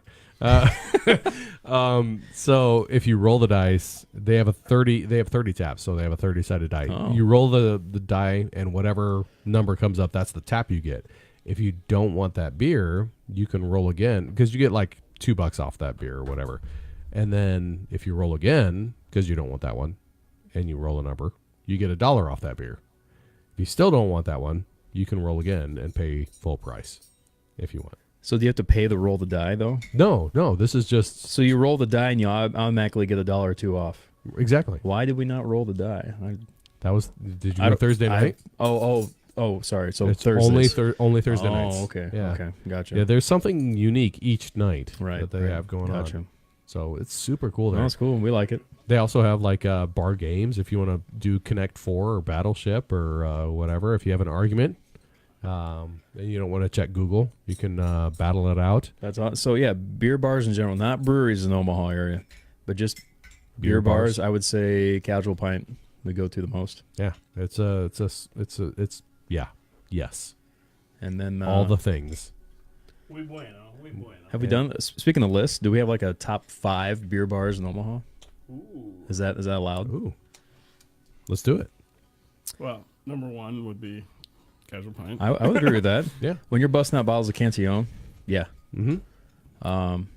It's not for me. The location is a little harder for me to get. Like Growler USA is closer for me, and I like the amount of variety on Like tap. 100 taps, maybe. Well, so they have 98. Yes, 98 for beer. Kombucha. Oh, I was like, why not just go the 100? Well, One's on kombucha. Okay. So they have one is water, and the other one is argon or something like that. Just gas, so they can fill the growlers and all that, right, and keep the air out of there. Okay. All right, we got beer cheese that's been brewing for the past half hour. Karen, this is your beer. She may have left. No, We'll see. she saw me dishing. There was a fight amongst all the people here, and Yeah. What? Can I click on that right where it says see more? yeah. Ooh, she did something different here. We tried it within 5 minutes. I don't know if she's still there. I'm giving them 5 minutes Then then I'm officially banning them for soup for 2019. Oh, All this right. is good. Karen, I don't know what you did. We came in. I don't know what extra spice you did, but came this is into this- nice. This is the 7-minute mark, and we're gonna drink your soup now Well, that you've left. no, I think at the 5-minute marker I was dishing it out. So she may be with us still. There's like enough kick here. Like I love the kick. Yeah, It's you can like totally enough drink to this. let you know that it's there, but it's not overpowering. So the flavor Karen, I kick. think you added some carrot to this. I think that there's a hint of carrot flavor to it. But it's beer cheese. Oh man. Oh. At first, it's pretty peppery, but it mellows out quickly. It mellows out quickly. She did something. She added some extra spice in there from what I've had. I mean, I literally had this last Some, weekend. It does have a kick, like a little I like the kick though. chacheries or something. Yeah, it's like perfect though. It's the perfect amount of kick. Man. That's nice. You have the perfect sound effect. Do that again. Yep, that was just a good. Record that and use that. Yeah, like we had it on a loop and played it back. Right. Oh, do the Darth Vader one with that. Does it get deeper? Luke, I have your soup. All right. That's good. That's real good. It's real good. Nice job, Karen. Nice job. I like the way your soup tastes. that beer cheese soup. That's good. No, it's I'd say the last two beer cheeses had been good. They were a little thin, but this is nice and Oh. thick. Karen's still on. I know. I figured she would be. I mean, Brett, pouring it. hey, it's called Mirepoix. Duh. Mirepoix. Oh, It's mirepoix. come on! Sorry, I'm not. But you did get the Up on carrots. my You got the carrots right. Oh, there is carrots in there. You could see them. Oh, you can. I got the carrot chunk. Is that what the orange is? I don't see that on mine. But all right. Sip of that. But yeah, she definitely added. Oh, It's the consistency is a lot thicker than her last soups, which is great. That's good. Yep. Karen, I still think that if you add the Dots pretzels right at the end, if you keep a bag of them and you crunch them up, in fact, crunch the whole bag up and just have it off to the side and just dump just boop, right on the top. That way you wouldn't have to serve it with the pretzel bun stick. So every time you order beer cheese soup, you get a pretzel bun stick with it, which is all in good. You know, I like dipping the Whoa. Yeah, Whoa. dip- easy. dip easy. in. it's I had it wrong. It's not Mirepoix. mirepoix. I thought it was. I do like dipping the pretzel bun into there, but if Right. it was topped with it and you had that crunchiness, it would be good too. But this is good. Nice job. Bravo. I'm apparently saying it wrong. I thought it was. So it's. Mirepoix. It sounded fantastic. I thought it was. Meerkat So it has Manor? carrots, celery, and I believe onions. Oh, Are those so- are those the three things? Those are the three things she added. If she tells me I'm wrong again, I'm done. I'm not going to talk the rest of the night. You and your fine tastings of alcohol lately. Oh, But yeah, no, this is far superior to what you had just the other day when I was there last Wednesday. Nice job. Very good. Very good. Very good. I would I like vegetables. Vegetables are good for you. good. Here, can we play the YouTube pronunciation? Sure. I mean, if you want I want to make sure I say it right. to, yeah, go ahead. Okay, here we go.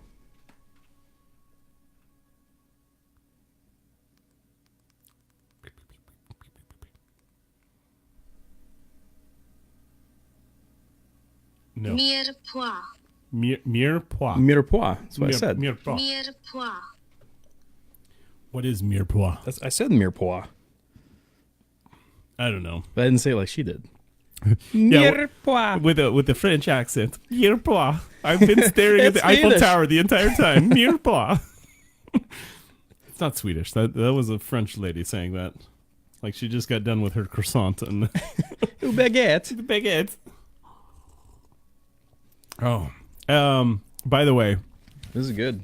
whoever was having the discussion online forcing us to take a break from having alcoholic beverages, bravo. I mean, like that was actually a very yeah, it was very good. nice break. I enjoyed that thoroughly. A big old bitter IPA would be. Oh yeah, would match this very well. I mean, this is good too. I think this one is a Scotch wee heavy. Oh, it is for sure. For sure. It's Can I check? It's yeah. I mean, it's almost like a barrel aged something. Yeah, it's definitely barrel aged in Scotch barrels. Oh, it's a barley wine. Ah. Wait, this says blonde barley wine. Interesting. Ugh. Thanks Evil for doing the Twin. unveiling. Evil Twin's always throwing me off with their weird non-styles. Hey, ladies from the Peanut Gallery, bravo! Oh yeah, 2 thumbs up over there. Maybe 4 thumbs up if they weren't holding their soup still, like licking the bowl or licking the coffee cup. One of the two. Yeah, I would not guess barley wine on this. was good. It's like really sweet. Oh, this is why. Okay, so, blah blah blah. Honey, lemon, cinnamon. It's not usually things you find in barley wines, and that's why it's making it like this really malty. It's good. It's good. It's good. It's good. It's good. It's good. I would not have. Yeah, It's good. I would have not It's called said Evil. a very light barley Yeah. wine. Now you guys all want to go and like, Karen, if you're still on, is this beer cheese soup going to be available tomorrow, which is Sunday? It is. So, question mark. Probably not. She usually makes this on Wednesday, and like I said, it usually lasts until Friday. All right, I'm opening the last of the 12. Oh wow. And we're like in September. Yeah, well, hey, we still have the mystery beer down here, and we still have your 2 beers here. So mystery beer, no matter what, we're not going to know what it is. Nope, we won't. Oh, we will. Well, yeah, no, we won't until the keg is tapped. Oh, okay. Are you out of water? You need Yes. some water. Yes. I will get you some water. All right, and then I will open this one. Where's your? The 12th. It's up there somewhere. Man, that was some good beer cheese.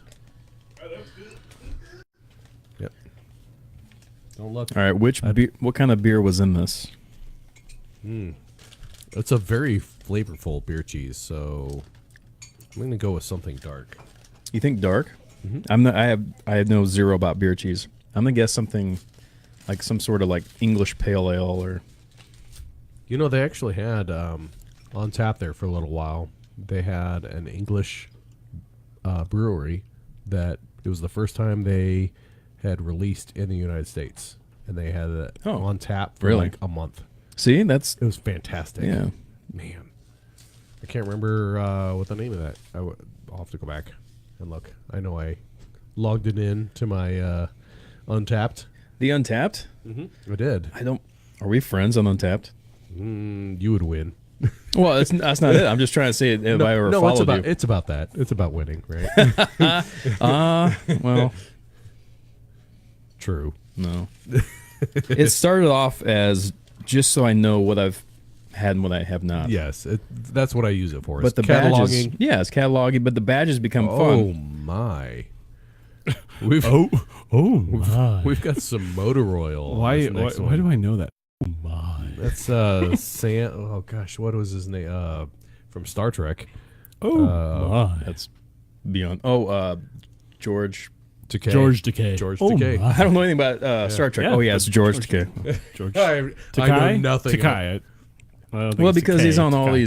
every commercial, Oh, some sort of traveling commercial like Expedia or something. yeah, that is motor oil. And this is the last one. Here's the stout. This is the last of the 12 beers. Yeah. The last of the last of the last. Man, The last of the Mohicans. super dark, and even the bubbles on this are tan and dark. So it's a stout. So we're gonna leave it at that. Britt, this was the next one. American football. That's your JW. JW, what a good guy. Yeah, I'm glad came he came on the show. In fact, I invited him to come back on the show in February. Nice. I said, we got kind of January lined up, but I said, we'd love to see you again in February. And he's like, yeah, I'm all for coming on the show. So Hopefully, we'll see him either earlier or latter part of February. Those rapid fire questions for football Oh my gosh, Like he's so on point. literally hit every single. I'm one. like, it's like today's episode when we're guessing beers. I think I guessed maybe one out of all of them, but he hit the nail on the coffin, as they say. He was on point for all of them. Every single one. Got him done. And like I tried to trip him up, and he still got him. No, he's passionate about the game of football. He was. And we were. He's a good friend of Andrew. We were talking about how we had his home brew on our show, and he was over at Andrew's house one day, and we were talking about drink talk, and I was like, "Would you like to come on?" He's like, "I would love to come on." I was like, "Yeah, let's line it up. Let's make it happen." So but then I posed the question to him. I said, when we have guests on the show, when we go on location, people, I know this is solving the world's problems one drink at a time, but when we go on location, we tend to talk about the location that we go to because we want True, to advertise what's going on For there. sure. It's all about promoting the local business and all that stuff.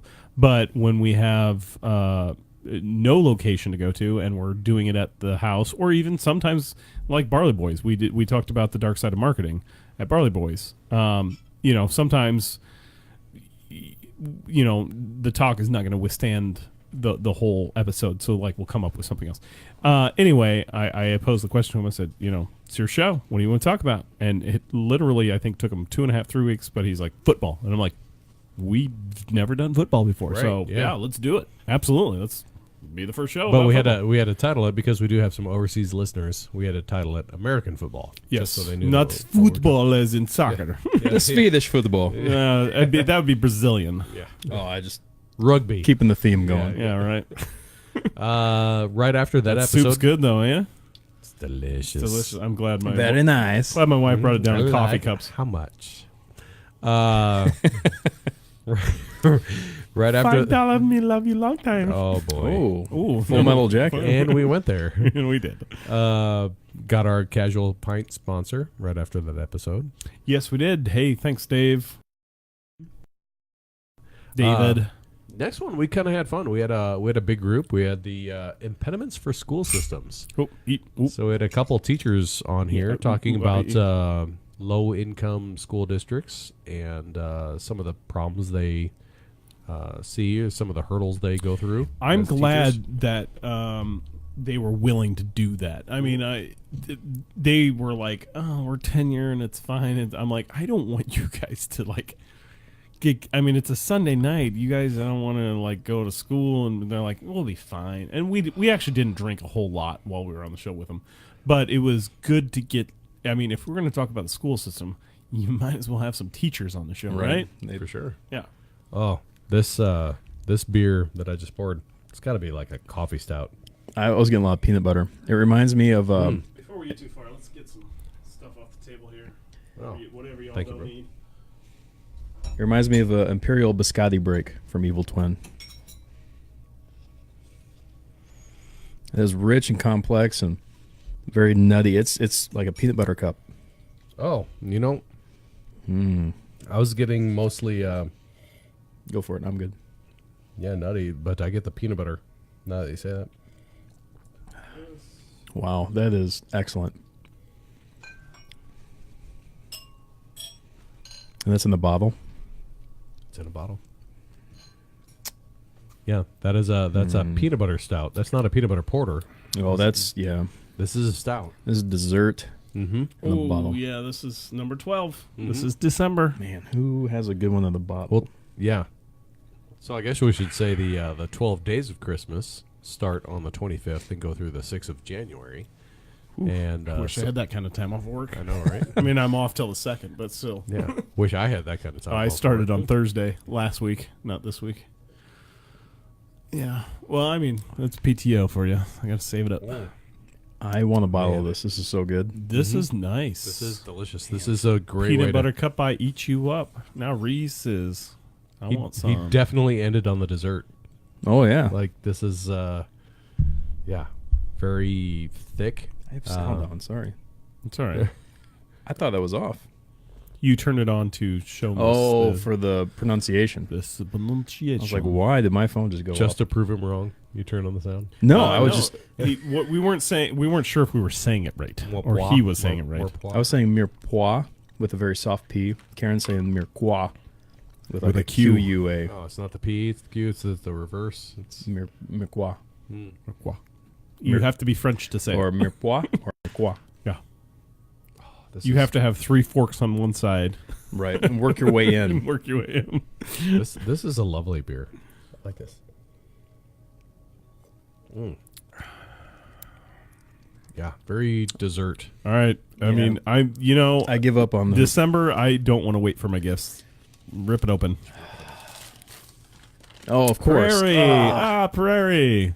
What a great company they are. Of course it is. I knew. Man, that's good. Consider yourself hugged. Oh, hugged. Oh. Should have known it was Prairie. Heart shape. Imperial Stout with peanut butter roasted coffee. I don't even know what So you're doing over my there. coffee playing notes video that I games. said earlier. Did they worded that to make it sound like the coffee is peanut butter roasted? Didn't realize that was a thing. Peanut butter roasted coffee. The coffee is roasted in peanut butter. They're using peanut butter to roast the coffee? Yep. Which apparently is a thing.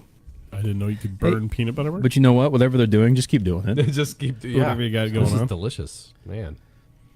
Delicious. And it's called. Good legs on it. It's actually called Consider Yourself Hugged. I thought you were just like letting us know how good this is. Hey, consider yourself hugged with this beer. That's the name of the beer. Consider yourself hugged. Yeah, It's excellent. delicious. Yeah. If this is untapped, this would be a 5-star. 1, 2, 3, 4, 5. All right. Oh yeah, this was a good one. Yeah. Oh, yeah. This is one of Britt's episodes that he brought somebody on. Episode 71, Aliens. Yeah. Yeah. Awesome. This Mike came on. I was just going to say, Mike was a coworker of mine, and he freelanced for us from time to time, and good guy, a solid dude. I asked him to run this, and he'd be like, yeah, I know how to do that. And he wouldn't run it backwards. You know, some people are just like running stuff backwards. Or you get that freelancer that's brand new and you like tell them that they ran the SDI backwards, which you can't run SDI backwards. But then they take the cable up and rerun it the other way. And it's like, oh, that's the same. That's It's what I was the same gonna way say. forwards and backwards. Right, I mean. Anyway, It'd be IDS if it was backwards. I know. Jeez, you don't want irritable bowel syndrome. no. Anyway, super cool dude. But saw him at the pint. And I was like, Mike, what's going on, man? You know, haven't seen you in a couple months. He's like, I got this, long-standing gig now. And I was like, yeah, that's cool, And he's like, but I'd love to come on that Drink Talk show. I'm like, absolutely. What do you want to talk about? He's like, aliens. I'm like, oh, whoa. I was like, right. He's like, Wow. Well, he used to live by Area 51. And so, he worked at the news station by Area 51. Really? And So he knows things. Exactly. Like, people would come with videotapes all the time. So he actually it was Roswell. That he Roswell. Yeah. I mean, close enough. Yeah. Two of the same. Nevada, New Mexico, whatever. In But between. Southwest. he was in the There's new- aliens in yeah. that area down there. He apparently. actually worked for the It's news hot. station. That's where they'd go. Yep. Apparently, that's a good landing zone for Yeah. hot aliens. Hot aliens. Why not? Right. Anyway, it was fun. It was a lot of fun. Yeah. It was one of those. I'm not sure about this, but when we were doing it, I was like, "Yeah, no, this is cool." And This we is got fun. into like alien theories. And Well, he all that. had so many stories. It was just crazy. I'm like, he's like, prove me wrong, prove me wrong, prove me wrong. I'm So like, he came in on the defense. oh yeah, Yeah, for oh sure. absolutely. I don't know. Where do you stand? I don't know. I really don't know. To me, that kind of falls in the same category as like ghosts and spirits. Well, here's what it is. If it is just us, seems like an awful waste of space. right. Well, I mean, he proves a good point. I don't know. The unknown. It's an unidentified flying object. Yeah. The unknown is an alien. Yeah, I mean, I get where just the word itself. He didn't really talk about the green Martians. He talked about the unknown. Oh. Is really what he talked about. But also, the human mind is. We Terrible talked thing about- to waste. Yeah. He didn't talk about the little green aliens. He talked about grays. No, I'm just The kidding. I'm gray kidding. aliens? The grays. No, I'm just kidding. He didn't. No, he didn't talk about that. But he talked about sightings, and we talked about. I mean, there was this one time when I was driving from,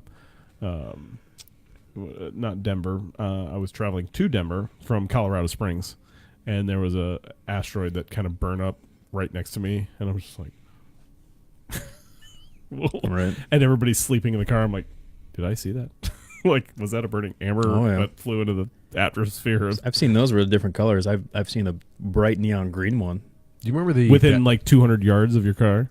Yeah, it was pretty close. Yeah. And I had a witness too, so there's two of us. Me and my dad. see. I was driving, he was the passenger, that happened, and we just Did you see that? What it was was that? like, okay, that happened, right? Remember all those dash cam videos from Russia? Yeah. With the Oh, comet those are the that came through? best. Yeah. Usually it's just car crashes and people missing death by a second, but Or doing insurance fraud. Car stops and then they rub up against the car. yeah. Yep, we hit on those notes for Russia. That's all you get from Russia. For dash cam. From Russia dash cam. to love Oh, from man. Russia. Yeah, I had beer cheese. I Well was done, yeah. I was going to do that.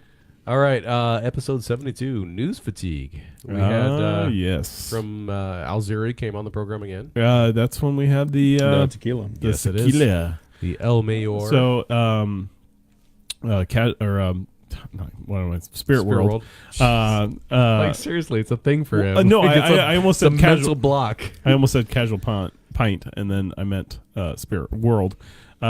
He brought three things that were made for Spirit World. Well, so he was showing us the difference between just a regular bottle of El Mayor or a small batch, and that's what he was really showing us. Yeah, is the so difference. he brought us El Menor, which anybody can get anywhere, and then he brought the batch that was made just for them. or the small batch. Small batch. Okay. And then Single barrel. Sorry, Buffalo single Trace. Buffalo Trace was another one. Yep, single which you barrel. can buy everywhere. But then he brought the small barrel that Single they made. single barrel. Single barrel. Yep. And then what was the other one? Knob Creek. Knob Creek. Mm-hmm. That was made just for them as well. And tried and true. That was the El I Mayor. know what you've been talking about all night. And I'm intrigued. We'll get there. We still have the mystery beer. coming Oh, up. yeah. Yeah, we do. We do. We I still got to am- get through dessert right I've now. lost all my glassware. No, you haven't. You've got your own glassware right here in Oh. front of you. Oh, the Brickway one. Oh, yours. Yeah, but when I get a pour, that goes like right here. It's a lot. This is a 32 ounce or so. Oh, okay. A little bit more. Next episode was on location. This one was at Inkwell, and which is a craft brewing place out in Countryside Village. I thought I've never heard of them. so. They're on the frontage right along Pacific. I thought they were a tattoo parlor, but Sounds like it. yeah, Inkwell. But it's Inkwell as in like writers, like typewriters and Okay. Boom. Inkwell. But they have, Yeah, it's a very interesting name. I mean, it's kind of like Brian was saying, tattoo parlor, but they do things neat. Like if you're gonna get a classic cocktail,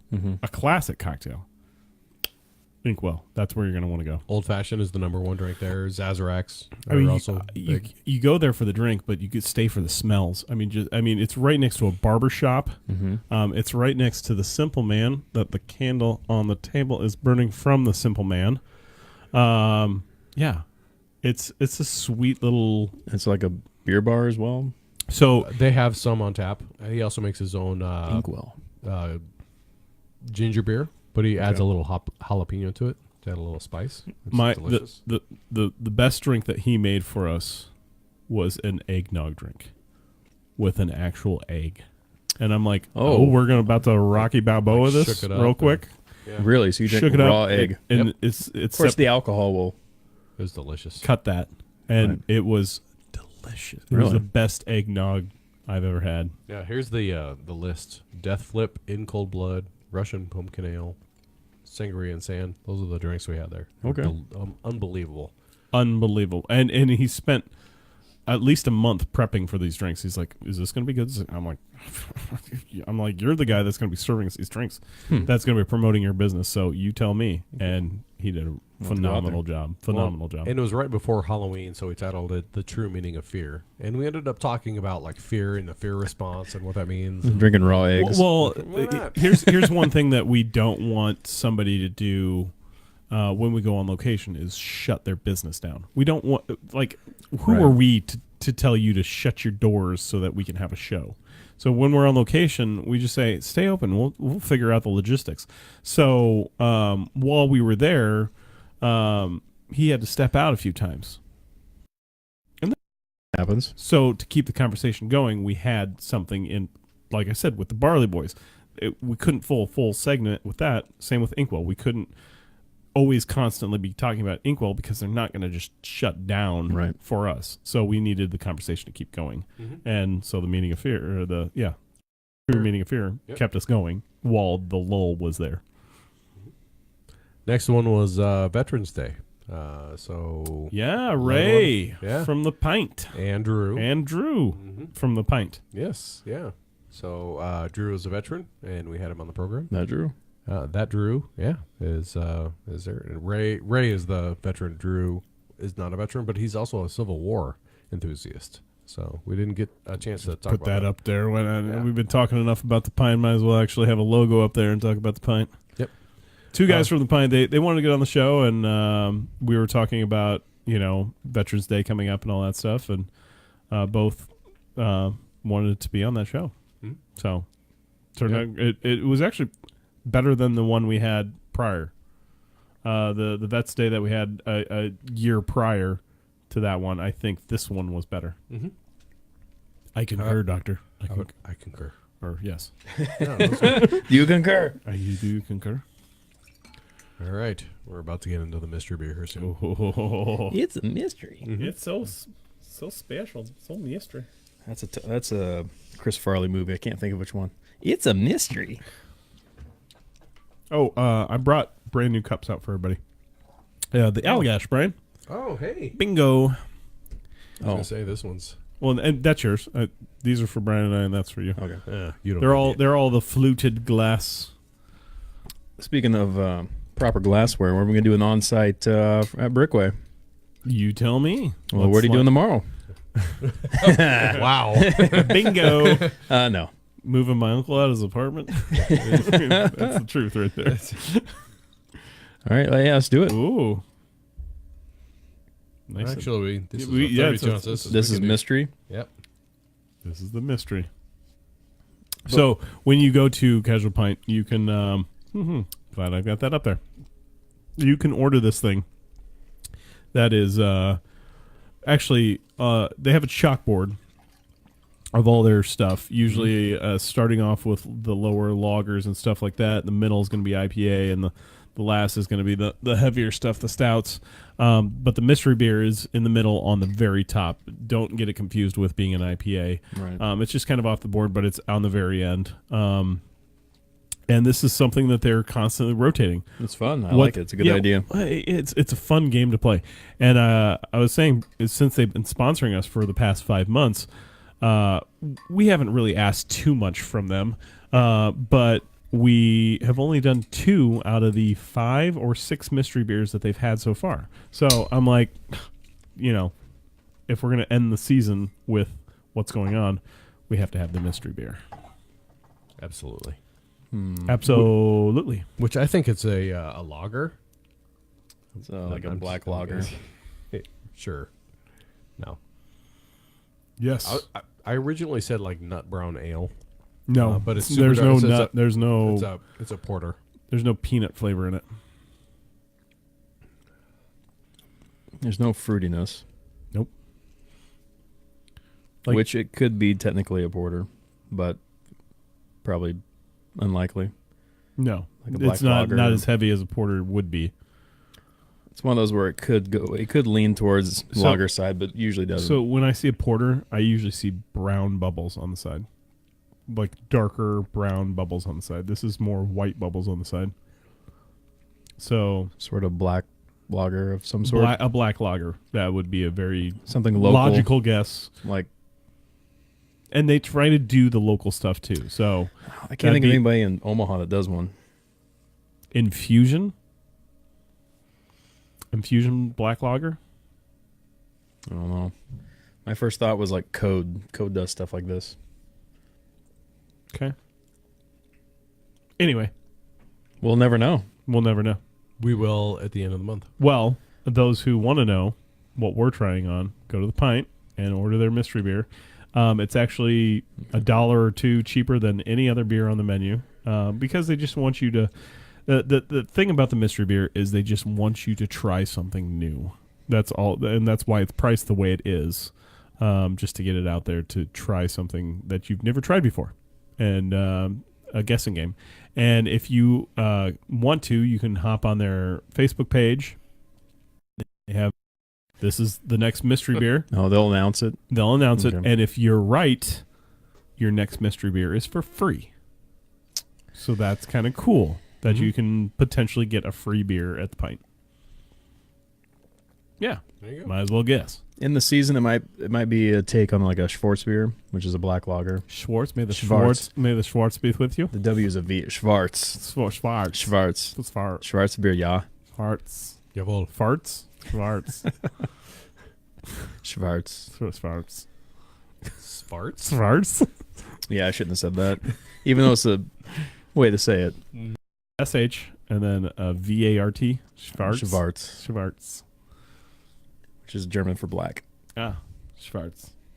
Farts. But you'll remember it now. I will remember the farts Better beer. than Dose is not too. Yep. Next time he meets a German person, he's going to be like, Schwartz! No, What? no, No. no, probably not. Okay. Next one. Next. Episode 75, Thankfulness. This was. Is this your BCS lineup? This was the. This is Brian and I. Boo. This was for Thanksgiving. Yes. Yeah, we did the Bourbon County. Mm-hmm. Yep. Next. We 2017 was the winner on that one. Why? Oh Why yeah, is yeah. that? Oh, okay. Oh, all right. So, sorry, I lost track of mine. So, those that can't see it, maybe I can zoom in up there. There is a chalkboard that we have that says "Free Beer Tomorrow," and then I was able to write on it. So we did the Bourbon County by Goose. So we did Bourbon County 16, 17, and 18. Mm-hmm. 16 was right on. 16 was great. 17, probably almost better than the 16 was the 17. The 18, right out. No way. No way. Too hot? Sit on that. Too much. Sit on that for a year or two, please. I think it was 2015 or 16. Everything was infected. Everything was like sour. Yeah. We didn't get that one. Well, that's good. What we weren't able to try was the orange. I wanted to try the yeah. orange with that. I'm sure with a little bit of citrus in it, Mm-hmm. probably would have been pretty darn good. You know, I'm a big citrus, especially citrus IPA kind of fan. I think it's called like Midnight Orange or yeah. something like that. I have to think that it would have some chocolate notes in it. You know, as if you're gonna do a citrus of that, you would probably want something dark like chocolate to put into it, and it just looked like a orange chocolatey awesomeness that I wanted to Crack try. it on the table and the Yeah. orange chocolate. Oh yeah, the orange. Oh my Yeah. gosh, the orange that you would crack and have the like it was orange slices. Oh, yeah. Yum, But chocolate. but chocolate. Yep. Episode 76, Havana Garage. That was on location. That was a super fun one where we got to meet Chaz, the owner of Havana Garage, and Rothskeller, the new German beer house here in town. And he also owns Nifty. And another, Yeah, it's nifty that he owns the nifty. Nifty Yep. gifty. You know, this on location, besides being on location everywhere else, on location at Lonely Oak was pretty darn fun because we got to drive out and drive through the fields and all that stuff.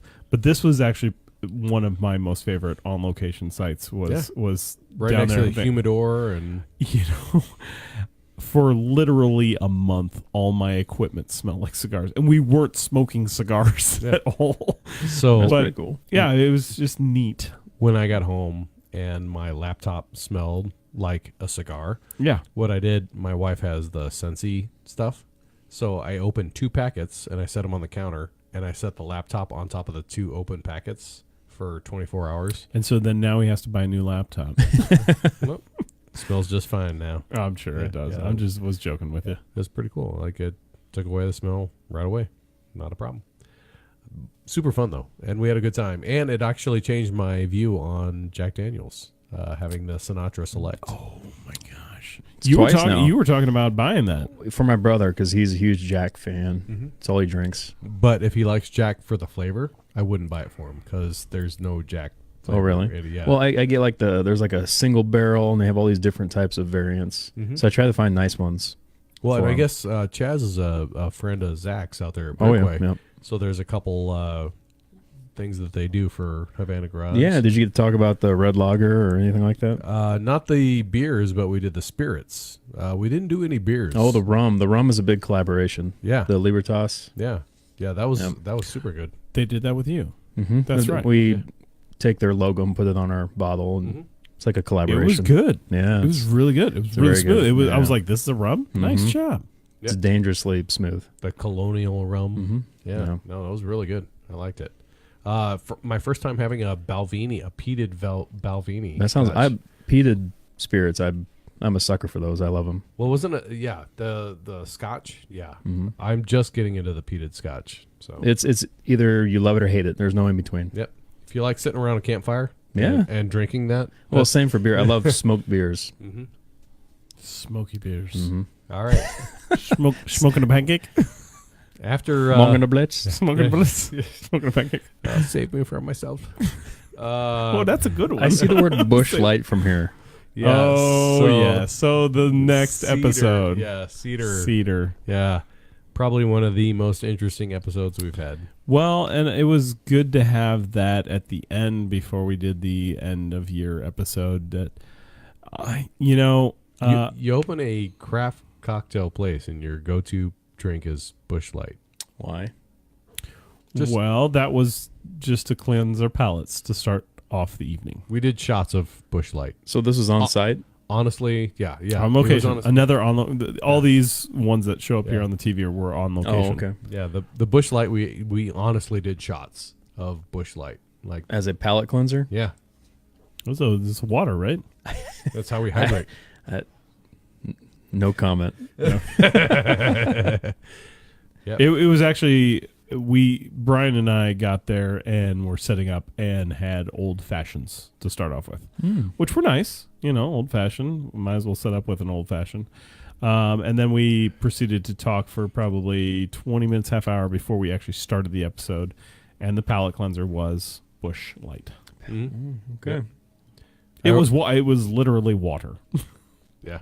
Might as well have been water. This is where we had the Fernet Branca. Yes, The that shot. was so interesting. Tree bark. Fermented Like tree I said, bark. you've got to have a shaman in order to get this Yeah. thing. It's like 48 ingredients, and like you need a witch doctor to make it. Like, it's that kind of stuff. I'd like to try it. Yeah. Our conversation usually kind of stays on track here. Like sometimes I get little goes off, but this was all over the board. Oh yeah, Everywhere. everywhere. It was everywhere, nowhere. I could not plan for this conversation. It was there was no. I mean, Brian had a lot. Brian carried the conversation with bullet points, but as soon as that bullet point left his lips, the conversation It's went pretty much everywhere. done. Yeah. Yep. But it was so much. I had fun. I had a lot of fun, and it turned out to be not the greatest episode, but it was a great episode. Well, and we were also all over the map. Like Busch Light, we had mixed drinks, we had a wine. I mean, it was one of those that We like, had a cucumber all over- drink. What was the the cucumber smash? That was the one that That was yeah. all right. If you're gonna check out this place Cedar, and you're only gonna go there for one drink, the cucumber smash. And that's a beer, right? no, No, it's a mixed drink. Okay. It's a mixed drink. It's kind of like a mojito with cucumbers. So it's healthy. It's a healthy. It tasted healthy. It tasted very Absolutely. It was like a cucumber mojito is the best way to healthy. describe Cucumber mojito Manhattan. It's Period. Yeah, it was okay. Yeah. pretty delicious. Mojito. It was a good time. Mojito? Yeah. I think it's a Family Guy reference. Mojito? Mojito. I think it's Brian says it. Mojito? Mojito. Mojito. You gotta.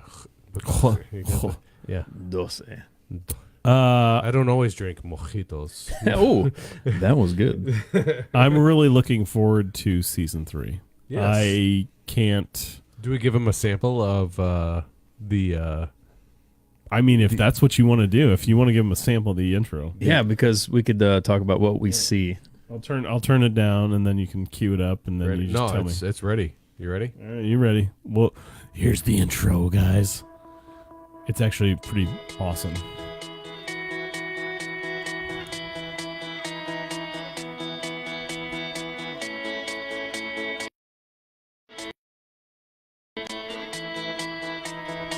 We own the rights to this. Oh, really? You made this? No, I got it. I got a guy. Well, I meant like it's yours, though.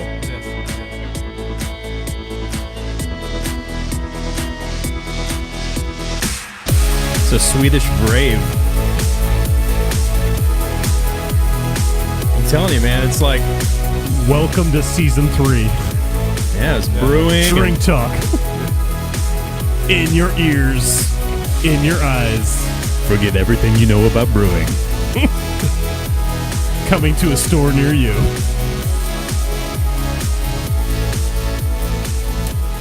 All right, that's just a taste of what's going to happen in the new year. I love how you describe the.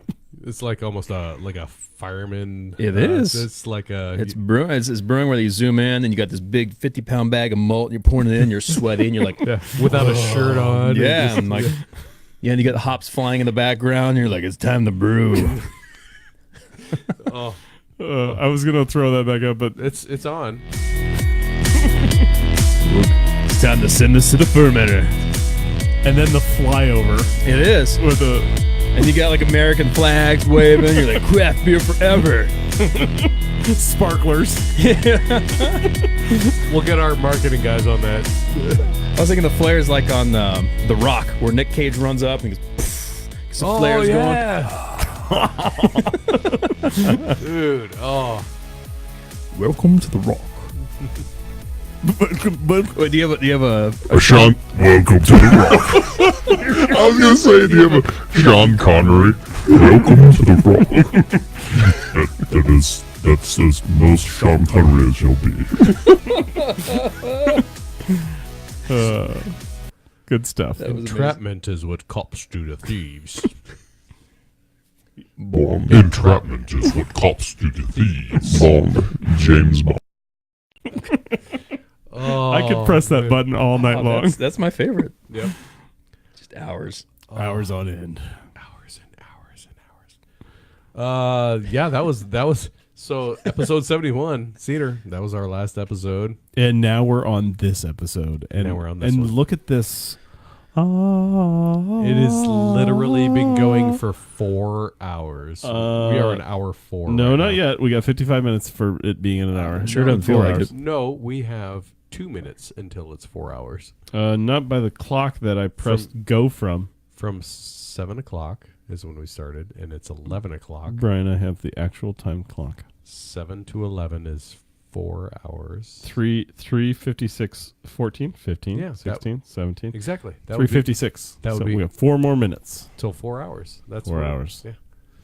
Wow. Right. This actually beats. Everything else. Well, we only have one episode that came close. Wait, Britt, there's no beating my balls. Your sweaty balls. Oh, one of the bald ones. SNL episode. Alex? Yeah. Yeah. That one's great. There's good only times. There's Good times. Good times. My sweaty balls. Good times. It's so moist. My sweaty balls. Good times. There's only been one episode that's been close to this episode, and we went for 3 hours. We talked about it up in Minnesota. With my dad. Three and a half, yeah. Three and a half, yeah. Well, you figured the last one of the year should Yeah. The only other one that came close was the first one that you and I lost. You lost an episode? Oh, so Well, we lost two, talk about technically. that. Let's talk about this. So when we actually came up with the concept of the show, Brian hit me up before Christmas, and he's like, "Hey, I've got this idea," and I'm like, "Oh, I'm all ears." And It he was goes, just like that. I was like, I got this idea. yeah, pretty much. Well, might have been Famous like- last words. so he's like, no, I want to have a show and a podcast. He's like, you've seen Joe Rogan? I'm like, yeah. He's like, I want to have a show where we drink and we talk about some like the world problems and stuff. And I'm like, you had me at drinking, so like, like it's like no big deal. Sure, let's do it. So yeah, we decided to one day before Christmas. I wanted to get together and say, like, can we do this? Can we Like, do this? Can we carry a conversation for X amount of time? So I'm using Vector 3, I think is the name of the thing that I record with on my computer over here, which is kind of in the shot sometimes when I move. Anyway, I just bought the free version. Like, whatever, let's try this out. And Brian and I went for 3.5 hours. Like, just like No topic, like, just no going. topic. It's just Brian and I drinking in the basement, Right. talking about what we're going to do about the show, about life, about family, about like across the board. Record. Let's do it. Can we put on an hour show? Can we do that? Right. 3.5 hours later, we're like, It goes by fast. like, probably, no, we get. I think we got it. I think we Oh, can yeah. do this. So from there, we were like, well, we should probably get some more different equipment. And I was like, well, I should actually buy Vector 3. As soon as I bought Vector 3, full version, it deleted the sample works man. of Vector Pre, and it was just gone. Yeah, and hence why we have the sign over here, Brian. What's this sign say? Oh yeah. Oh, yeah. Brian made this. You can pull it off. You can pull it off. Ain't no big deal. It's just tape on the top, tape on the bottom. So Brian made this sign for me, just to radiate effect. With graphic arts. Why you no say? Why you no save? Why you no save? No, you always have to save. And I did save the program, but when I bought the full version, it overwrote the trial version, and Gone. we lost. And Dad said it best. He goes, "That one was for you guys. No one else needed to hear that." Yep. I go, Yep. "Go." There, I don't see why we would have released that to the public. Yeah. I don't know why we would have gone back to review it. Maybe just for sipping on some beers, hanging out. But that one was for us. Yeah. Nice job, Dad. Thanks for